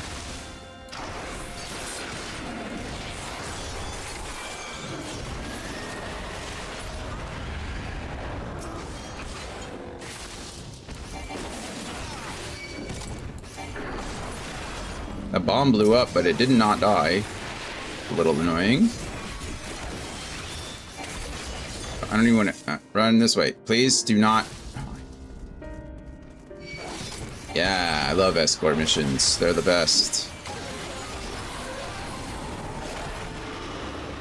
Alright, come on, person. Oddcon. I'm gonna try to avoid that one. Go to the right of these rocks. It's only a matter of time before I run into something else. And by run into something else, I mean the game puts something directly in my path and I can't help but have to fight it. There it is. Come here, ambusher.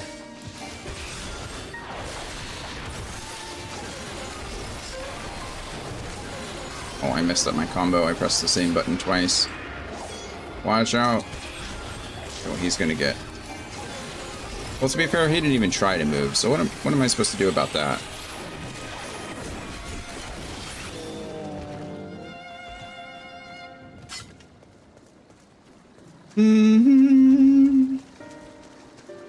All right, back there. E region health too. That's good. Oh, Come on.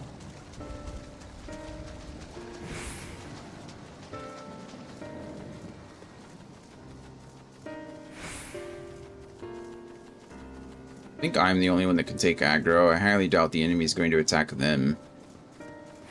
So as long as I can get around this stuff, I should be okay.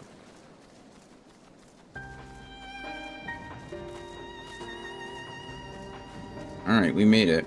Entrance to Balaka Stand. Hooray.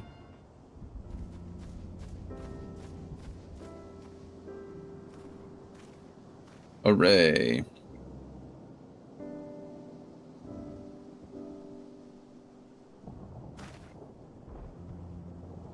I don't know how to thank you. You saved my life. Just say thank you. It's good enough.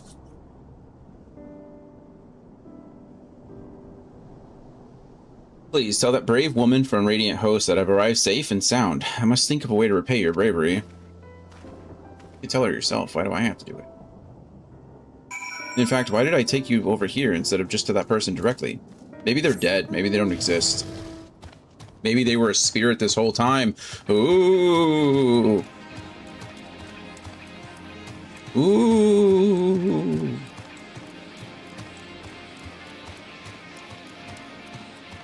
Weary Radiant. I watched your arrival. I recognize that man from the group I was with. Sorry, I don't know why I saw the I as an exclamation point. I recognize the man from the group I was with, and I am overjoyed to see him safe.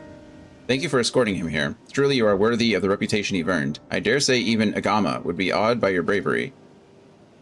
No quoting spooky quests from other games. I wouldn't put it past me, or wouldn't put it past them to put it in this game too. We've seen spirits before. Demons. We've seen all kinds of things in this game. He was a storied mendicant. He was a storied mendicant from the Arcasadara. When the Hures landed ashore, this island in war broke out. I'm sorry.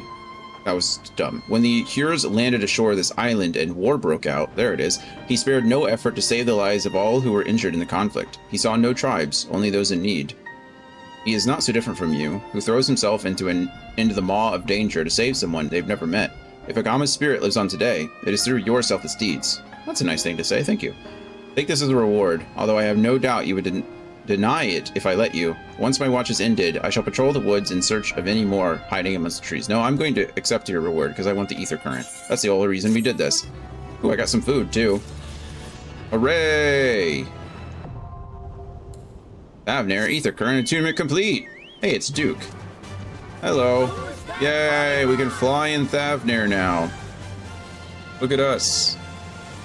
Whee! Cool. Alright. What do you got for us, Mattia? Under his wing. Cool. Mattia is eyeing you as if there is something he wants to say. What would you like to say?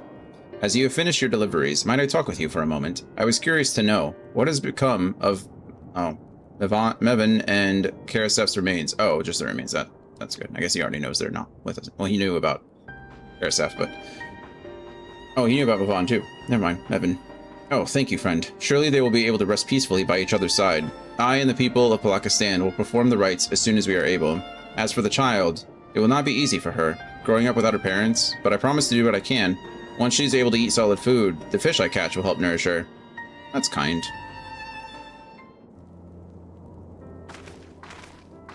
He's a good person. Alizé. Well, we finished delivering the chai. I do believe everyone has a piping hot cup. I could almost believe there's magic at work, how their tension fades with every sip. Let us pray that Palakistan has seen the last of those transformations, at least for now. They are still at risk, as every village in Thavnir, like as not. Still, I trust we can leave this place in the care of our friends from the Radiant and the High Crucible. Shall we return to Razatan? By all means, do not let us keep you further. There are still many who have need of your wisdom and strength to deliver them from this terrible calamity. And I will do what I can as well. I will bring rations and supplies from Akali. We have plenty to spare. Very good. Then let us find Estinian and be on our way. Where did he wander off to again? The wakeful Tirana, near the bridge up to Razat-Han, as I recall. Very well then. Haha. My taking a break to learn to fly may have already paid off. What is that blue quest? I don't know. Yazan. What are you? What's inapparent? Oh, Yazan is mumbling to himself indistinctly. They're trying to determine who should take care of the baby. I'm sorry, that is not a me problem. Not because I don't want to help, but because I don't think I have any expertise to actually help in that situation. What am I gonna do? Like, what advice could I give? Absolutely zero.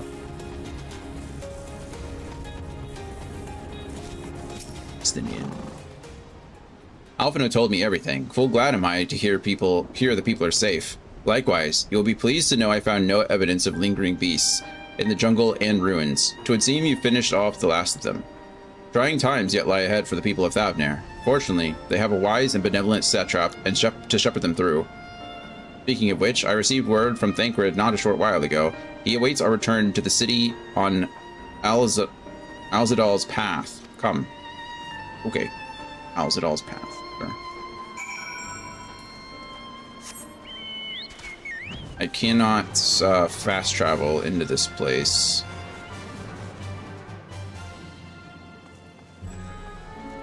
Hello, Rowan. Sprint, the gate of first sight.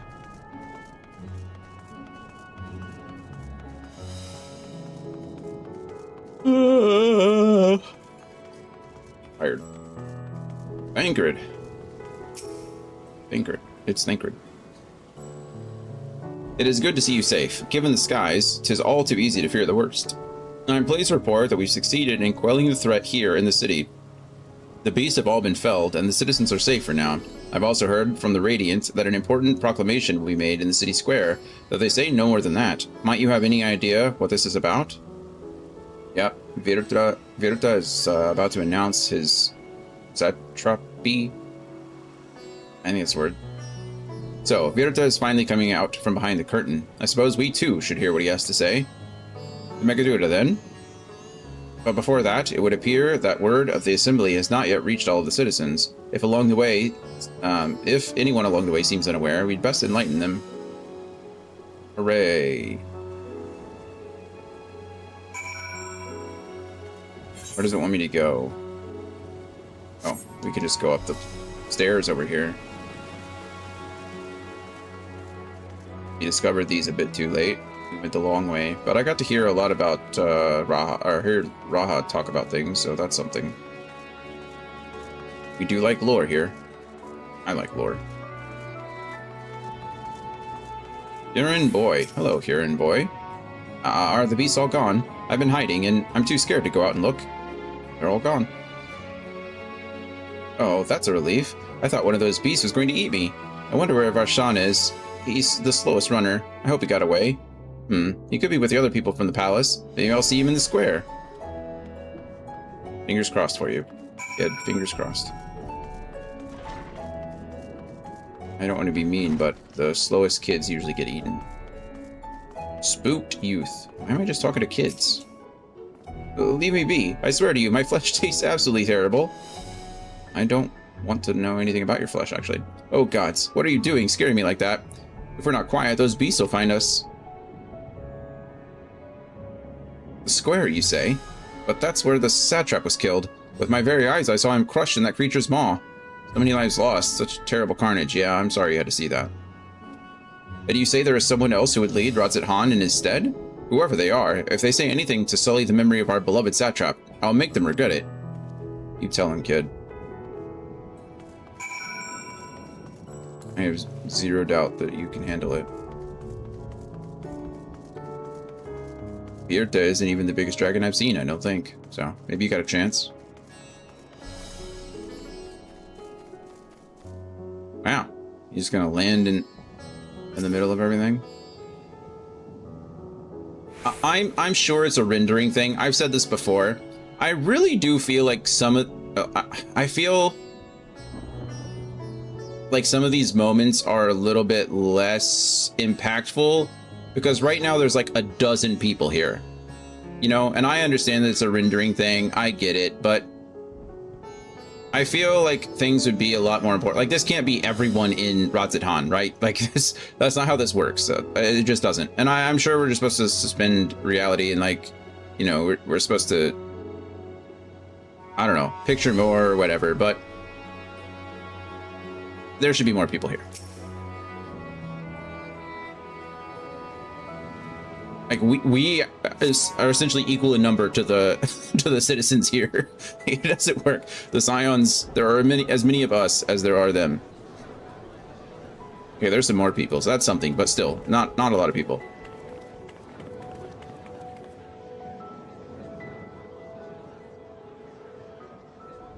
Oh, the boy first.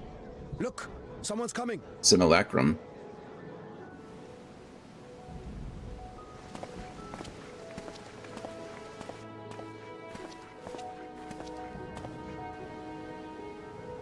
People of Radz-at-Han, it warms my heart to see so many brave, resilient souls before me.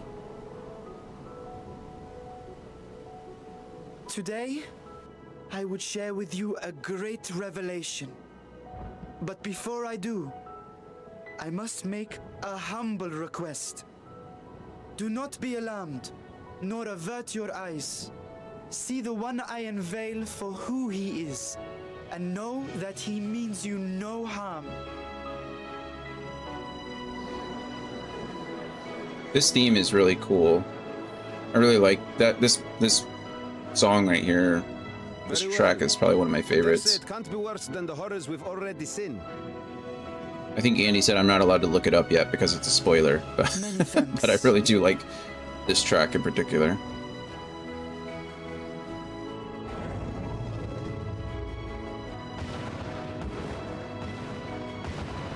Boom.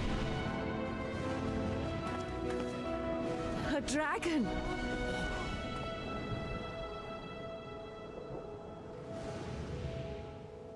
Wow!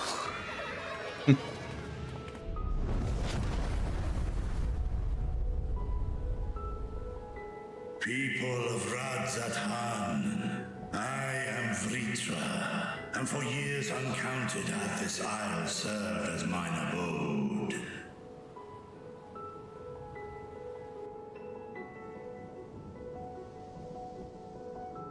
'Tis as the Satrap's ally I am known.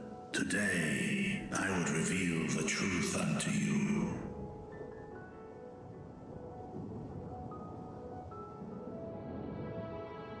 Let us hope they accept him. Do they have a choice?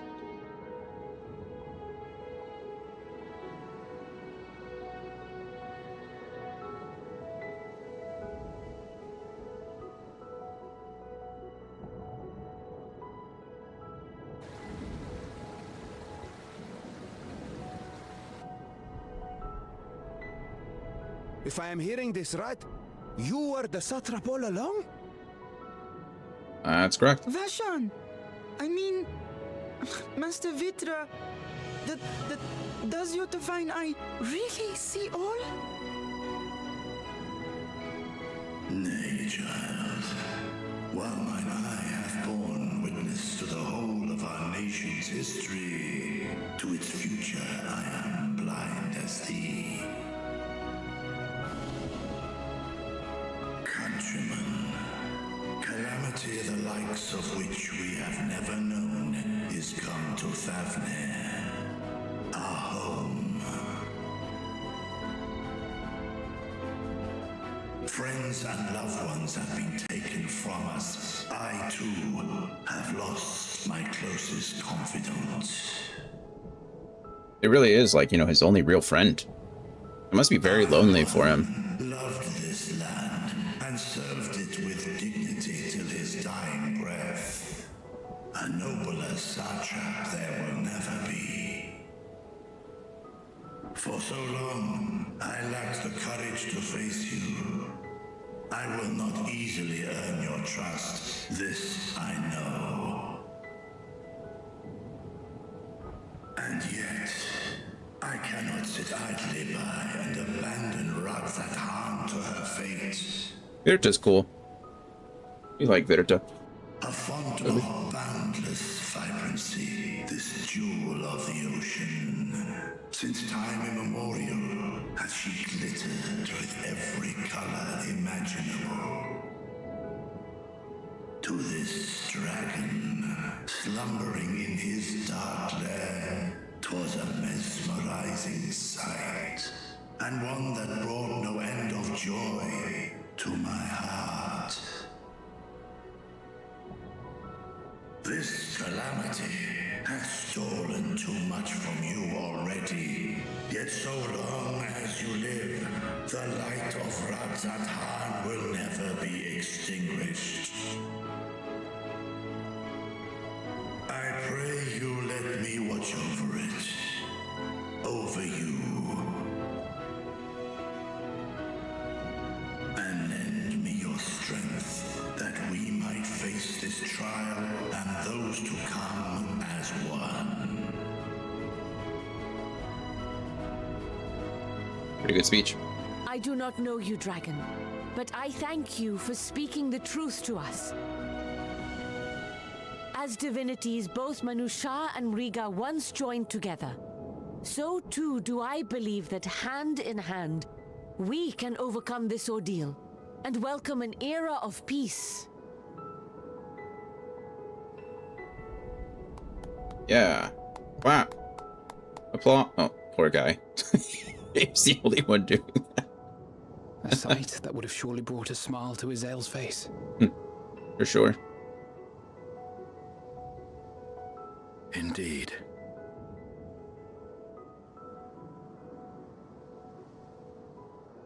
Oh, it's the council. What are they doing here? Holy crap. Oh, are they going to offer the people of Thavnair? Oh, man. Excuse me, but I must speak with the Satrap at once.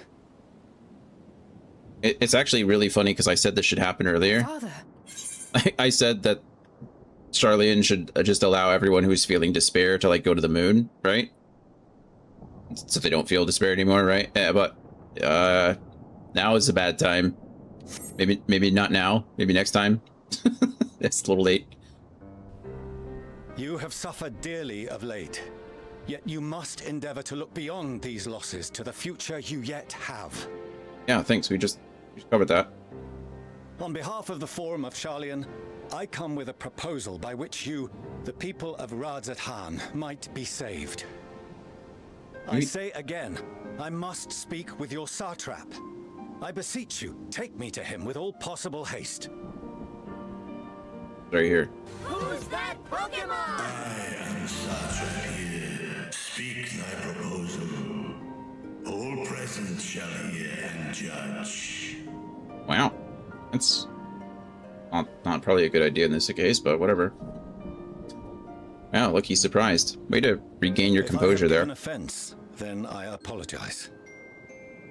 First, allow me to share with you what knowledge we have of the phenomenon responsible for your woes. The final days. 'Tis an affliction of stagnancy and rot, sown into the currents of the star. Though the first prominent manifestation was here, in Thavnair, it will invariably spread to every corner of the world. The Forum was forewarned of this apocalypse several centuries ago. Thenceforth, my predecessors sought to prepare for the end times in the only conceivable fashion, by securing a means of escape. We haven't quite heard their plan for getting people from Escape the star? What madness is the star this? to the moon.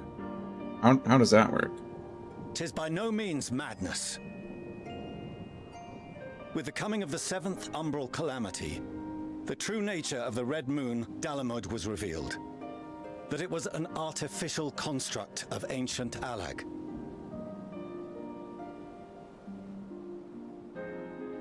But what of the Silver Moon? This celestial satellite is yet another technological marvel fashioned and maintained by ancient allies. A ship that will sail the heavens and deliver our people from destruction. I really love how much of a conspiracy theory that all seems, I right? speak not only of Charlian. We mean to save every man, woman, and child it is within our power to save. The moon is a spaceship. Including you, our dear friends of Radzat Han.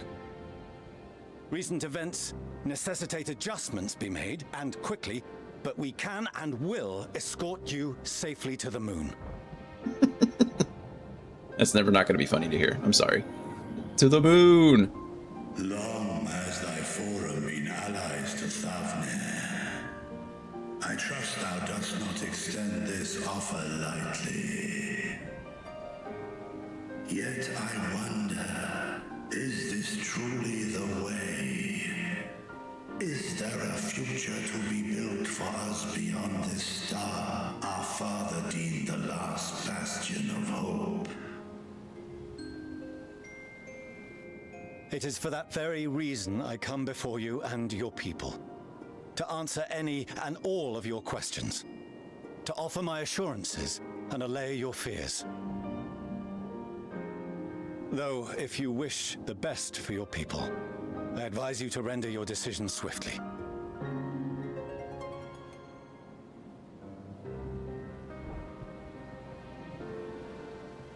Show our friends to Megaduta. They are to be received as honored guests. Thanks, Dragon. They're just 30-second ads for right now, I think.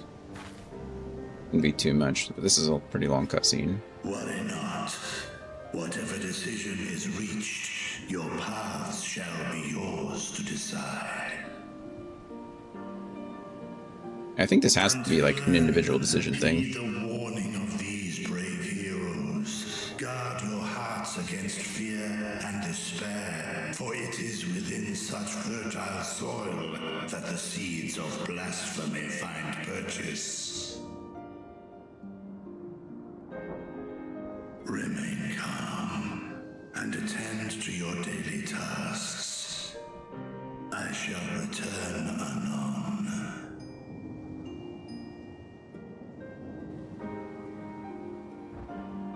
We'll do as you say, Master Vitra.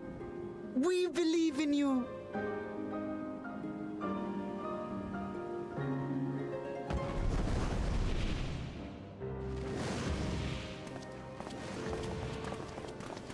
Well, that went pretty well until the council showed up. Oh, why are you here already? Oh, you're still here. What a relief. Where would I have gone? Nidana, what's the matter? Has something happened at Palika Stand? Oh, no, not that I know of. I just hope to hear your thoughts on a theory of mine. Oh, good. Theories. All who undergo the transformation are drained of their ether, yes? Correct. What is it then that gives these beasts the strength to carry on as they do? I don't know. Logically, they must be drawing upon an alternate form of vital energy. I agree. That put me in mind of our earlier conversation, when I tried to explain the essence which many confuse with ether. Oh, right. The third metaphysical thing. Yes, Akash. I remember. Yeah, Akasha. The Akasha. unseen gift bestowed from on high. An energy influenced solely by emotion. That checks out. Yes, yes. In this instance, negative ones set Akasha into motion, thereby infusing the beasts with vitality. I posit this as the mechanism by which the beasts are born and sustained. Huh. Unfortunately, there's not a single expert in this Do field. you still have that flower? Of course. Oh, it's not looking good.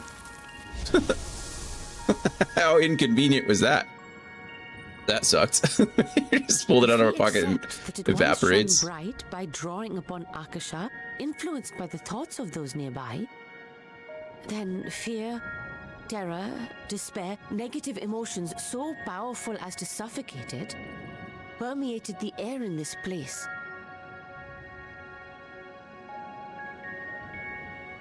You must be very careful. The forces which drive the final days may be beyond our ability to perceive. Well, we just lost our little Heidelin beacon. It's kind of sad. Sorry, I didn't mean to scare you like that. At any rate, I will continue my research into Akasha. Thanks. Do temper your expectations, however. There are sadly few detailed studies upon which I may draw. Formulating a new theory as you have is itself no small feat. I wish you well in your endeavors, and pray you take care. She saved us all once. Maybe she can do it again. You stay safe as well, yes? Till next we meet, and we will meet again. That we will.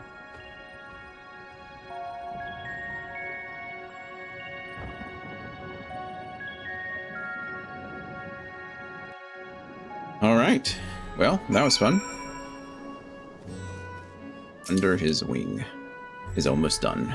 As far as we have come, and after all the horrors we have seen, there is still so much we do not know about the final days. Could it be, as Nadana said, that the cause of this phenomenon is beyond our comprehension? I mean, to some extent. For now, yeah, sure. And if so, are we powerless to forestall it? I don't know.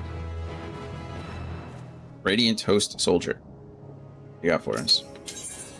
The Radiant Host Soldier has a message for the Scions of the Seventh Dawn. I'm sure he wants us there too. Greetings, honored Scions of the Seventh Dawn. I have a message from His Excellency, the Satrap. Brave Scions, you have my gratitude for aiding my people in this most trying of times. Alas, matters here at Megaduta prevent me from meeting you all in person. As a token of my appreciation, I have arranged for a feast to be held in your honor. May it nourish you in preparation for the trials ahead. Wow, another feast. Isn't that nice? Such are the words of Master Virtra. The feast he speaks of awaits you at Virid's Mayan. Pray make your way there whenever your business here is done. We thank you for your kindness. Indeed, I was hoping we might find a place to discuss our next course of action, and that seems an ideal venue. Ah, and to you, Dion Wright. There is someone we had hoped to introduce to you in particular. While I am loath to detain you further, might you spare a moment of your time? Personal invitation, knowing full well your services are in the highest demand right now. This must be important. Worry not. We'll save you some food, or save some food for you, so take all the time you need. Thanks. Who are we being introduced to? Thank you, friend.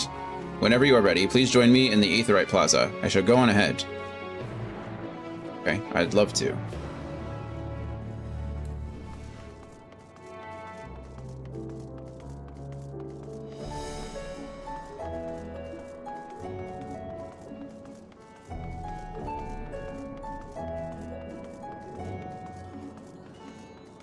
Music here is so cool. I think, man, it's hard to decide, but I think this expansion might have some of my favorite music in it. So far. Oh, let's not get ahead of ourselves. Radiant Host Soldier. Access to the Aetheryte you see there has been restricted to a select few ever since the tower first appeared. We sincerely apologize for the inconvenience, but it was deemed too dangerous to permit the free movement of visitors at a time of emergency, a risk we could not take. Makes sense. In light of recent developments, however, the Satrap has decided that such restrictions would be only hinder our efforts to combat the final days. As such, I would encourage you to attune with the Aetheryte before proceeding along the corridor. Thank you. I still don't know who I am being introduced to. That's Nessie. Well, that's adorable. Why does he has a little plesiosaur? I want a little plesiosaur. Hooray! We're attuned to the Aetheryte. We can now come back here whenever we want.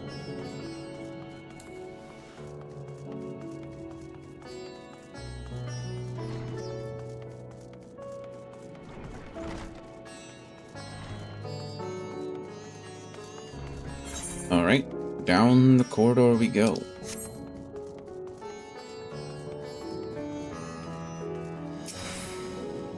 Ah, you must be wondering what this place is. You stand in the Hall of the Radiant Host, from where our leadership oversees all of Radzat Han's military operations. Sundrop, our destination, lies just ahead. Did that door just open for us before? That's kind of cool. Oh, maybe this guy came in. Oh, look, someone from Ishgard. And Doma. Or Doman. Welcome to Sundrop. Without further ado, allow me to introduce you to... Oh, hello people. Shirabat. Oh ho, so you're the famous Dion Wright, eh? I knew at the moment you stepped through the door. You've the look of one who's walked through hell. Thanks, I think. Shirabat, please. You are speaking to the satrap's honored guest and a savior of our people. Can you not show a modicum of respect? What disrespect is there in paying a fellow warrior a compliment? We're all friends here, or will be soon enough. Okay, another alliance. This is cool. More formally, then, for the benefit of my countrymen, it is a pleasure to have you with us, O great champion of Eorzea, scion of the Seventh Dawn, warrior of light, and all-around good egg, I'm sure. Alright, Shirabat, I like you. What is this place? Who are you? This talk of eggs reminds me I'm late for dinner. What is this place?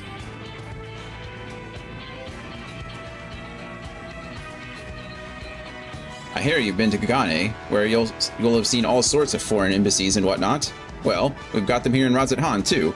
Other lands send delegates to oversee trade and diplomatic dealings. Then there are military matters to discuss, which is why all these officers are stationed here in Sundrop. I imagine you're more familiar with each of the nations they represent, yes? We've got representatives from Doma. Hello.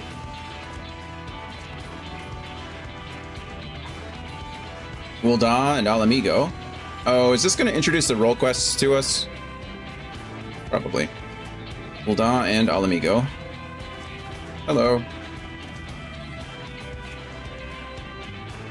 Limza.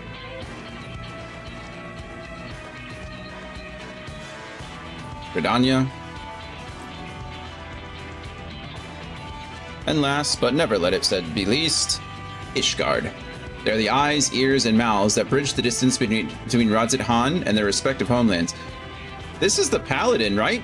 This is the young Paladin. We're supposed to recognize some of these people, right? This guy looks like the young Paladin that we've been doing with our role quests in general.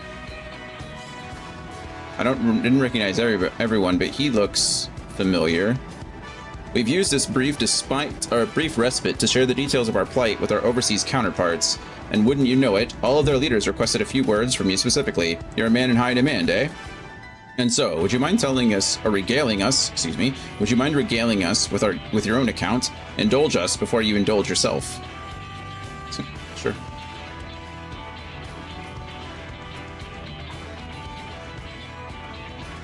I recognize the guy from Doma too, I think. But I could be mistaken. The Minzan delegate, we don't know their names, so I could be wrong. I thank you for the report. The conditions under which men are turned to beasts, the etheric anomalies you have observed, you have given us much to consider. It is concerning that the first transformation apparently occurred before the skies turned red, which is contrary to what one would expect. Ishgardian delegate. Oh, he's from Ishgard. Oh no, the Paladin quest does take us to Ishgard. Never mind, that doesn't change a thing. Thankfully, the information you conveyed to Lucia upon your return from the moon has already proved invaluable. As soon as reports of the calamity here in Thavnair reached the Grand Company of Eorzea and our far eastern allies, our leaders knew at once that the final days were indeed upon us. They began taking steps to assess the extent of the phenomenon's spread. Our agents were able to confirm that, for the time being, the skies burn only over the bounty, including this island and Corvos. Alas, that is of little comfort. Gridanian delegate. Aye, all throughout allied lands, there have been reports of people transforming into hideous beasts. Oh, great. From what little we have learned, these incidents are similar in nature to that involving the merchant Kalzal. As was the case here, the victims underwent the change prior to the heavens being set ablaze. And so, while the burning skies have yet to manifest beyond the bounty, the transformations do not appear to be subject to any similar restriction. If anyone anywhere overcome by despair can turn, then nowhere is safe. That's about the size of it. Speaking of which, we ought to give these creatures a name, don't you think? I mean, the blasphemy works just fine, doesn't it? Here in Razat Han, we've taken to calling the first change, which tend to be the biggest, blasphemies. As fitting a name as any. To ensure clarity in future communications, we shall urge our comrades to adopt this terminology. Our leaders have taken measures to deal with the threat to the best of our abilities. Aye, each nation has assembled their own groups of elite soldiers to put down these so-called blasphemies and their spawn as when they appear. At the same time, they are doing all in their power to put their people's minds at ease and prevent panic and fear from spreading. That said, brave souls with the strength and fortitude to fell these terrible fiends are not easily found.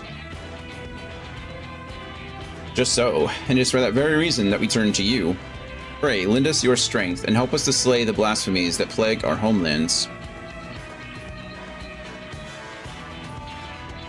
Now, you don't have to give your reply before dinner. I should also mention that each blasphemy seems to possess wildly different characteristics. What works well against one may serve you poorly against another. So before you go rushing off to save everyone's day, have a word with the delegates. They'll tell you what to expect. Yeah, this is role quests. In Shadowbringers, we had to do one. We had to finish like a quest line. I don't know if we have to do that in this one as well. And with that, I do believe our friend here has a feast to attend. Spare a thought for us while you're tucking into all that fine cuisine, eh? You have gained access to role quests for Endwalker. A separate quest line and story is now available for tank, melee DPS, physical range DPS, magical range DPS, and healer roles. You know what would be cool? If they introduced magical DPS. Like instead of ranged, you know? I skipped almost all Endwalker role quest cutscenes. Why? Just so you could get back to the main story? I am glad they are optional. Okay, so they are optional. Yeah, I'm actually surprised we don't have magical DPS at this point. We have melee DPS and physical range. It had to be something else. I guess melee DPS could be anything. It doesn't have to be magical in itself. Is there a magical one then? No, Reaper doesn't really, I don't know. You have Dragoon and Ninja and Monk.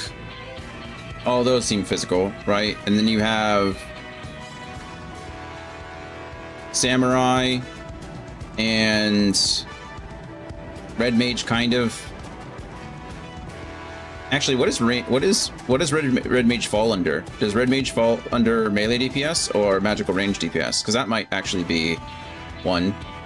But then you have Samurai, Reaper, and Viper, right? And all those seem to be melee DPS. They're all melee DPS, but I don't know if they're considered magical. I heard all the role quest content was worth the time investment, but I disagree. Fair enough.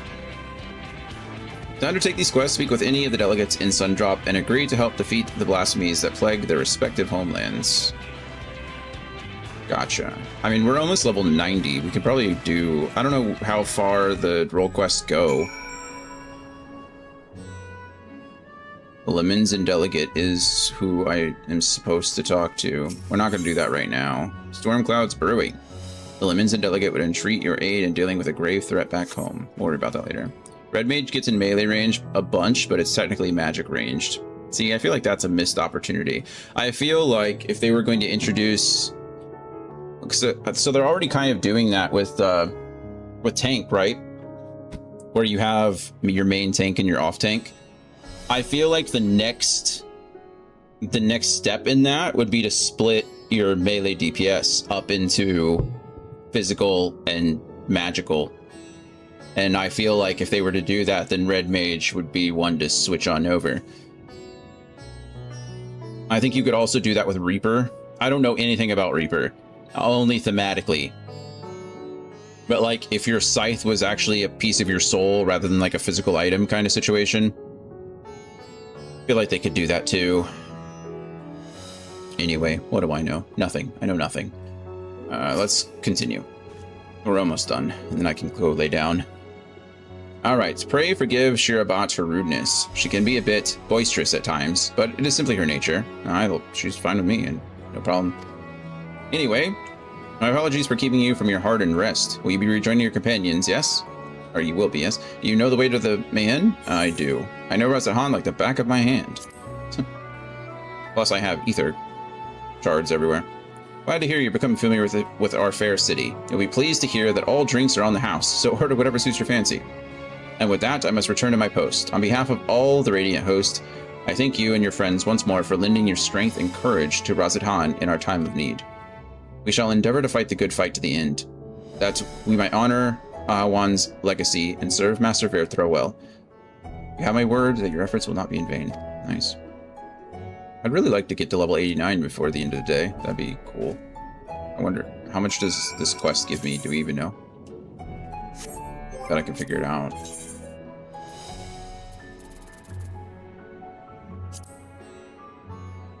$481,000. Is that enough? No. No, I need almost 1 million more. So I'm going to be halfway there. I'm going to be so close. Boo. How much do you give me? 481,000. Still not enough. Actually, that might be. I need 900,000 more. Still not enough. No, that would be. That'd be 920,000. 960,000. I can't do math. So I did both of those. It'd be enough. I'm not doing that. We'll worry about it next time. Maybe we'll do that on the Friday we're off.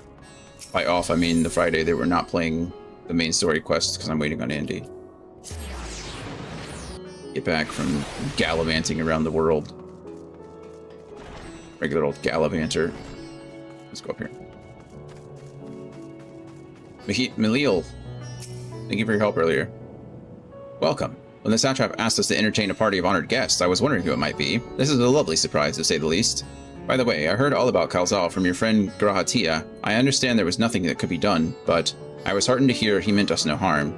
I cannot thank you enough for dispatching the beasts. As the smallest token of our thanks, your food and drink tonight are Mirade's treat. Speaking of which, what shall I start you off with? A piping hot mug of chai. Absolutely, because that's what I'm going to do as well. Deepest apologies? I mean, you don't have to apologize. You asked and I said yes. That's what you shouldn't apologize for. As you wish, pray join your friends, and I will bring you your drink. Play Whirl It. The fans love it. I don't. Okay, good. I don't even know what that is. Ishtola. I thought I might actually work on some of the relic weapon stuff. Just for funsies. Maybe we'll do the... Well, now I have something to do if we do the role quests. Because I'm already at level... I mean, I imagine there's one at 86, there's probably one at 88, and then there's probably one at 90.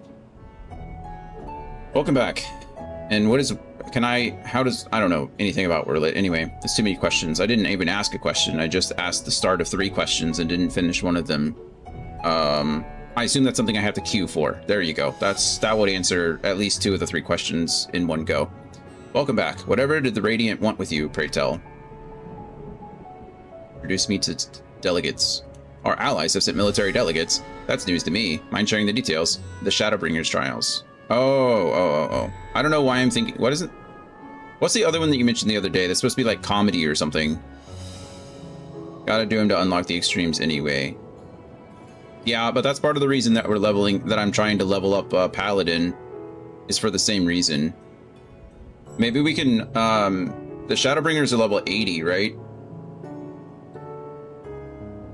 That was the whole point of me leveling up the Paladin, so I didn't have to sit in queue for half an hour trying to do those. Our allies have sent military delegates, this news to me. Mind sharing the details? News is spreading everywhere. People are transforming all over the world. Has nothing to do with the skies opening up. Blah, blah, blah. So blasphemies now plague all the realm. Oh yeah, and we're calling them blasphemies all over the place. Hildebrand. Get worse if Yeah. what father said is true. What's Hildebrand? As it did in Amarot. I've heard good things. If that's our model, then shouldn't we expect the effects to grow more severe as it feeds off its own spread? As if people transforming into those monstrosities wasn't bad enough. If the flora and fauna, if the land itself turned against us. Also, I thought the... Oh, okay, the Whirl It is a trial. The Near is Alliance Raid. There we go. I was like, I thought I was getting confused. I confused myself. No one would survive. It is called the End Days.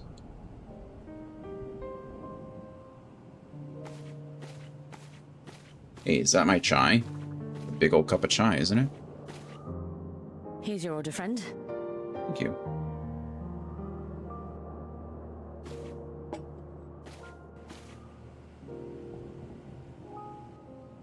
May you find comfort in these dark times.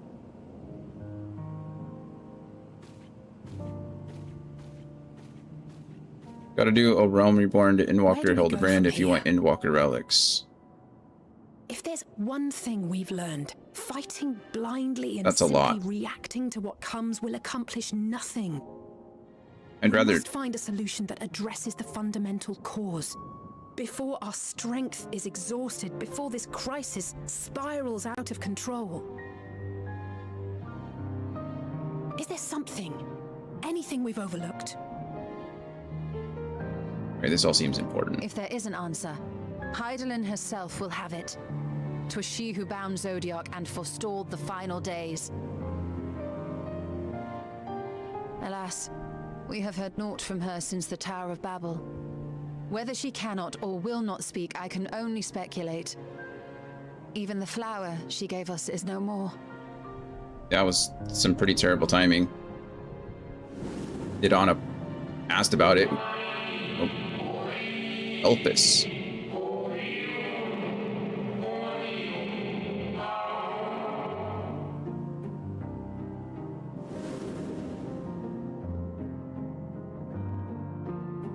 Elpis.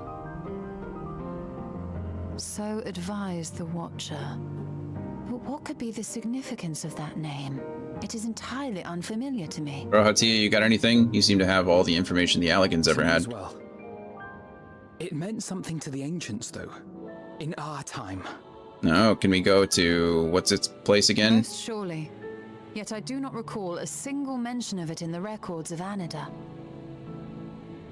Another dead end. And quite literally. It's not as if there are any ancients living we could go and ask. Oh, there kind of is, actually. Not alive as such, but not quite dead.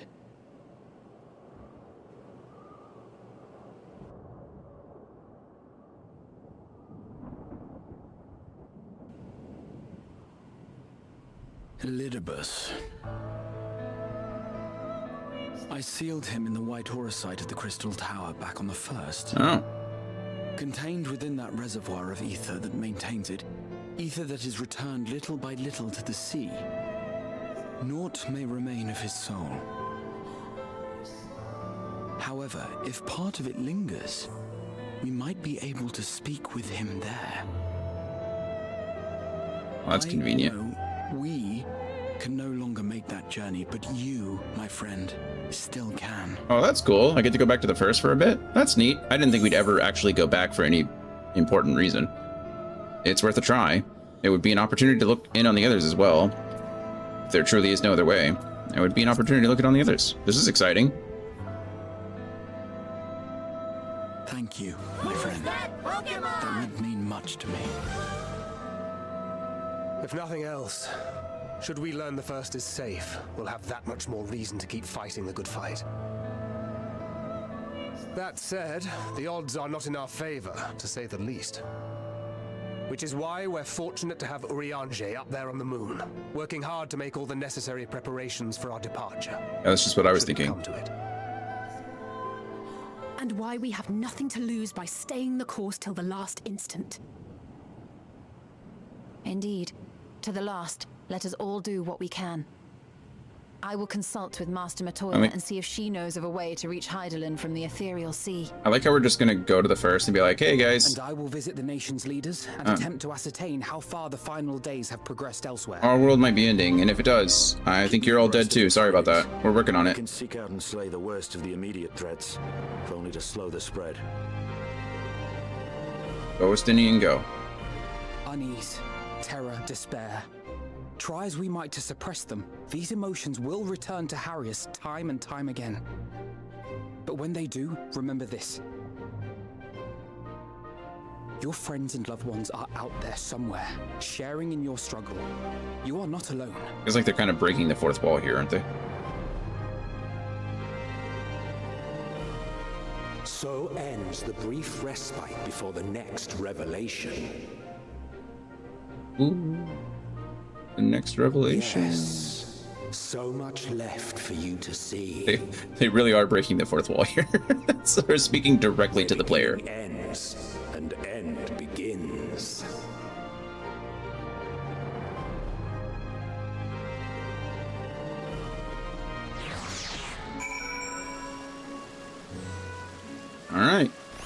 Hooray! Now then, is there anything we've forgotten to mention? Are your arms and armor in good order? I think so. In that case, it's time we each attended to our tasks. And when you arrive on the first, give my regards to Reen. Tell her I miss her. Will do, friend. At World's End. Oh, higher. We did it!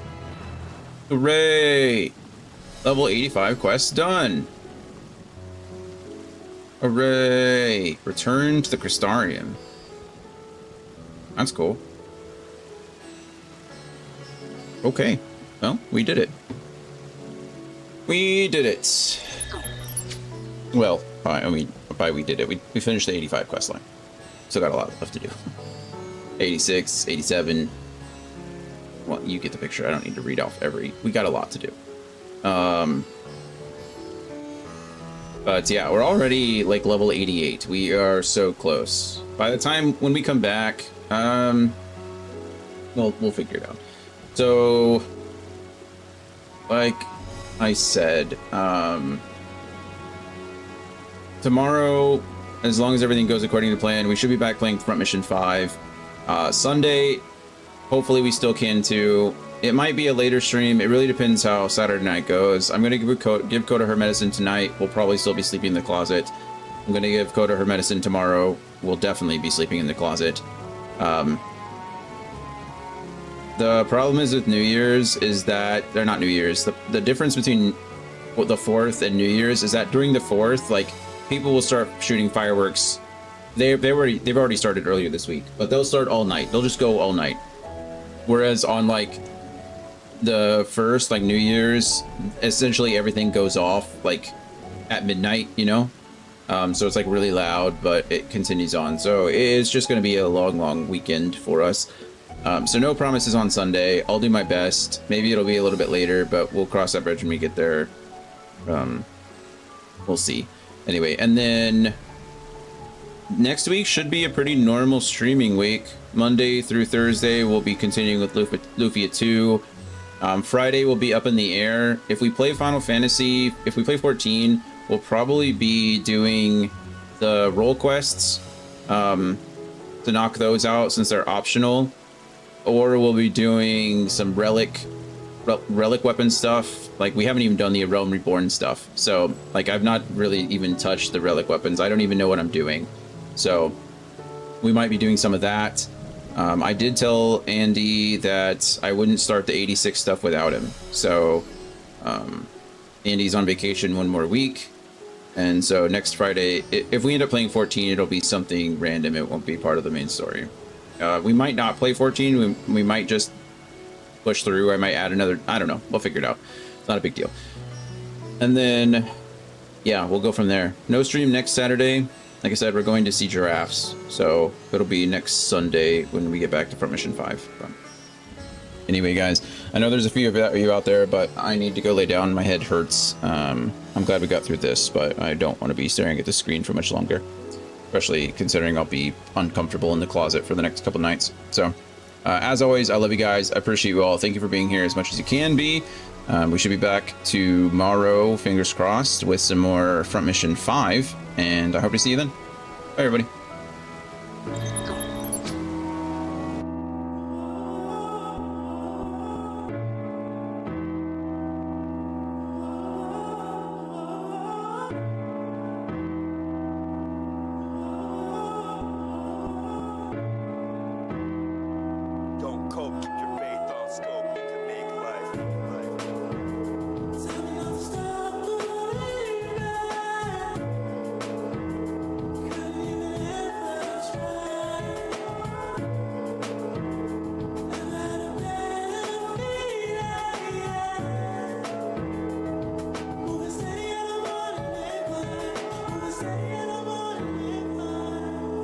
Is open, reaching for the sky, I feel the distance closing. This right here, the end of the beginning. Known that I've been chosen for a minute. Know I had the vision, now I'm living, now I'm giving fair warning in advance. Gotta let you know that this is not a game of chance. This is not a probably, maybe if or it depends. This is power from the ocean, ripping through the sand. I'm the man now, building up a brand now, moving way ahead now. so I could never stand down. Life too fun when you know that you the one. Watch me singing from above, I got fans now. Exactly what I planned out.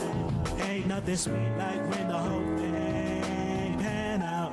My luck never ran out, never ran out. Luck never ran out. Thanks. Believe it or not, this wasn't planned out. And God made me stand out. Didn't get it before, I understand What's now. up? What's up? Had 5 years to grow, 4-2 the clover, 3 years of foe, 2 times benign and 1 let me know. I better zero in and win and stop staring out the. Finally the time to shine and set sail with a.